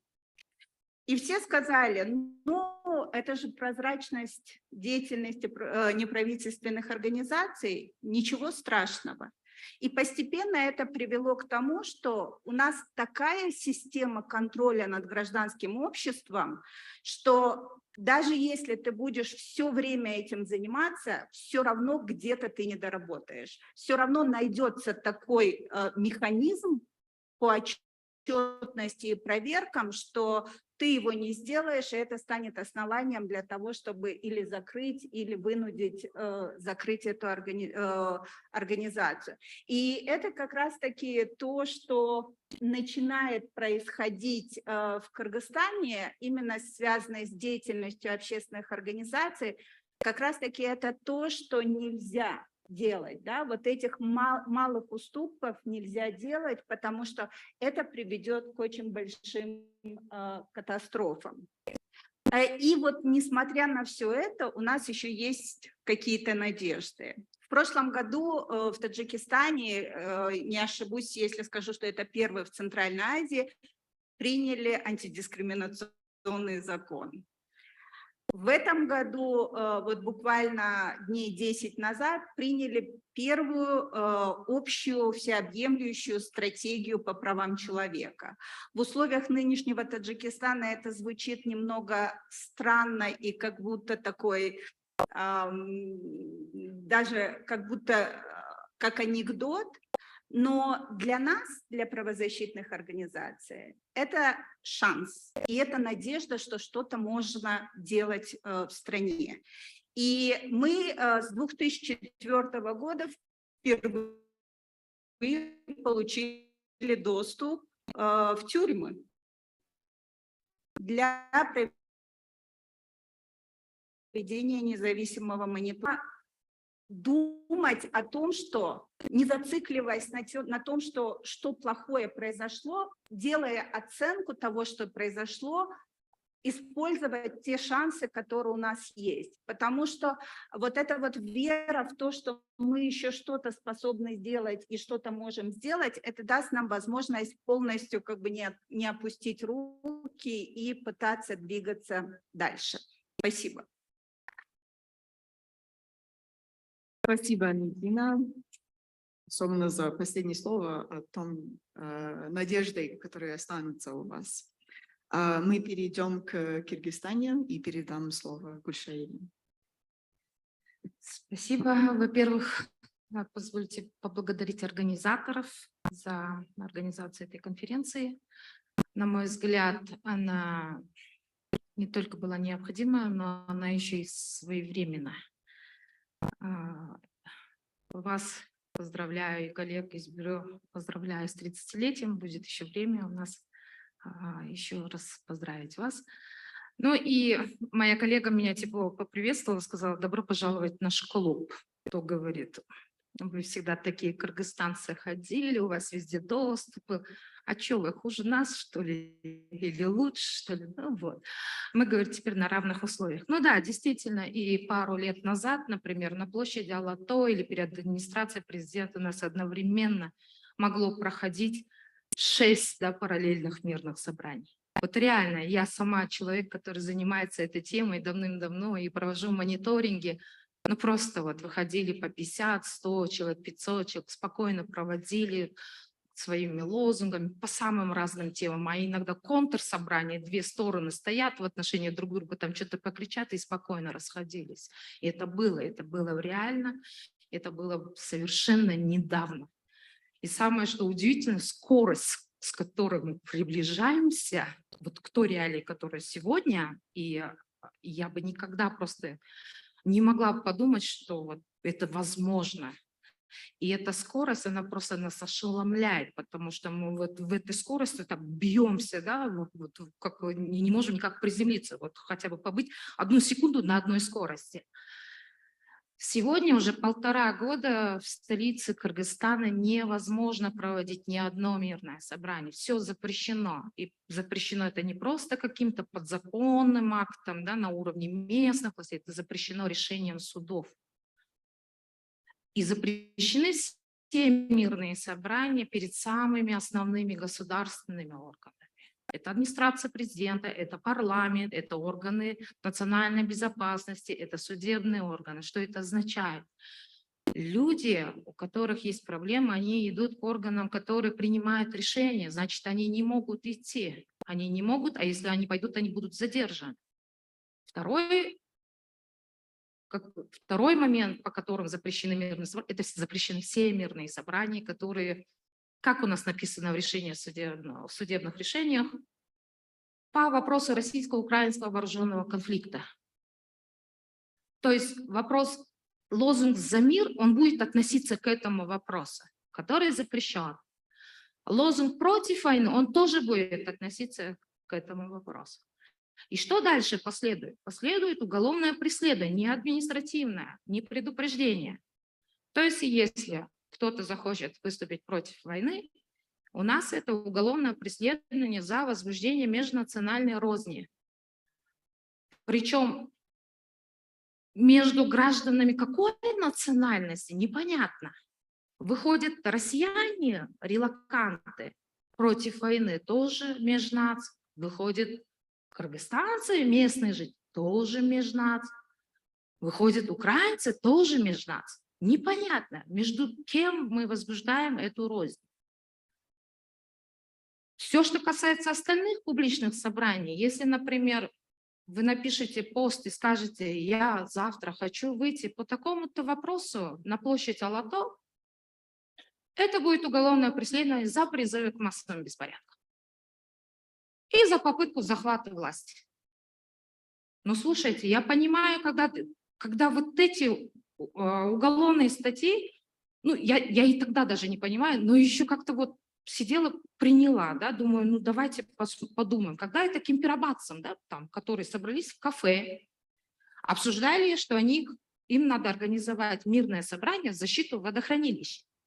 Да, хорошо, вы им предъявили эту статью, но буквально на днях один человек сделал пост в соцсетях и сказал: я 31 августа выйду на площадь в защиту 4 пансионатов.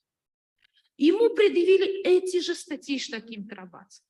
Как так? Один человек, попытка захвата власти? Ответов нет. Почему? Потому что сегодня по всем мирным собраниям и за попытку организовать мирные собрания возбуждаются уголовные дела в рамках антиэкстремистского и антитеррористического законодательства. Что это означает? То есть у нас это экстремистское возбуждение, это преступление экстремистского характера. Захват власти – это преступление террористического характера. Что это означает? Это означает, что эти дела закрытые. Ответы вы не получите, к материалам доступа нету, доступ в суды не будет. И все это сопровождается еще такими, скажем, антигражданскими, да, законодательными инициативами, о которых мы уже говорили наши коллеги, которые сужают гражданское пространство. Это законопроект об иностранных агентах, об иностранных представителях. И вот здесь сейчас моя коллега Нигина сказала, да, что мы вот пытались, да, выиграть битву, да, надеясь, проиграть битву, надеясь выиграть войну, да, а у нас нету ни того, ни сего, у нас есть условия, потому что у нас два института власти вынесли вот этот законопроект и вот этот законопроект, и мы выбираем. Против одного бьемся, вытаскивает другой. Вот это вот что-то выиграем, третий появляется. Вот сейчас вот гражданское общество, правозащитное сообщество, оно вот на таком пространстве находится. Ну и еще что хотела бы я добавить. У нас в каждом селе открываются представители, как они называются, подразделения органов национальной безопасности. В моем селе на днях тоже открылся такое подразделение. То есть это уже не область, это в каждом селе открывается. Что это означает? Это означает, что штатная численность силового органа по национальной безопасности растет. У него растут полномочия. Он везде у нас. Он в мирных собраниях, в свободе слова, в налоговых проверках, в регистрации уже НКОС. Он, в конце концов, уже даже залез в регистрации религиозных организаций. То есть везде. Соответственно, он имеет следственные функции, надзорные функции, даже судебные уже функции. Ну и у него есть очень много спящих дел. Что такое спящие дела? Вот так, кавычка. Спящие уголовные дела. То есть на всех нас, я вам просто открыто скажу, есть вот список из 25 НПО. На нас, на всех есть уголовное дело. Оно спит. Завтра оно проснется. То есть практически сейчас все правозащитные организации, более-менее активистские организации, на них есть такие спящие уголовные дела по непонятным каким-то необоснованным, непонятным причинам и так далее. Надо будут, разбудят. Я попыталась сказать о ситуации в Кыргызстане более бодрым голосом, чтобы не так было печально. А так все хорошо. Спасибо за внимание.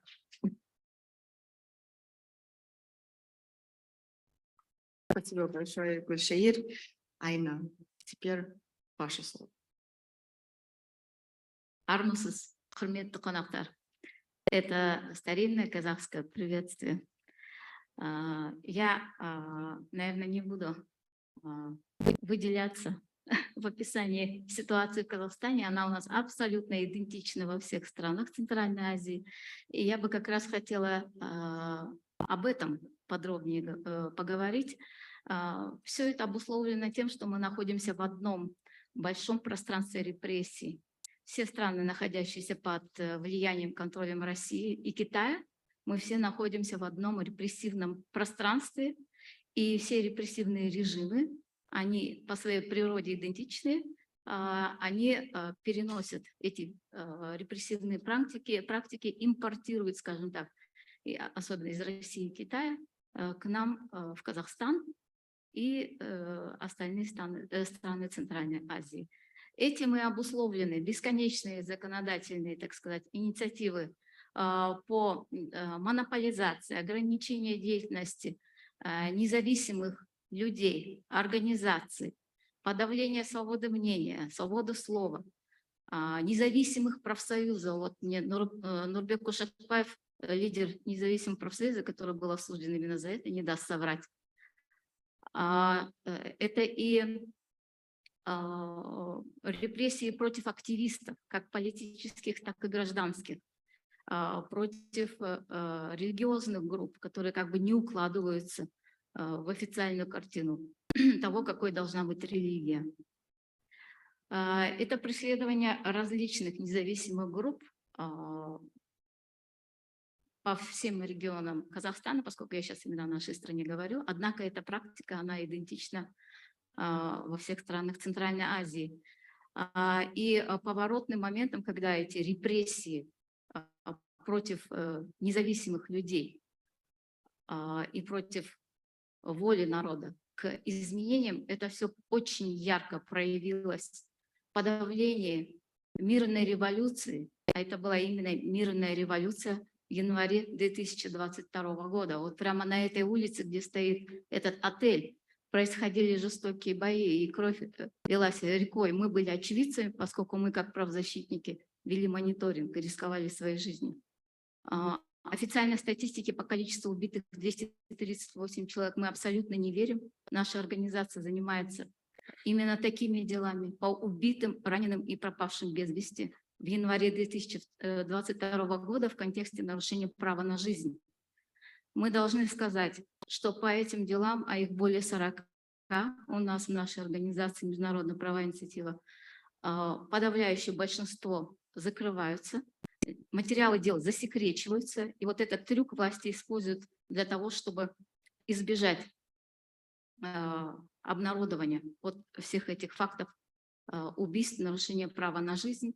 Мы даже попробовали использовать игрушечный инструмент, как вновь воссозданный Конституционный суд, и он как раз-таки, как мы и думали, так он себя и повел, он отказал нам в рассекречивании материалов уголовных дел по дежурному формальному поводу.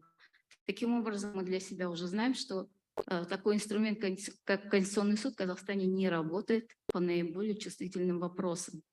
Массовые пытки, которые имели место в Казахстане в январе 2022 года, также по отдельным делам только есть расследование, и даже если есть, они всячески затягиваются. Вот мне странно, что не участвует Викрам Рузахонов, известный музыкант, подвергшийся пыткам.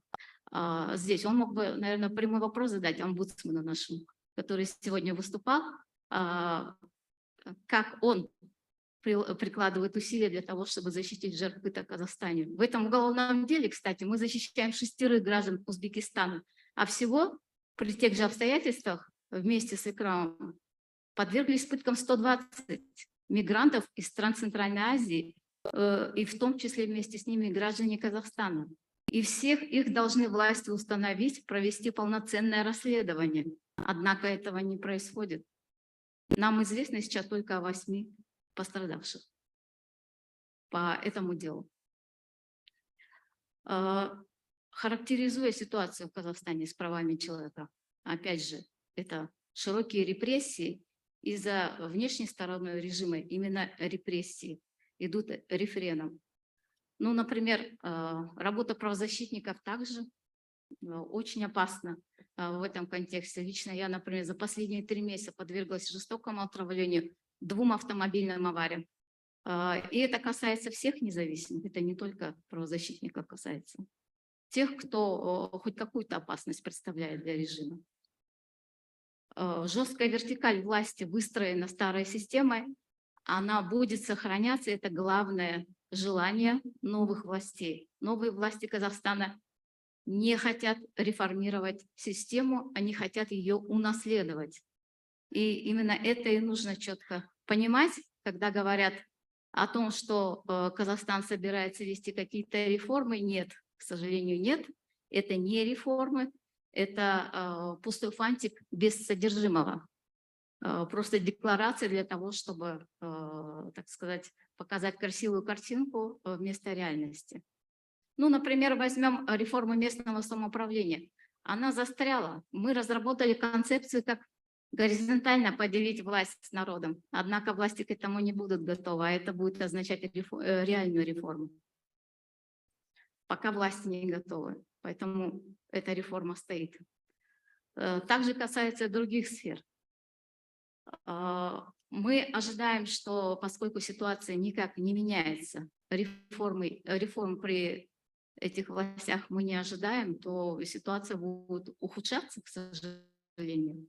Мы видим больше судебных процессов над активистами, преследование независимых профсоюзов продолжается, преследование независимых правозащитных организаций в той или иной форме также продолжается, это в том числе выражается в излишней отчетности по тому же иностранному финансированию и отношении к нам как к иностранным агентам, хотя прямо не называют, но опять же это репрессивная практика, пришедшая к нам из России, она у нас с точностью копируется.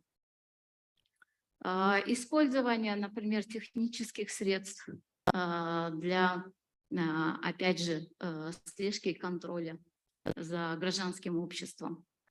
То же самое, это одинаково во всех наших странах, в Казахстане очень это развито. Ну, взять хотя бы такой простейший пример, штраф водителю, да, за якобы нарушение, там, например, за превышение скорости. И вот я лично столкнулась, что камеры установлены у нас везде в городе, фиксируются почему-то на мне, а не на водителе. Меня со всех ракурсов фотографирует камера, как будто это я водитель, а я просто пассажир. Это означает, что Казахстан использует камеры с функцией распознавания лица, и, видимо, такие люди, независимые правозащитники, как мы, они уже забиты в базу как неблагонадежные. Можно очень много рассказывать о различных видах репрессий, которые в Казахстане происходят.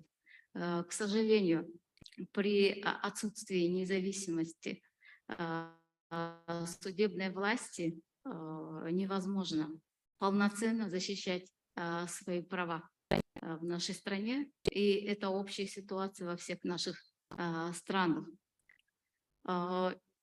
Я хотела бы завершить свое выступление еще одним очень чувствительным вопросом, как для Казахстана, так и опять же для стран Центральной Азии.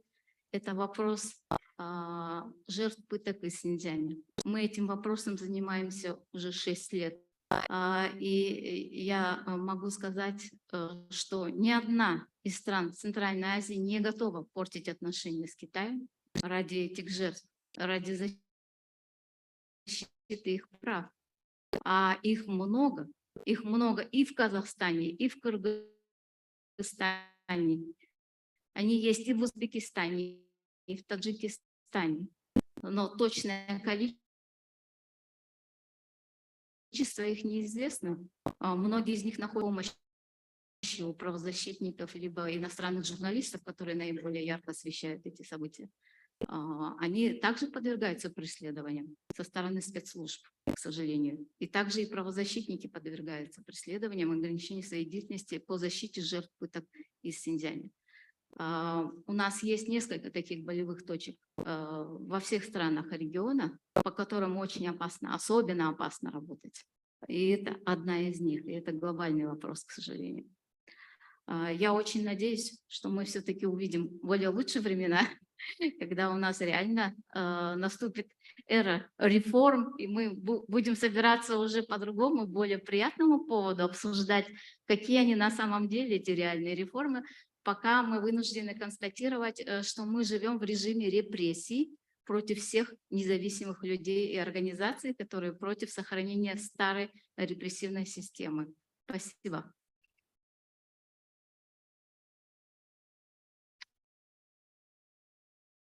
I had the idea that we might have time to come back around to answer a question about if there's one thing that you would like your government to address in the coming 12 months, what would it be?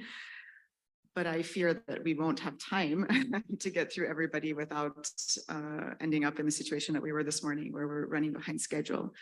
So instead, I'll leave that question for discussion in other fora. I wanted to go over just the breadth of the human rights violations that colleagues on the panel raised in the course of their comments today. Overbroad extremism charges, restrictions on peaceful assembly, politically motivated prosecutions of human rights defenders, journalists, political opposition figures, restrictions on women's rights, restrictive laws that are under review or that have already been adopted, forced labor, a lack of independent judiciary, overreach of security services, torture in places of detention, issues around refugees and asylum seekers, including those from Xinjiang, attacks, physical attacks on human rights defenders, restrictions on trade unions, These weren't raised, but I also know that colleagues are working on the rights of LGBT people, people with disabilities, freedom of religion and media freedom more broadly. There is such a scope to the kinds of abuses that are occurring in Central Asia. And when you put that in the context of the structural and political environment that Evgeny Alexandrovich spoke about in his comments, it does paint a very negative picture.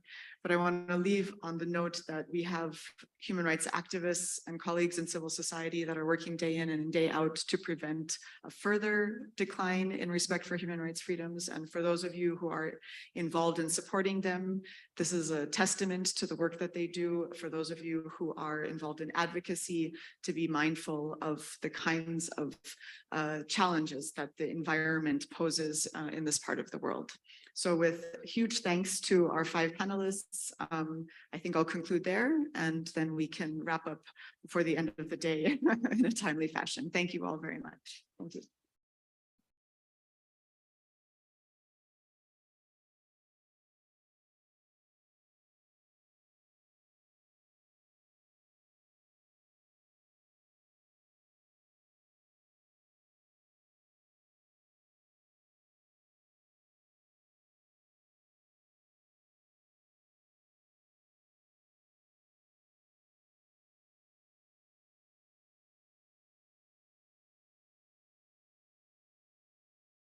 Уважаемые участники, мы приглашаем вас на кофе-брейк, но просим вас вернуться в зал уже в 16:30 или 4:30 p.m. 4:30 p.m. Thank you.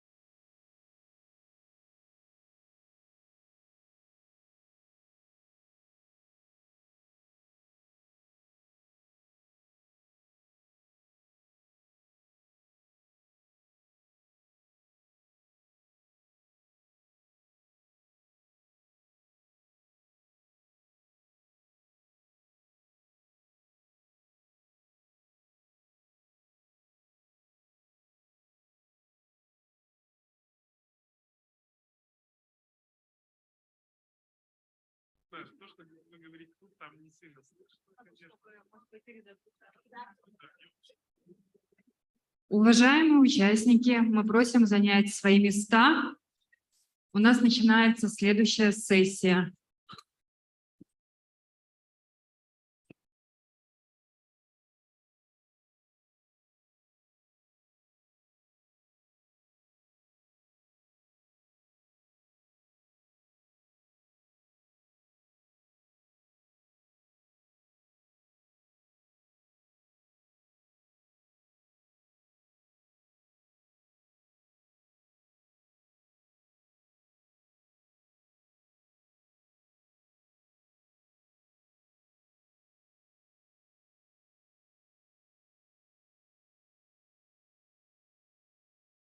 Уважаемые участники, прошу занять свои места.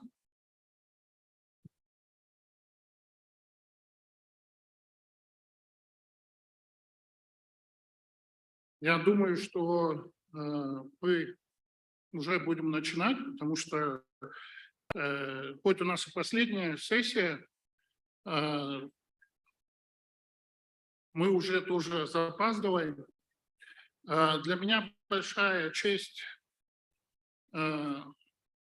быть модератором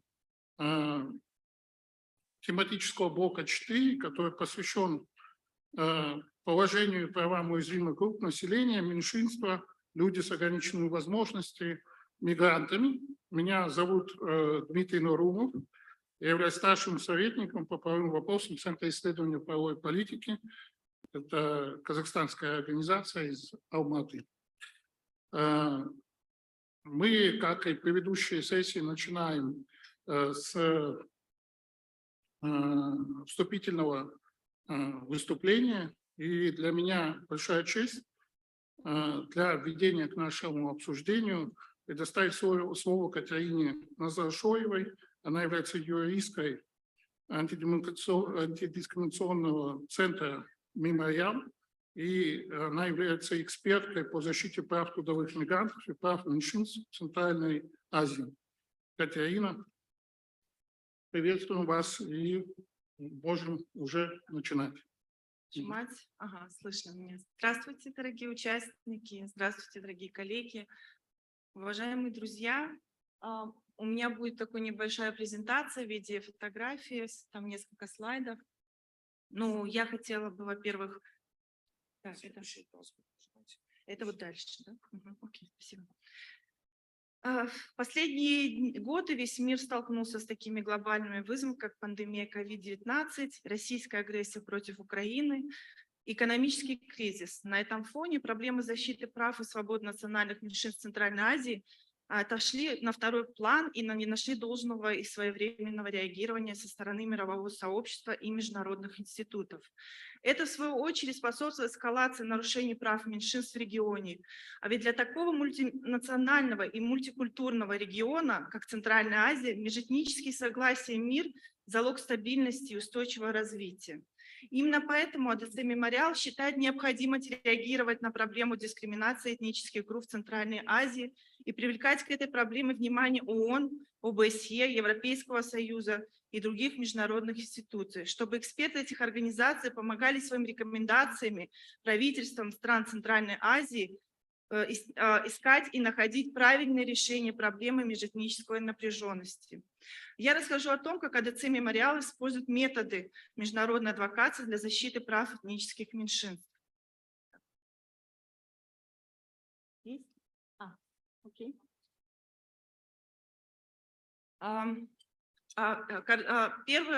Первый слайд – это кардайская трагедия 2020 года, Казахстан. Первый пример, о котором пойдет речь, хорошо известен, особенно здесь, в Казахстане. так как он буквально потряс казахстанское общество. Казалось невозможно, чтобы в стране, которая позиционировала себя как место дружного и безопасного проживания разных народов, произошла вспышка насилия на расовой почве. Обвинили, репрессировали при этом самих пострадавших, тех, кому пришлось в порядке самозащиты и защиты семьи бороться с погромами. Я напомню основу канву событий. В феврале 2020 года произошел погром дунганских компактных поселений в Южном Казахстане. Погибло по меньшей мере 11 человек и пострадали тысячи. Имущество Дунган было разграблено и сожжено. Несколько тысяч человек, в основном дети, старики и женщины, бежали в Кыргызстан. Погром сопровождался и был во многом вызван массовыми призывами к насилию в социальных сетях. С первых часов конфликта во всех 4 селах было отключены связь и электричество, то есть люди были изолированы от внешнего мира. К сожалению, последствия этого конфликта в Казахстане нельзя считать полностью преодоленными. Прежде всего, потому что не была дана правовая оценка действий властей, силовых подразделений, а ответственность за организацию конфликта была возложена самих же дунган. В течение 1-2 месяцев после конфликта были арестованы десятки дунган, 13 из них были осуждены на различные сроки лишения свободы.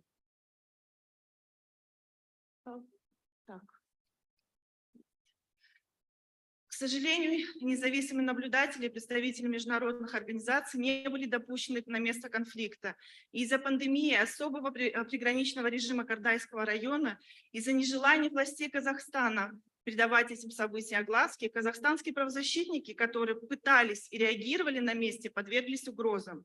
АДЦ «Мемориал» удалось собрать свидетельственные непосредственные жертв погрома и в срочном порядке донести до международных институтов эту информацию. В частности, были проинформирован Офис Верховного комиссара по национальным меньшинствам ОБСЕ и Комитет ООН по ликвидации расовой дискриминации, структуры Евросоюза. В результате КЛРД ООН несколько раз коммуницировал с правительством Казахстана по теме Дунган в рамках срочной процедуры, задавая острые вопросы и о конкретных мерах.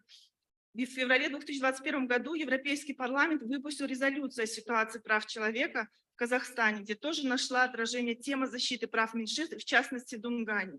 Кроме того, АДЦ «Мемориал» включил дунганскую тему в альтернативный доклад по Казахстану для Комитета ООН по ликвидации расовой дискриминации. Следующие 2 примера, которые я приведу, имеют много общего. Это каракалпаки в Узбекистане и памирцы в Таджикистане. Это группа, объединенная территориально, этнокультурно и исторически. Они страдают от невозможных реализаций культурных прав, язык, образования, порой пытаются добиться права голоса и в других вопросах. Так, каракалпаки не готовы отказаться от своего конституционного права на суверенитет внутри Республики Узбекистан. Протесты в Каракалпакстане, июль 2022 год. Итак, я напомню, в начале июля 2022 года в Республике Каракалпакстан, Узбекистан, входящий в состав, произошло волнение и жестокое подавление силовыми подразделениями, прибывшие из Ташкента. Основные события произошли с 1 по 3 июля, но напряженность стала возрастать уже после публикации 25 июня проекта конституционных поправок, в число которых были изменения 6 статей, по которым до настоящего времени Республика Каракалпакстан обладала суверенным статусом в составе Узбекистана и правом выхода из страны, если из этого проголосуют на референдум большинство жителей республики. Эти изменения, ликвидирующие суверенитет статус республики, не обсуждались до широкого обсуждения среди народа, что вызвало протесты у граждан.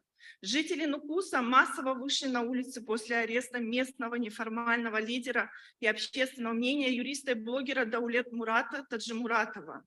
К этому времени уже стали прибывать подразделения Национальной гвардии из Ташкента. Появились первые жертвы, но основные жертвы среди населения имело место 2 июля, когда подавление протеста заняли Нацгвардия, действующие намного более жестоко, чем местные органы внутренних дел. Были единичные случаи насилия со стороны протестующих, но это было в основном в ответ на жестокость со стороны силовых органов, которые стали, по свидетельству очевидцев, применять огнестрельное оружие. Протесты были полностью подавлены к утру 3 июля, но введенное чрезвычайное положение в республике было отменено только 21 июля. По официальным данным погибло 21 человек, но есть альтернативные данные медиков, где жертв не менее 77 человек. Более 200 200 человек было ранено, более 500 арестовано, десятки участников протестов осуждены, некоторые на длительные сроки, а суды продолжаются до сих пор.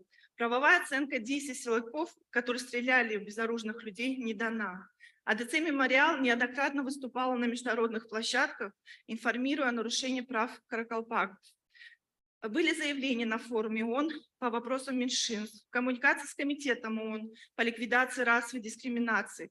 Кроме того, АДЦ «Мемориал» подал доклады в рамках универсального периодического обзора ООН о положении уязвимых групп в Узбекистане. Как раз сейчас происходит пресс-сессия УПО, где страны-участницы ООН готовят свои рекомендации Узбекистану.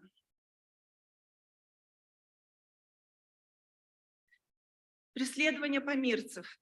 Горно-Бадахшанская автономная область, Таджикистан. Похожую ситуацию мы наблюдаем в отношении помирцев. Помирцы – представители ряда народов, населяющих обширную высокогорную местность на востоке Таджикистана. Шугнанцы, рушанцы, ваханцы, ишкашимцы и некоторые другие маленькие народы, входящие в эту большую область. Они говорят на своих языках, визуально уязвимых и в плане культурно отличаются от этнических большинства. В основном исповедуют исмаилитскую религию, это ветвь шиизма, в отличие от большинства населения Таджикистана, мусульман-суннитов. Численность помирцев в ГБА около 200 тысяч. В альтернативном докладе АДЦ «Мемориал» сообщала Комитету ООН по ликвидации расовой дискриминации, это еще было в 2017 году, что предвзятое отношение к помирцам включает этнические, культурные, языковой и религиозные политические аспекты. Помирцы не признаны этническим меньшинством, то есть в частности при переписи населения Таджикистана их не учитывают отдельно. Помирцы недостаточно представлены в органах власти и государственного управления, в то время как руководство, подавляющее большинство сотрудников силовых структур в ГБАУ – это выходцы из других регионов Таджикистана. Изучение и расширение сферы использования помирских языков государство не поддерживается. Помирские языки полностью исключены из вещания на местном телевидении.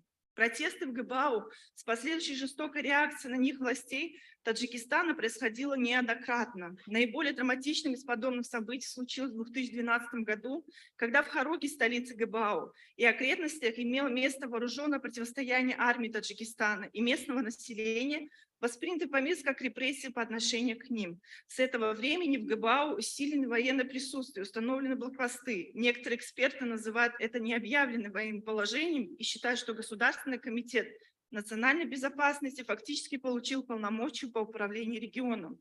В 2012 году среди местного населения погибло 22 человека, 23 человека из числа военнослужащих. Поводом для массовых протестов 25 и 28 ноября 2021 года главным образом в Хароге, где на площади вошли сотни людей, стала гибель во время силовой операции 29-летнего местного жителя. В ходе противостояния с милицией погибли еще 2 молодых людей, было ранено около 10 человек. Из числа протестующих пострадали 5 милиционеров, 3 сотрудника. Жители считают, что милиция неоправданно применяла огнестрельное оружие. Жители ГБАУ находятся в постоянном напряжении и испытывают страх за себя и членов своих семей. Боятся выходить из дома, отпускать детей, опасаться сообщить о себе своим родственникам, находящимся за рубежом.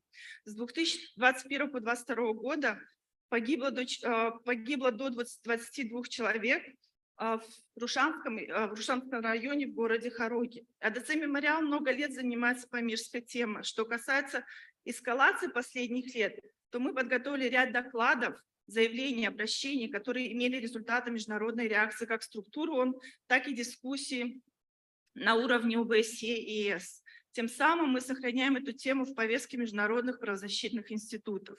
Среди наших публикаций доклады КЛРД 2017 года и 2023 года. В результате комитет адресовал Таджикистану ряд важных рекомендаций. Кроме того, АДЦ «Мемориал» подал доклад в сотрудничестве с коллегами в рамках универсального периодического обзора ООН. И результатом адвокационных усилий стало внимание спецдокладчиков ООН к ситуации ГБАУ в ряд важных заявлений международных экспертов. Ситуация ГБАУ стала предметом заявления АДЦ «Мемориал» на форуме ООН по вопросам меньшинств. А в ближайшее время спецдокладчик ООН по вопросам меньшинств поедет в Таджикистан со страновым визитом, уже имея альтернативную информацию.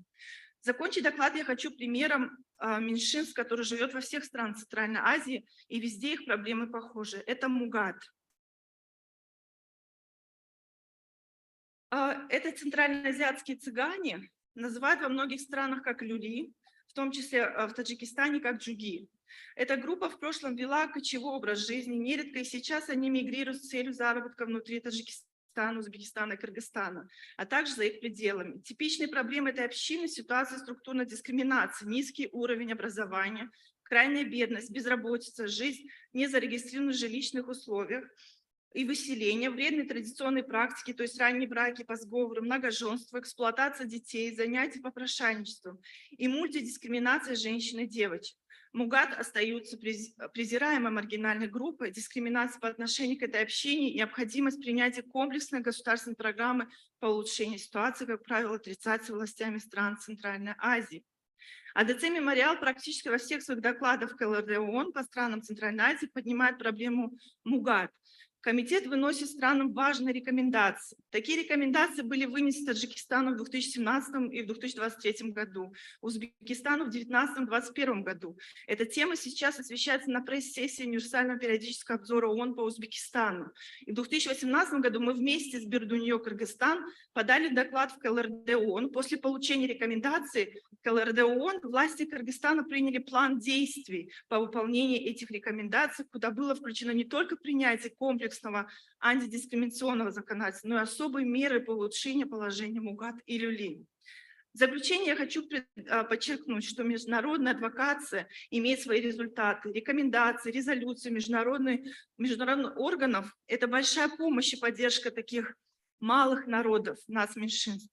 И часто от представителей этнических меньшин мы слышим одну и ту же просьбу или обращение. В международные структуры нужно и обязательно обращаться. Это единственный путь защиты их прав, так как у себя на родине проблемы меньшинств игнорируются. Спасибо большое.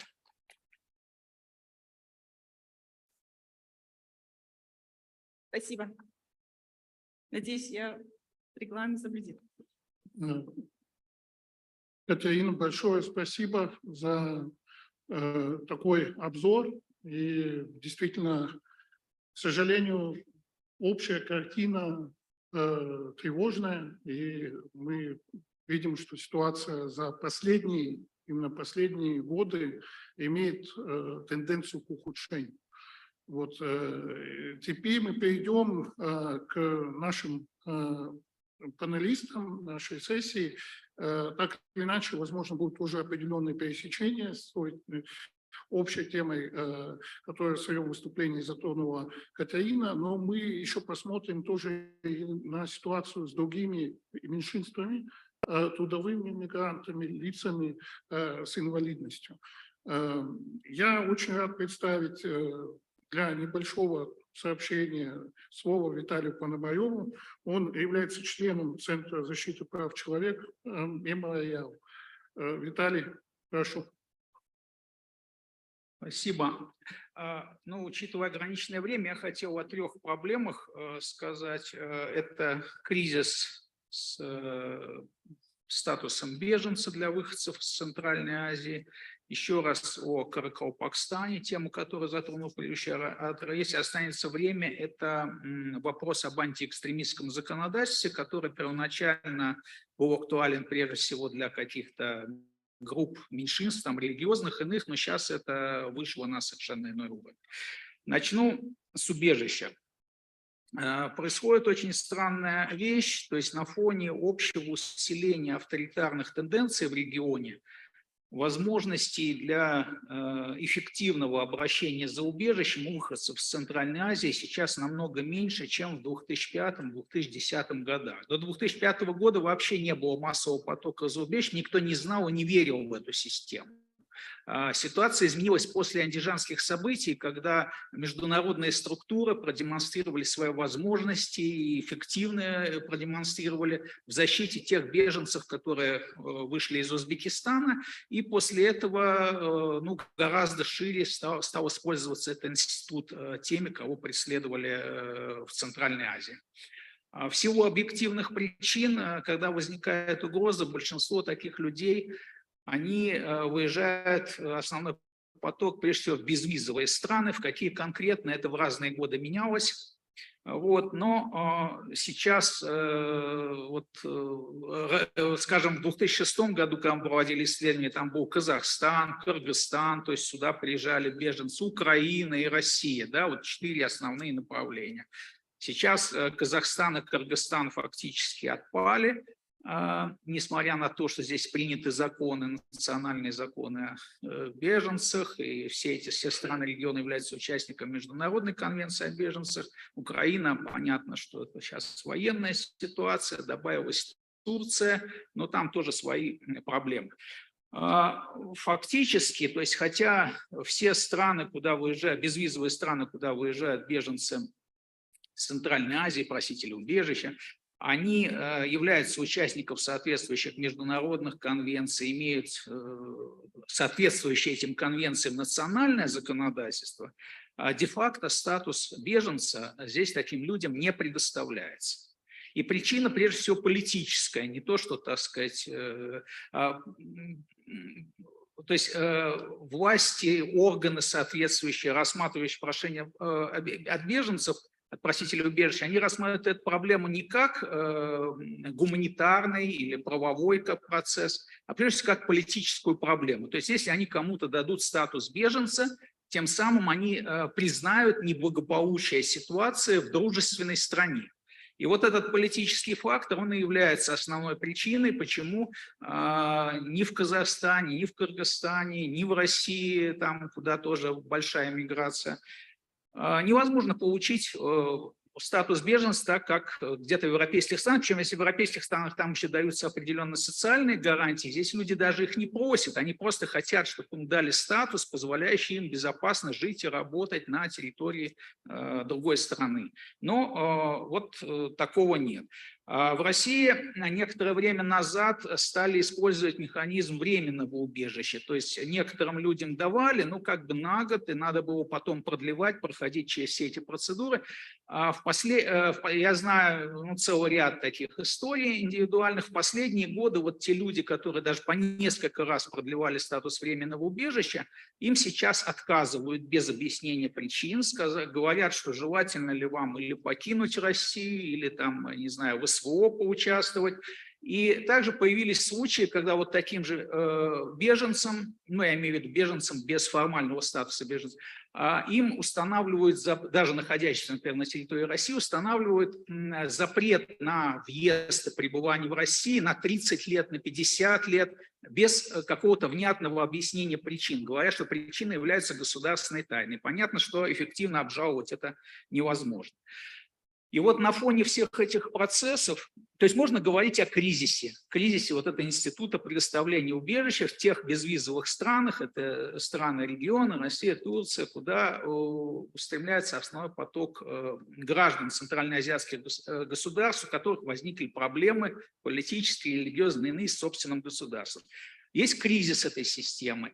И вот, к сожалению, в отличие от периода 2005-2010 годов, когда Управление Верховного комиссара ООН очень активно участвовало в этом процессе и помогало решению этой проблемы, сейчас у ВКБ ООН, их представительства здесь, они фактически устранились от этих процессов. То есть, в том числе даже в ситуациях, когда есть угроза насильственного похищения этих людей, так сказать, принудительного возвращения их на родину, где подвергают пыткам, уголовному преследованию, в том числе даже с нарушением установленных законных процедур. Не было эффективной реакции международных структур и на ситуации, когда просителям убежища вот в определенных таких сложных кризисных ситуациях вообще отказывали в доступе к процедуре. Здесь можно вспомнить и гражданина Туркменистана Разильды Чалиева, ситуация с которым в аэропорту Домодедово подробно освещалась в СМИ, и другим туркменским религиозным беженцем, тот был не религиозный, с туркменским религиозным беженцем Ахметом Джамудурдыевым, который переплыл в Эстонию, надеясь обратиться за убежищем, но его выдали назад в Россию, даже не допустив к нему сотрудников, в тот же день, не допустив к нему сотрудников миграционной службы. И можно вспомнить вот нынешнего политзаключенного в Узбекистане Жумапсапара Дадибаева, который был вывезен спецслужбами по договоренности турецких и узбекистанских спецслужб вот в те дни, когда вот здесь в Казахстане происходили волнения с явным нарушением закона, потому что существовал запрет турецкого суда на его возвращение в Узбекистан, сейчас осужден на 12 лет. Еще другие были случаи, и мы не видим никакой эффективной, заметной реакции международных структур на эти события. Теперь, что касается Каракалпакстана. Виталий, только коротко. Хорошо, тогда да. Дело в том, что до последнего времени очень мало было известно внешнему миру про как бы эту страну, то есть это по Конституции суверенное государство, имеющее право на выход. И этот статус не просто какое-то благодеяние, а этот статус возник под влиянием народных движений начала 90-х, как определенный политический компромисс между Ташкентом и Нукусом. Каракалпакстан занимает 40% территории Узбекистана, и это своего рода узбекистанский Синьцзянь, управляемый колониальными методами. Значит, про уличный протест в Нукусе всем известно, но гораздо меньше известно о протестах в 10 регионах Каракалпакстана, об активном пробуждении национального самосознания в последние, где-то, пока 10 лет. То есть появление гражданских движений, уличные акции. Практически нет СМИ, которые бы освещали этот процесс. Практически ни один каракалпак не приглашается на какие-то правозащитные конференции, международные конференции, просто чтобы рассказать о том, что у него в стране происходит. И если власти в Ташкенте, они пытаются сейчас вот эти происшедшие события писать как какой-то локальный такой срыв, кризис, вызванный частными причинами, неудачной поправкой Конституции. На самом деле вот эти протесты в прошлом году, они отражают очень быстрый, очень динамичный, я не видел такой скорости развития событий, процесс роста национального самосознания, который где-то с 13-14 года просто стремительно развивается. И в этом смысле надо быть готовым к тому, что это станет новой такой, вполне вероятно, что это станет новым таким очагом определенной напряженности, которая будет касаться не только Узбекистана, но и других государств, прежде всего Казахстан, так сказать, соседствует, и здесь большая диаспора каракалпакская, и, к сожалению, пока каких-то путей к политическому диалогу Ташкент не демонстрирует. Время закончилось, поэтому третий вопрос я тогда оставлю. Спасибо, Виталий.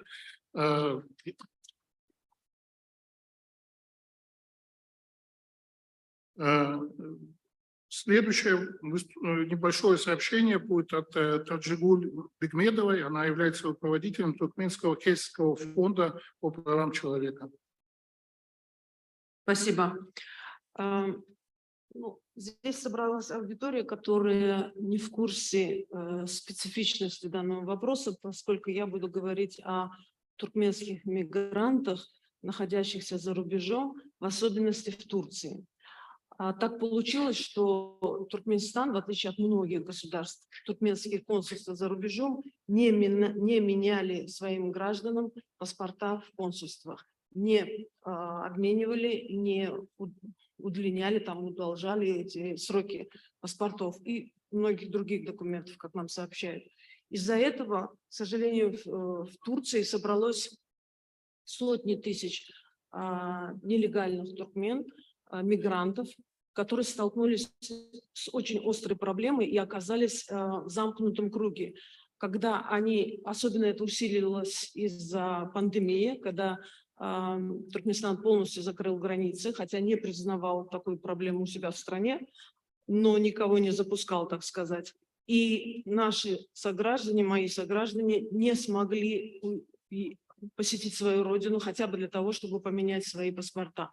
Плюс к этому те, кто ездил, сейчас открылись границы, ездит на родину, чтобы получить новый паспорт, они сталкиваются с проблемой ограничения свободы передвижения. Им не разрешается выехать обратно в какую-либо другую страну, например, в Турцию.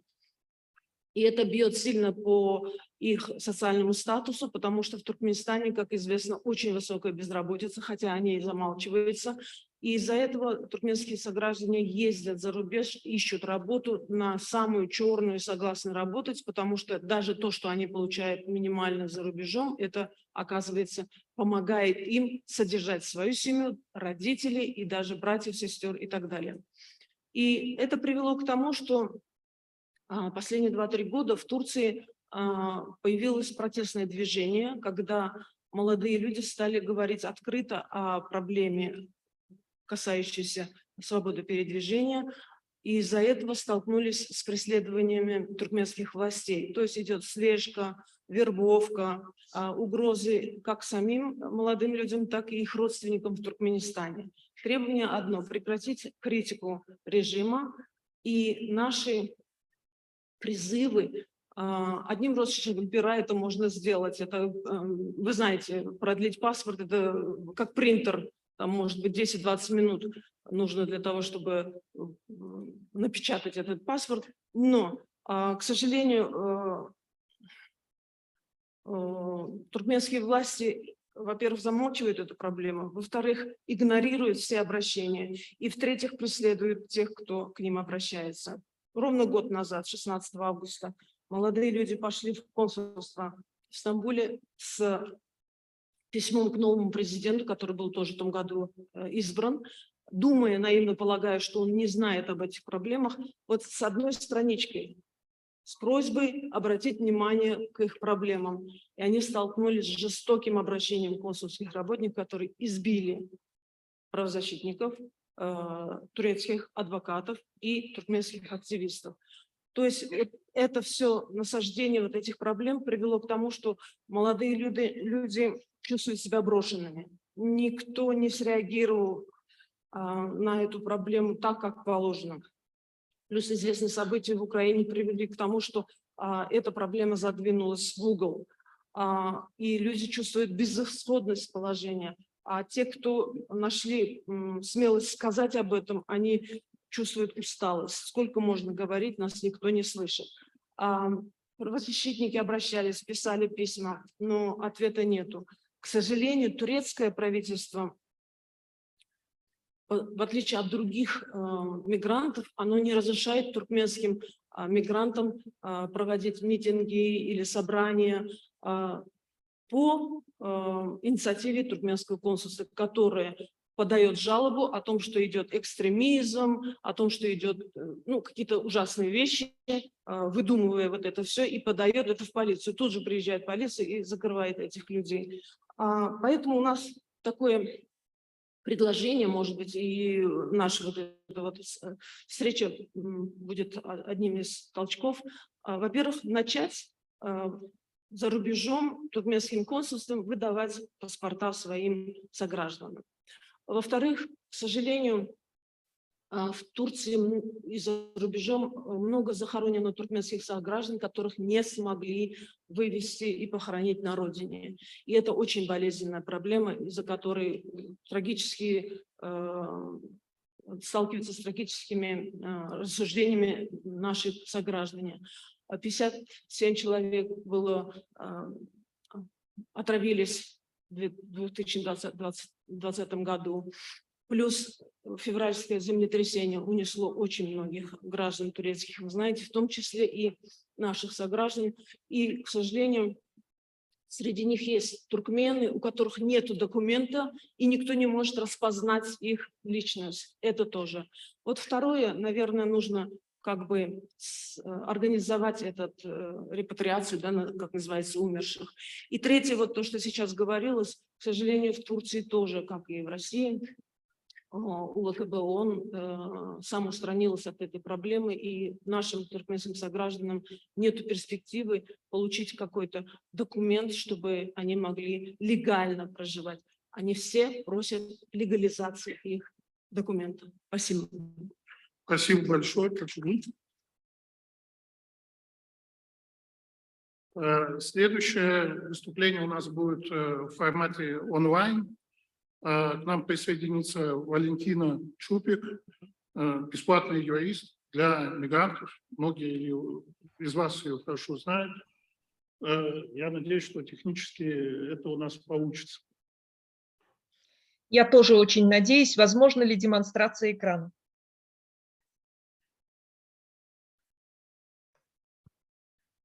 Да, вроде бы все нормально. Отлично. Все, мы вас слышим и видим. Я надеюсь, что вы видите демонстрацию. Да, мы видим все. Замечательно. В данной презентации я сравниваю правовое положение и общие статистические данные по мигрантам, трудовым в первую очередь, мигрантам в России в 19, 21 и 23 годах.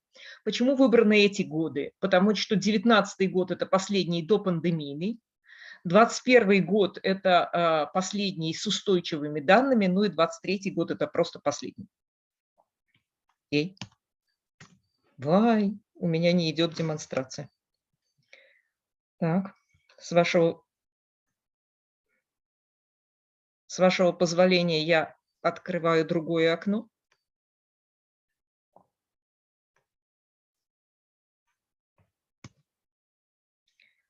Надеюсь, здесь будет видно. Итак, видно? Не видно. Господа, видно?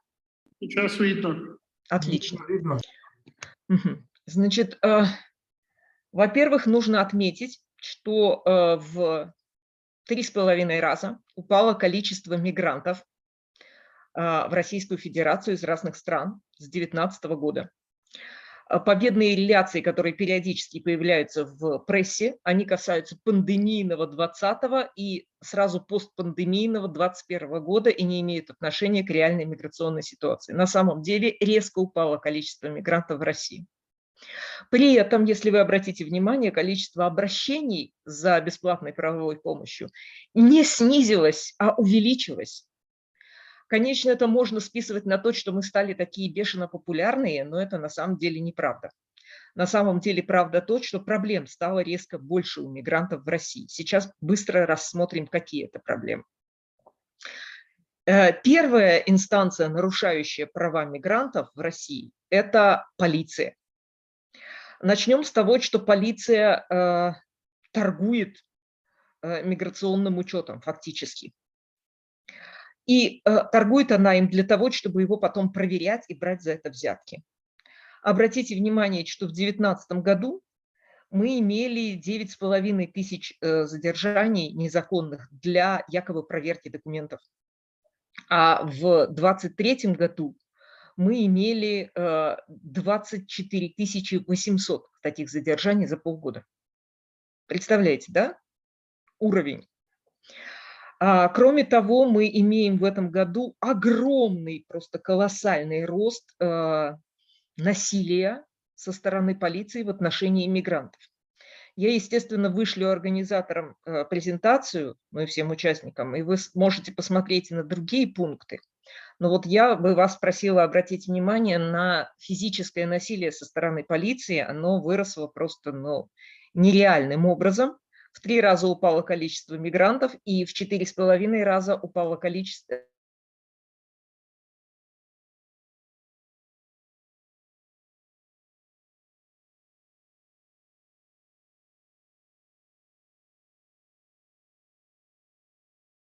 имели схожие ситуации в 2013 и в 2018 годах.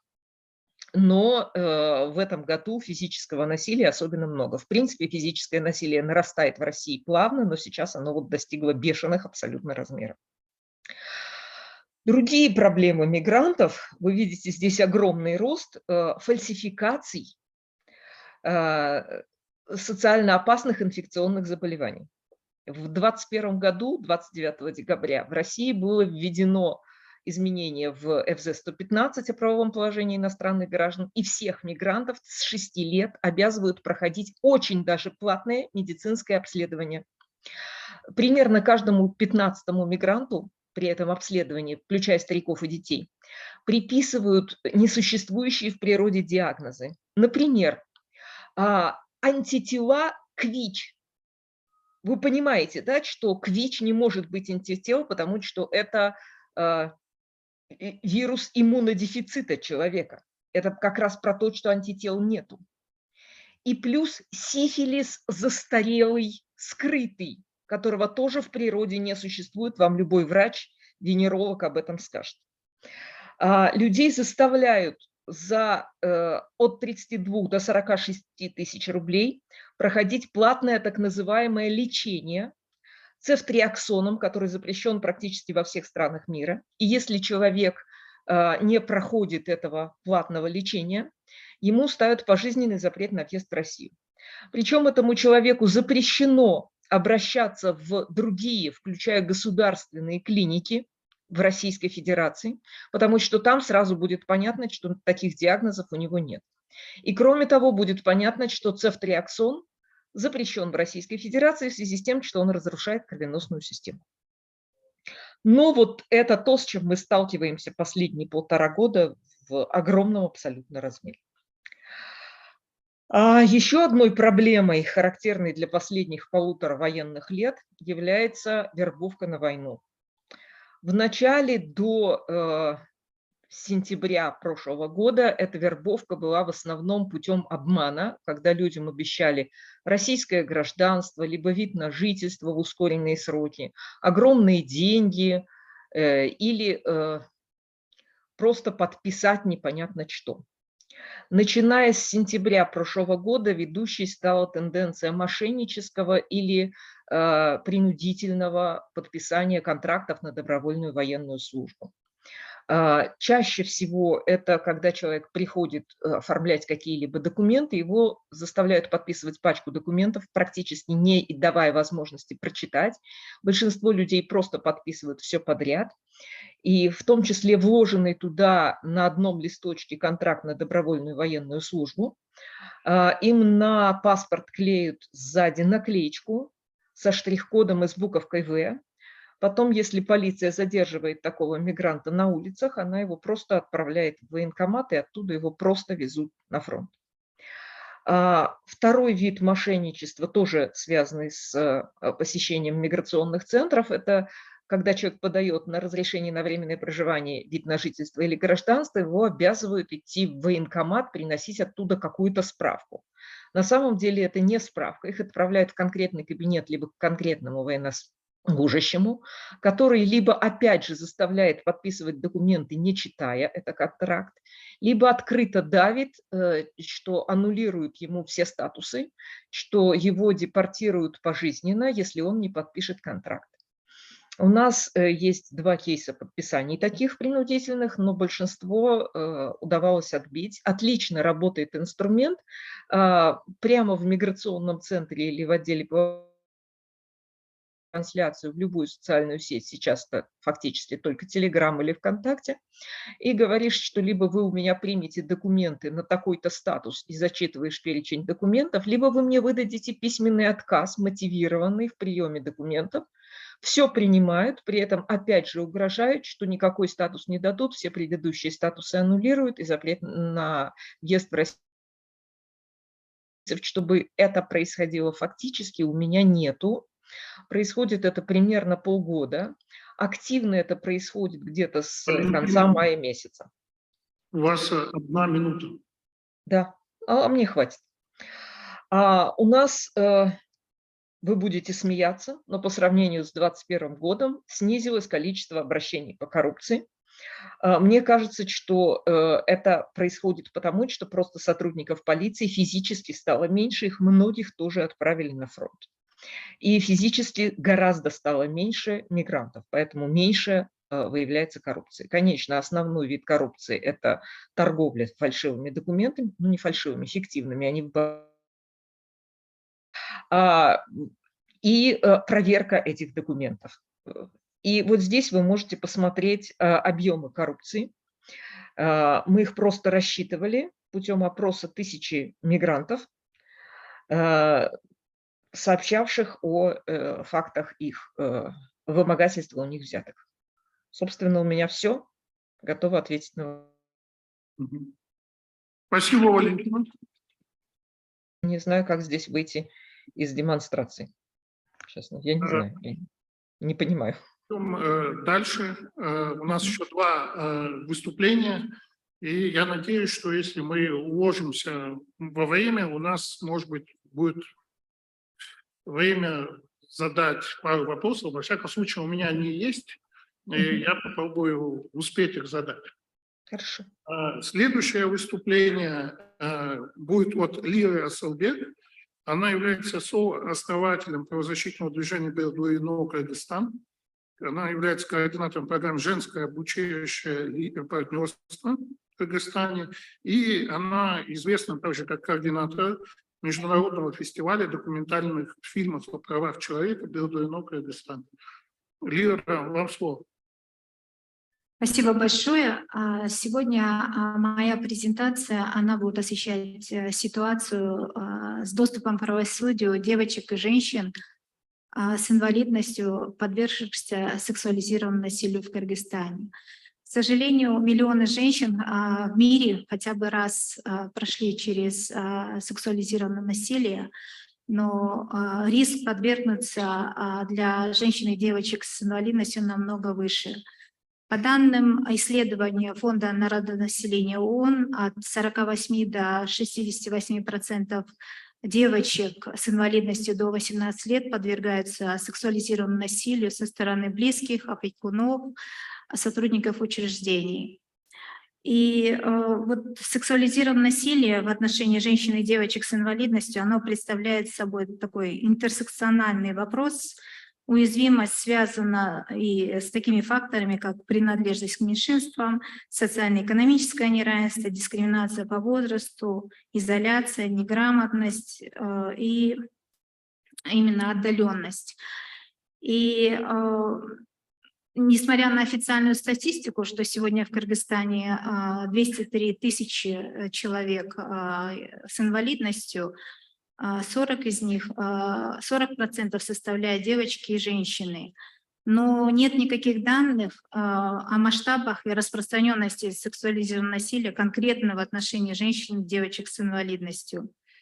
Есть официальная статистика о пострадавших от различных преступлений. Это сексуализированное насилие, домашнее насилие, вредные брачные практики, но они не включают никакой информации об инвалидности. Также очень мало исследований по этому вопросу на сегодня.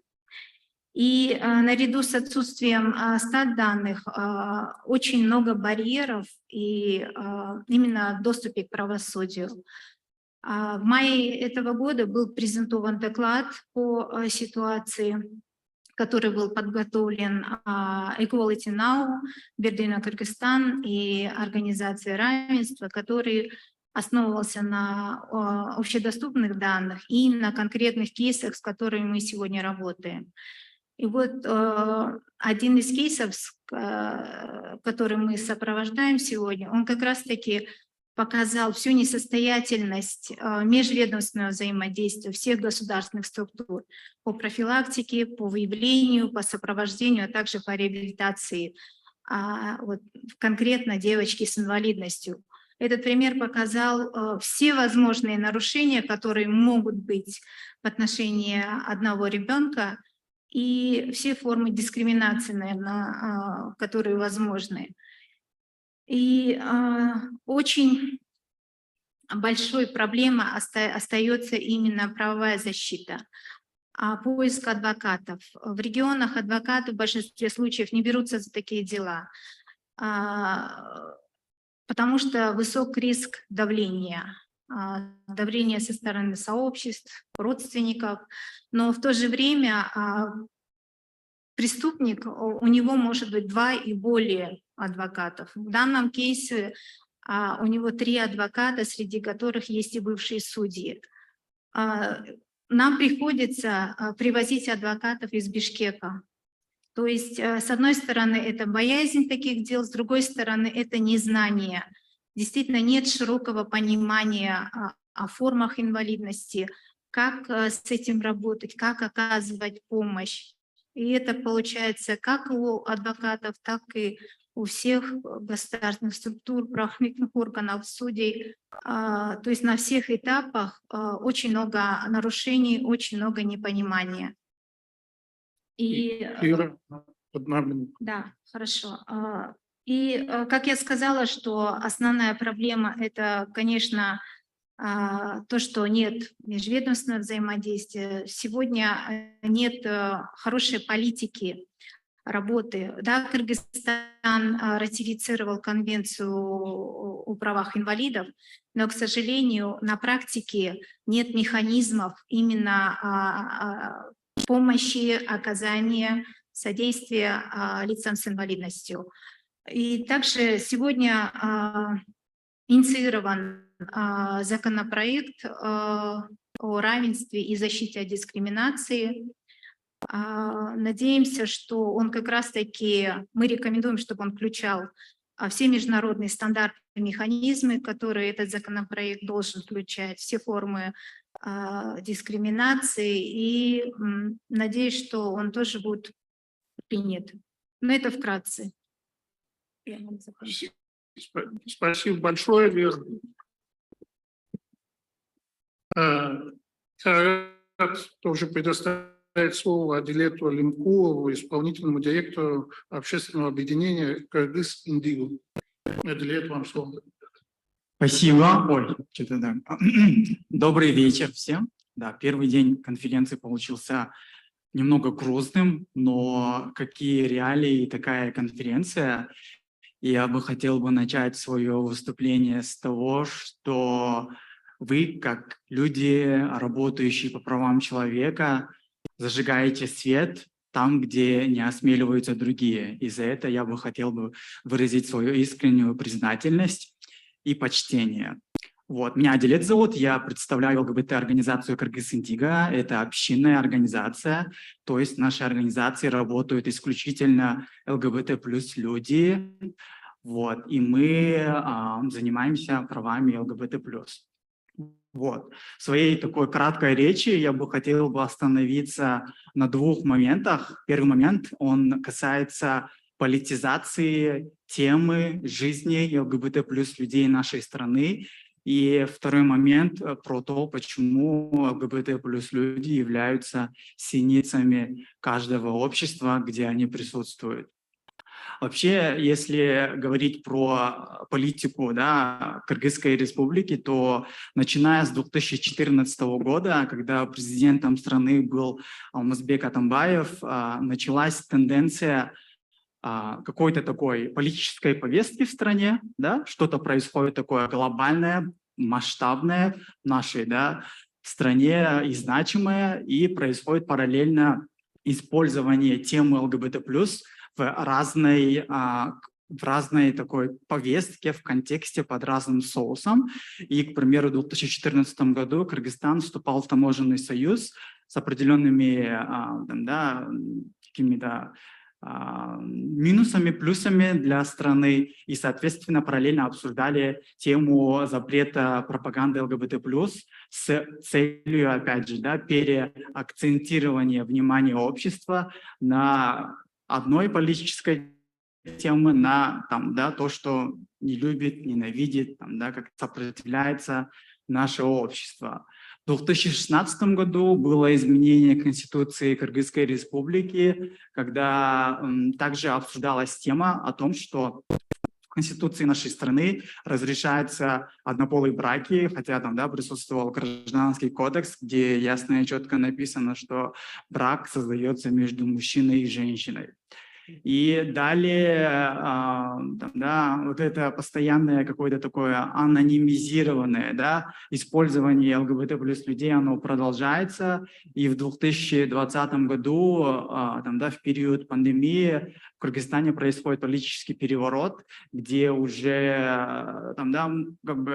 я как человек, гражданин страны, многого не знаю, и что происходит в этой политической среде, но я чувствую, принимаю тот факт, что много всего того происходит, чего я не знаю и, к сожалению, не могу знать, и не хочу где-то знать, да, вот, и, соответственно, в тот год власти страны начали уже использовать ЛГБТ плюс людей. Да? Они начали следить за ЛГБТ плюс людьми, которые учатся там, да, в либеральных университетах, занимаются активистской деятельностью, помогают продвигать права там, социально уязвимых групп, да, в частности людей с инвалидностью. И они начали снимать скрытые, там, да, через скрытые камеры их личную жизнь и под таким соусом, что вот, смотрите, там, да, энные люди занимаются этим, там, да, это там, их личная сексуальная жизнь, и их там, да, перемешивают с тем, что там, да, в стране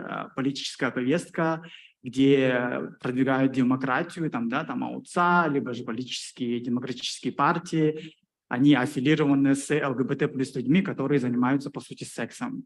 И это, конечно, вызвало такой большой общественный резонанс. И после этого власти нашей страны продолжили, что-то как-то так эмоционально, да, власти нашей страны продолжили использовать ЛГБТ плюс людей уже персонализированно. Да. Получается, они поняли, что это работает, и начали уже, к примеру, там, да, у нас было после этого тоже пару кейсов, когда уже следили за конкретными людьми ЛГБТ+, и снимали их личные жизни, потом приходили к ним, угрожали, и им приходилось либо покинуть страну, либо покинуть страну, да, находясь в достаточно таком тяжелом ментальном состоянии. Это вот на уровне колокольни Кыргызстана. Но если так посмотреть на Центральную Азию, то мы, да, прекрасно знаем, что в Туркменистане за однополый контакт до сих пор присутствует уголовная ответственность. Да. Уже несколько лет назад мы, как активисты, активистки из queer-комьюнити, из ЛГБТ плюс комьюнити, потеряли связь с любыми людьми, идентифицирующими себя как людьми из сообщества, и не знаем, что с ними происходит, просто потому что это опасно для жизни, и они за это могут сесть в тюрьму. И то же самое происходит, к примеру, в Узбекистане, где также есть уголовная ответственность, есть Таджикистан, где у милиционеров есть списки, да, ЛГБТ плюс людей, либо же мужчин, практикующих секс с другими мужчинами, и мы видим, что даже там, да, на уровне каких-то таких вовлечений в международную адвокацию из Таджикистана, Узбекистана и из Туркменистана люди из ЛГБТ плюс сообщества не готовы выезжать, просто потому что они боятся. И опять же Казахстан, да, где правозащитниц, квирных правозащитниц преследуют, занимаются публичным буллингом, и это тоже такая достаточно, да, очень грустная тенденция того, что происходит с комьюнити. Вот. И почему, да, ЛГБТ плюс люди – это синицы нашего общества. Закончу свою речь, да, немножечко лирическим таким заключением. Тоже было интересное такое сравнение одного правозащитника, активиста о том, что в местности, где происходят экологические какие-то катаклизмы, ухудшения, синицы, первыми вымирают они стаями. И то же самое происходит с ЛГБТ плюс людьми, которые являются синицами. Если гнобят и уничтожают ЛГБТ плюс людей, то значит скоро придут за всеми остальными. Поэтому призываю всех нас солидаризироваться и чаще, лучше как-то значительнее включать ЛГБТ плюс людей в повестку. И для меня, как для ЛГБТ человека, это большая привилегия присутствовать здесь, выступать и говорить, да, от имени всего комьюнити перед такой достаточно большой аудиторией. Вот, спасибо. Спасибо, Адилет.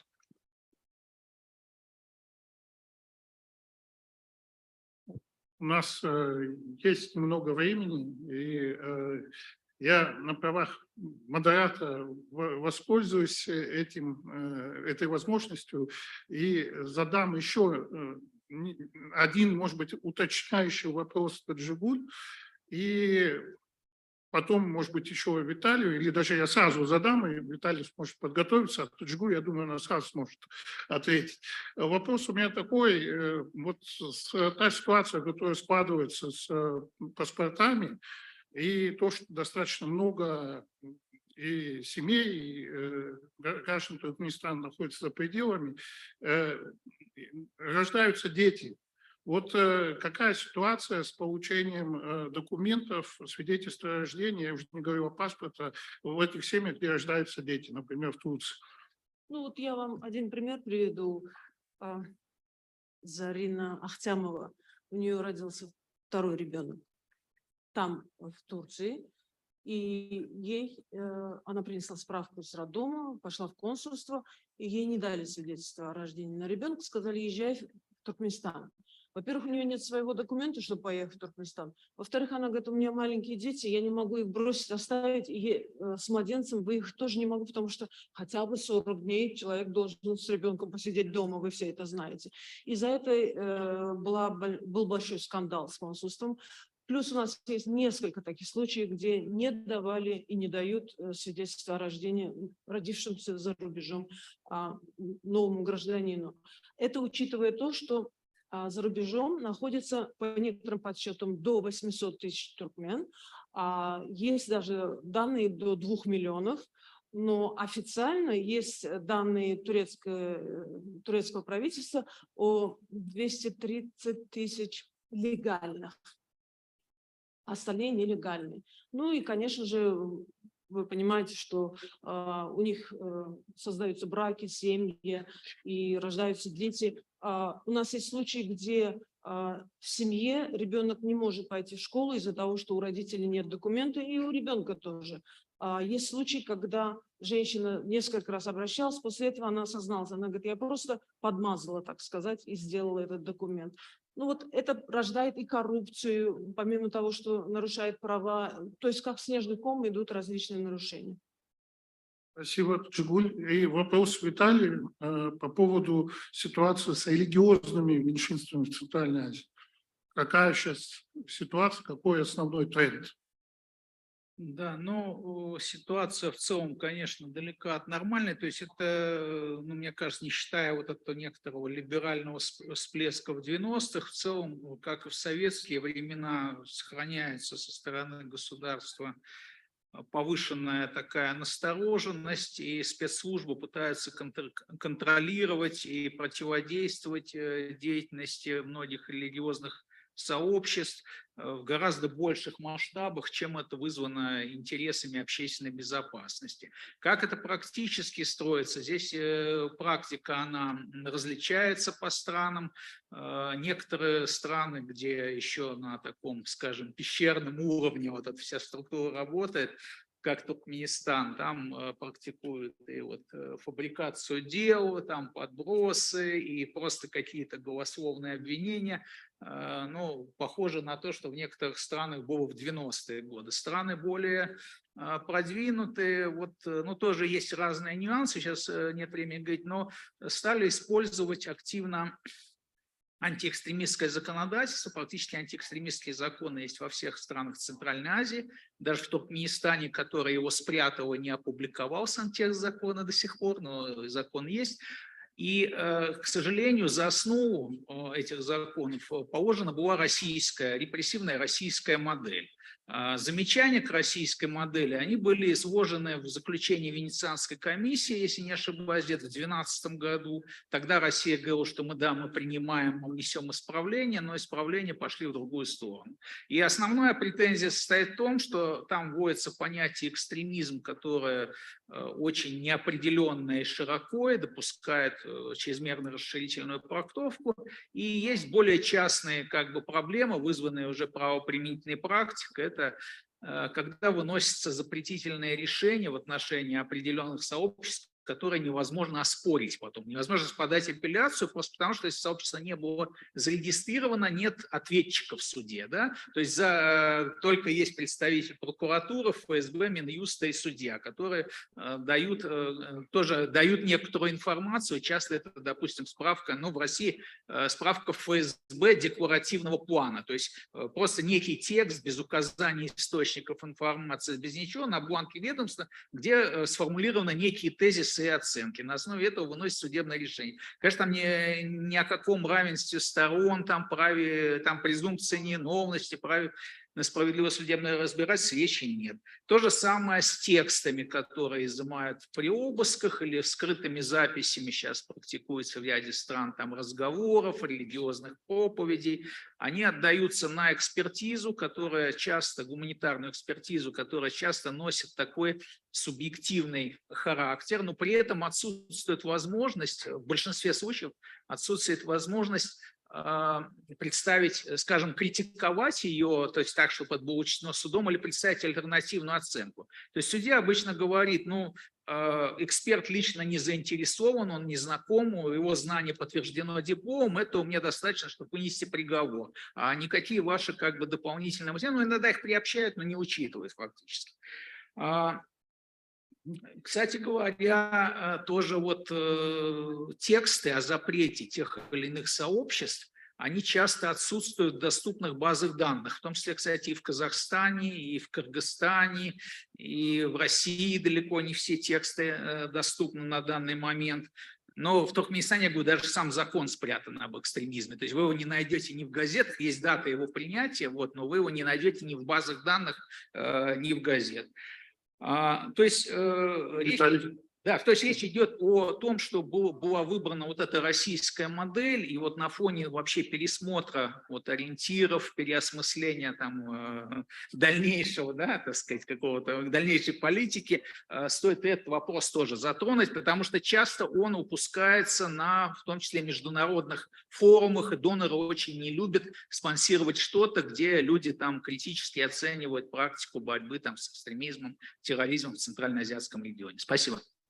Таджигуль, только очень коротко, потому что я хочу да. еще нашим представителям Кыргызстана вопрос задать. Да, еще по вопросу о детях добавлю. Сейчас в Турции идут большие рейды по отловлу мигрантов, в том числе и туркменских тоже. И вот недавно был случай, поймали женщину с ребенком, и ее отправляют в депортационный лагерь вместе с этим ребенком, маленьким.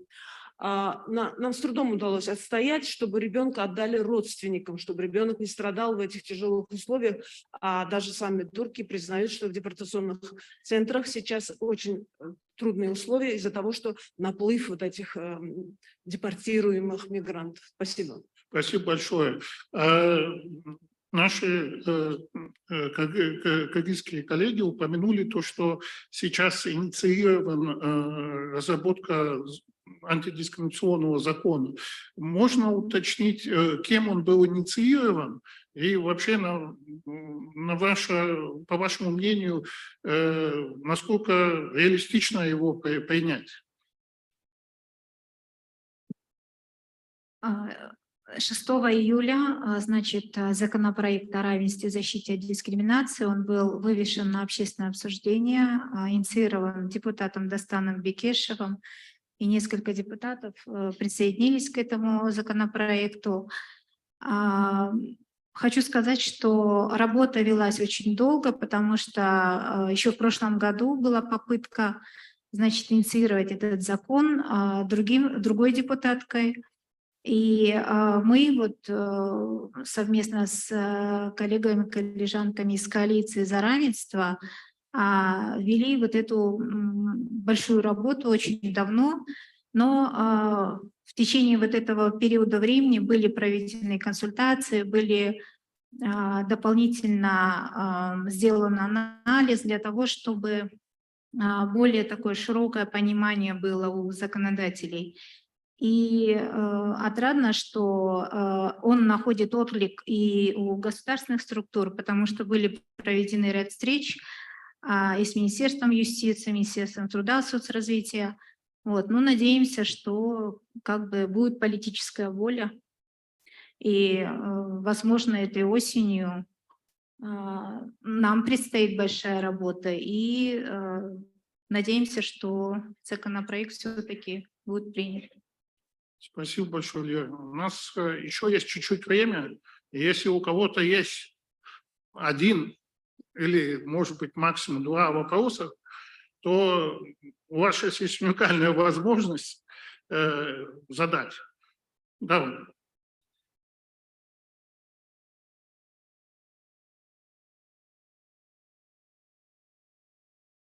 Вот просто подойти сюда и здесь задать вопрос.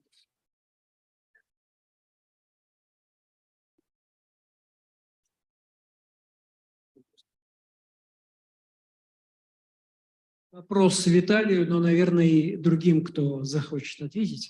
Вот вы сказали, что проблема каркалпаков будет, наоборот, возрастать, и ситуация в Центральной Азии и каркалпакский вопрос будут очень острыми. Вот в связи с этим, почему узбекское правительство не предпринимает усилия по интеграции каркалпакского общества и с узбекским населением? Почему идет все-таки вот эта дискриминационная политика против каркалпаков? Что надо делать и почему это не изменить эту ситуацию в лучшую сторону? Ну, почему там правительство что-то делает, это мне сложно ответить. Ситуация просто вот выглядит так. В начале 90-х в Каракалпакстане было сильное движение суверенитета. Чтобы избежать выхода Каракалпакстана из состава Узбекистана, был достигнут определенный компромисс, после чего там это движение было подавлено, спад активности и так далее. И долгий период был, когда не было заметной социальной активности. Настолько Ташкент привык к этому, что уже вот просто ни на что не обращал внимания. Но действительно, вот называется суверенной страной по Конституции, там написано, отношения строятся по договорам. Нет ни одного договора между Узбекистаном и Каракалпакстаном. Нет ни одной политической партии, даже официозной, которая была бы вот именно Каракалпакстанская партия и так далее. Это можно, нет ни одной правозащитной организации, как бы легальной. Вот. И, значит, вот сейчас новая ситуация, мне кажется, Ташкент еще не до конца вообще осмыслил эту ситуацию. То есть она для него новая. Он думал, что это так и будет продолжаться, но действительно я много общался с каракалпаками где-то начиная с 13-14 года. Происходит сдвиг в сознании, причем очень большая роль интернета и людей в диаспорах. Вот. И ну, как дальше будет, сейчас трудно сказать. То есть не исключено, что, может быть, ему удастся добиться силовыми методами подавления вот этой волны. Да? Но в целом вот это не просто какой-то вот такой стихийный всплеск, вызванный просто неудачным проектом поправок Конституции. Это отражение более глубинных процессов. Спасибо. Есть еще вопросы? ч.1 Джакубова.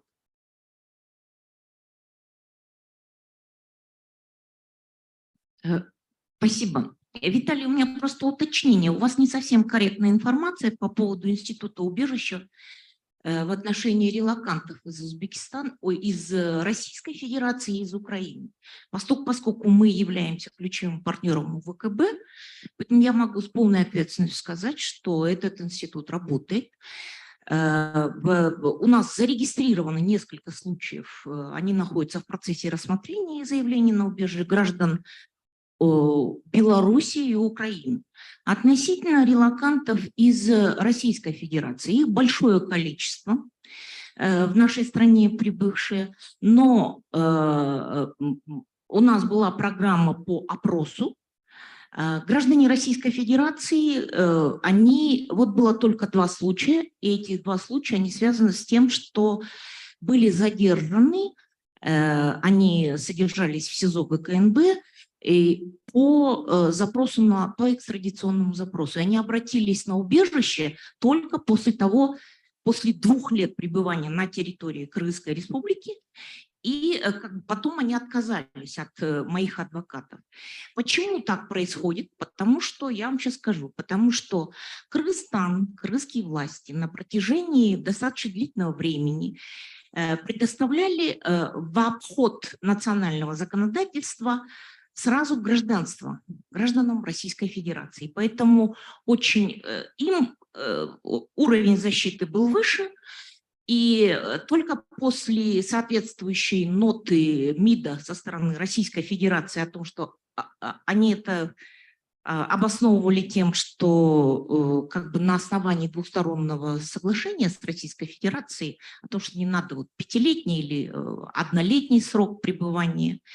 Вот. И только после этого они прекратили. Поэтому институт убежища в отношении этих граждан работает. Другое дело, что релоканты не заинтересованы. Я абсолютно с вами согласен, с одним уточнением. Я говорил о, так сказать, просителях убежища из стран Центральной Азии. Я не говорил о людях из России или Украины, потому что это отдельная проблема. А так, да. Например, я не уверен, что гражданам Узбекистана предоставляется, или я не прав, или гражданам Таджикистана, или из Казахстана, если кто-то подвергается преследованию, они не дадут убежище, как и уйгурам. Спасибо. Еще есть вопрос. Ульмира Маматкаримова. У меня тоже не вопрос, а вот такой небольшой уточняющий момент. Дело в том, что вот как раз по закону об экстремизме, о котором Виталий упомянул, вот сейчас немножечко ситуация в Кыргызстане, ну, чуть-чуть такая небольшая подвижка есть. У нас в этом году был в феврале 28-го принят закон, новый закон о противодействии экстремистской деятельности. И тут концептуально есть такой момент, что раньше у нас был закон о противодействии экстремизму, то есть из-за мысли, из-за действия. Сейчас у нас вот это поле чуть сократилось, у нас закон официально называется об экстремистской деятельности. Соответственно, мысли туда не попадают, мысли, там, opinions и так далее, туда попадает именно деятельность. Поэтому вот такой маленький прогресс, который у нас произошел в Кыргызстане. Спасибо. Спасибо, Гульмира. Можно будет передать туда на...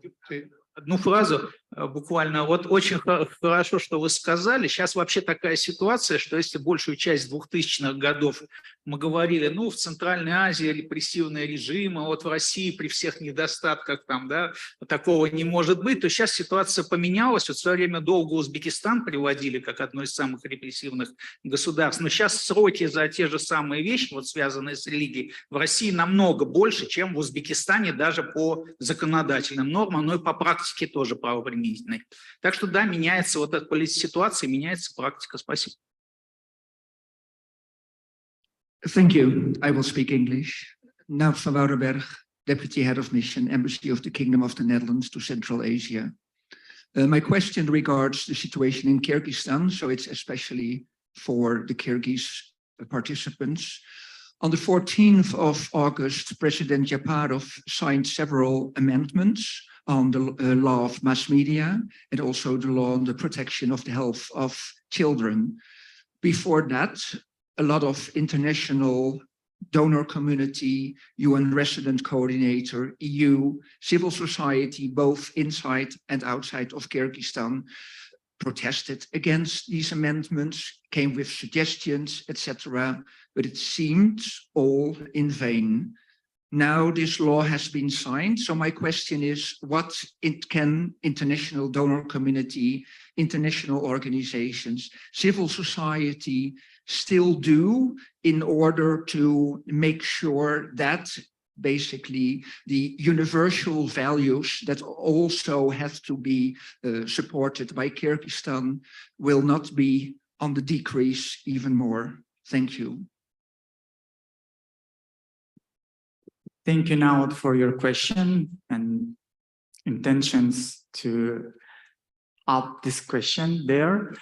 Я думаю, да, нам в контексте принятого законопроекта необходимо, когда гражданскому обществу говорить об этом, но опять же мы видим, что в общественном пространстве сейчас каждый, да, бережет свой корабль, если можно так выразиться, потому что как бы разного рода гонения происходят и разного рода политические настроения в стране происходят, и уже мы, да, чувствуем, как гражданское общество как будто бы носит в себе вот это такое, да, негласный выпад, да, вот вы ЛГБТ плюс люди, ЛГБТ плюс общество в 2019 году вышли с радужными флагами на площадь, да, и феминистки, вот вы во всем, да, виноваты. Ну, вот в таком ключе это такое, да, ощущение есть не только у меня, да, но и других феминисток, правозащитниц,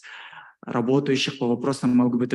И в этом контексте я вижу как один из таких способов поднимать вопросы, которые касаются, да, вот таких сужающихся пространств и так далее. Ну, опять же, да, я тоже понимаю, что сейчас такая ситуация в стране, что каждый беспокоится за свою, в первую очередь, физическую безопасность. Вот. И, соответственно, даже, например, да, те ЛГБТ плюс люди, которые как-либо могли бы что-либо говорить где-то, они, да, очень-очень находятся в достаточно таком уязвимом положении. А так, если смотреть на, опять же, тенденцию, то уже в 2020 году, 2021 году власти страны отменили возможность трансгендерным людям менять свой гендерный маркер, да. Теперь это уже сейчас касается всех ЛГБТ плюс людей, когда мы негласно под запретом для детей нашей страны, и везде будем выходить под маркой 18+, да, даже любая информация, и это, конечно, очень-очень печально. Вот в этом контексте я призываю поднимать вопросы при всех удобных стратегиях, при всех удобных возможностях. Опять же, да, в конце концов, мы все люди, мы все гости в этом мире, и люди меняют, да, мир и друг друга. И, соответственно, там, да, любыми доступными способами, да, кыргызстанские коллеги особенно, если вы имеете какие-то определенные там, да, ниточки, сообщений, влияния для наших властей, пожалуйста, да, как-то сенситивизируйте и рассказывайте про историю с синицами. Вот. Про гражданское, про международное сообщество то же самое. Я там, да, не сомневаюсь в том, что вы отлично осведомлены в тех адвокационных возможностях, дипломатических возможностях, через которые можно там, да, как-то менять политические нарративы у нас в стране. Да, но что-то как-то, знаете, вот я за этот период конференции поговорил с большинством, да, правозащитников, у всех какие-то очень такие пессимистичные настроения, поэтому как-то вот так. Спасибо. Можно я добавлю только? Дело в том, что недавно мы участвовали, ОГО принимала участие в национальных консультациях странового доклада в Комитет по правам ребенка, который страна будет представлять в сентябре этого года. И как раз-таки вопросы репродуктивного образования, они поднимались. И как раз-таки государственные органы их поднимали о необходимости репродуктивного образования в школах. И оно обращалось к нам, гражданскому обществу. И мы сразу сказали, хорошо, а как сегодня это можно сделать?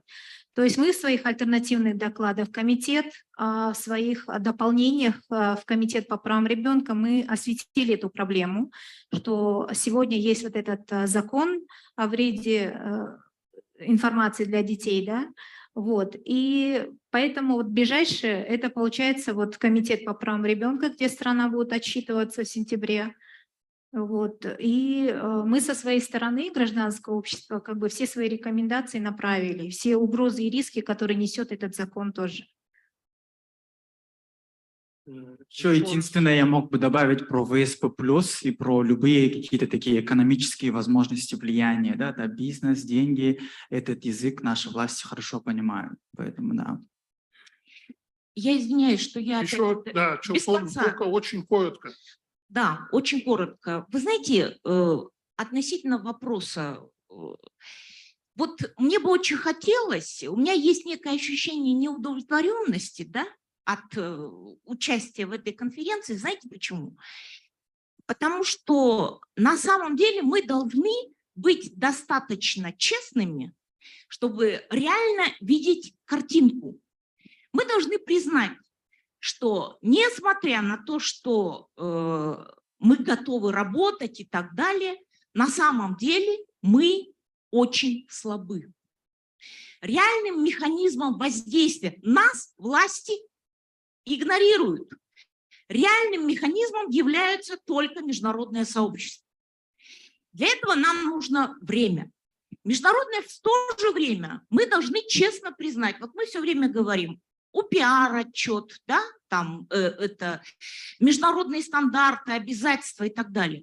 Послушайте, но реальная картинка в мире такова, что, к сожалению, в условиях, когда член Совбеза, ООН 2 года просто, извините меня, терроризирует весь остальной мир, и 2 года мир не может придумать никаких новых инструментов, чтобы остановить.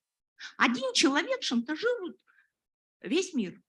и мы ничего сделать не можем. И в этих условиях повторять бесконечно, что вот там Кыргызстан должен отчитаться, должен, да, он должен, но реальные, у нас есть реальные инструменты влияния и приостановления. Мы должны сказать, что нет. Вот я и относительно последнего, на самом деле мы очень много сделали, и мы очень благодарны международному сообществу, потому что реальными механизмом по приостановлению совершенно тупых законодательных инициатив в отношении НКО и масс-медиа в нашей стране были, извините, мы использовали визит господина Штайнмайера, он давил на нашего президента, резолюция Европарламента. Вот это реальные инструменты и механизмы. И мне бы очень хотелось, чтобы вот мы говорили не только о констатации, что у нас происходит, а чтобы мы говорили о том, что мы можем, что на будущее. Вот это было бы действительно интересно. Я извиняюсь. Спасибо за эмоциональное, но важное выступление. Но я бы хотел еще туда добавить чуть-чуть, потому что без, например, вашего участия, вот вы говорите, что вот ничего нельзя сделать. Ну, ваше участие как раз по вот этому закону об НПО, этот процесс явно затормозил. Поэтому на самом деле очень многое все равно в наших руках. Я бы вот на этом акцент тоже бы поставил. Спасибо большое. И еще вы хотите ей задать вопрос? Давайте последний вопрос Валентине, чтобы мы не игнорировали тех, кто не может к нам присоединиться. И после этого мы нашу сессию закроем. Спасибо большое.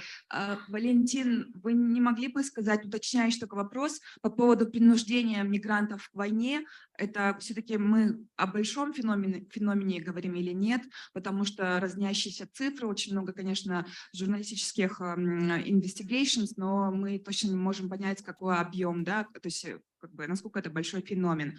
И второй вопрос, как вы все-таки думаете по поводу вот недавних рейдов насильственных против мигрантов в России? Это все-таки, как это вы понимаете это? Первый вопрос. Я могу оценивать только количество обращений ко мне. Я не могу оценивать ситуацию в целом. Но количество обращений ко мне исчисляется тысячами. Оно не достигло десятков тысяч. Оно примерно 8,5 тысяч за 1,5 года по насильственным именно попыткам. Мы отбили практически всех. Но это совершенно не значит, что десятки тысяч других не попали, как вы понимаете. Статистики такой нету. Ее просто некому вести, нету методов этой статистики.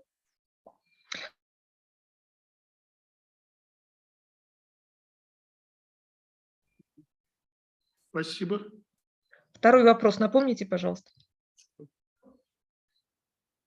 Мнение по поводу вот недавних... Насильственные рейды. Во-первых, они не последнего времени, они усилились. Началось это все 3 февраля.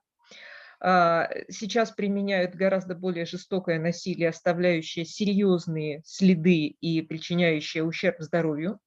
Тех, кому причинен реальный ущерб здоровью, закидывают на депортацию в спецприемники. Несмотря на отсутствие у них каких бы то ни было правонарушений, делается это для того, чтобы человек не мог снять травмы и обратиться в следственные органы по превышению с использованием насилия.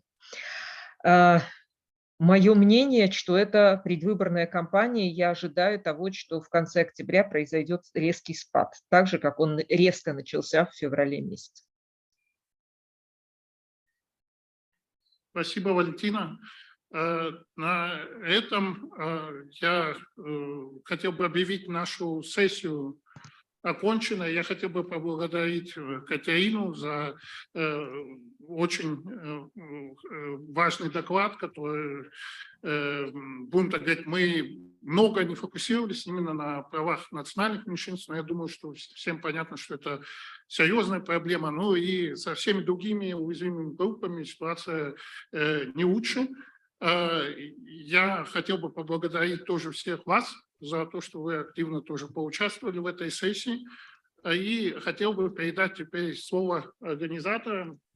Прошу. Добрый вечер, дамы и господа. Первый день завершен. Я уверена, что все прошло успешно. От лица организаторов я хотела бы напомнить о том, что вам необходимо сдать наушники там, где проходила регистрация, а также напомнить, что завтрашний день конференции пройдет в Астана-холл в лифте буква С. Пожалуйста, не перепутайте, и мы будем вас ждать в Астана-холл. Также позвольте напомнить о том, что у нас сегодня в 19:00 фуршет. Мы приглашаем всех вас в Азиан-кафе, там, где проходил обед, простите. Поэтому всем хорошего вечера, набирайте сил до вечера и до завтрашнего раннего утра. Всего доброго.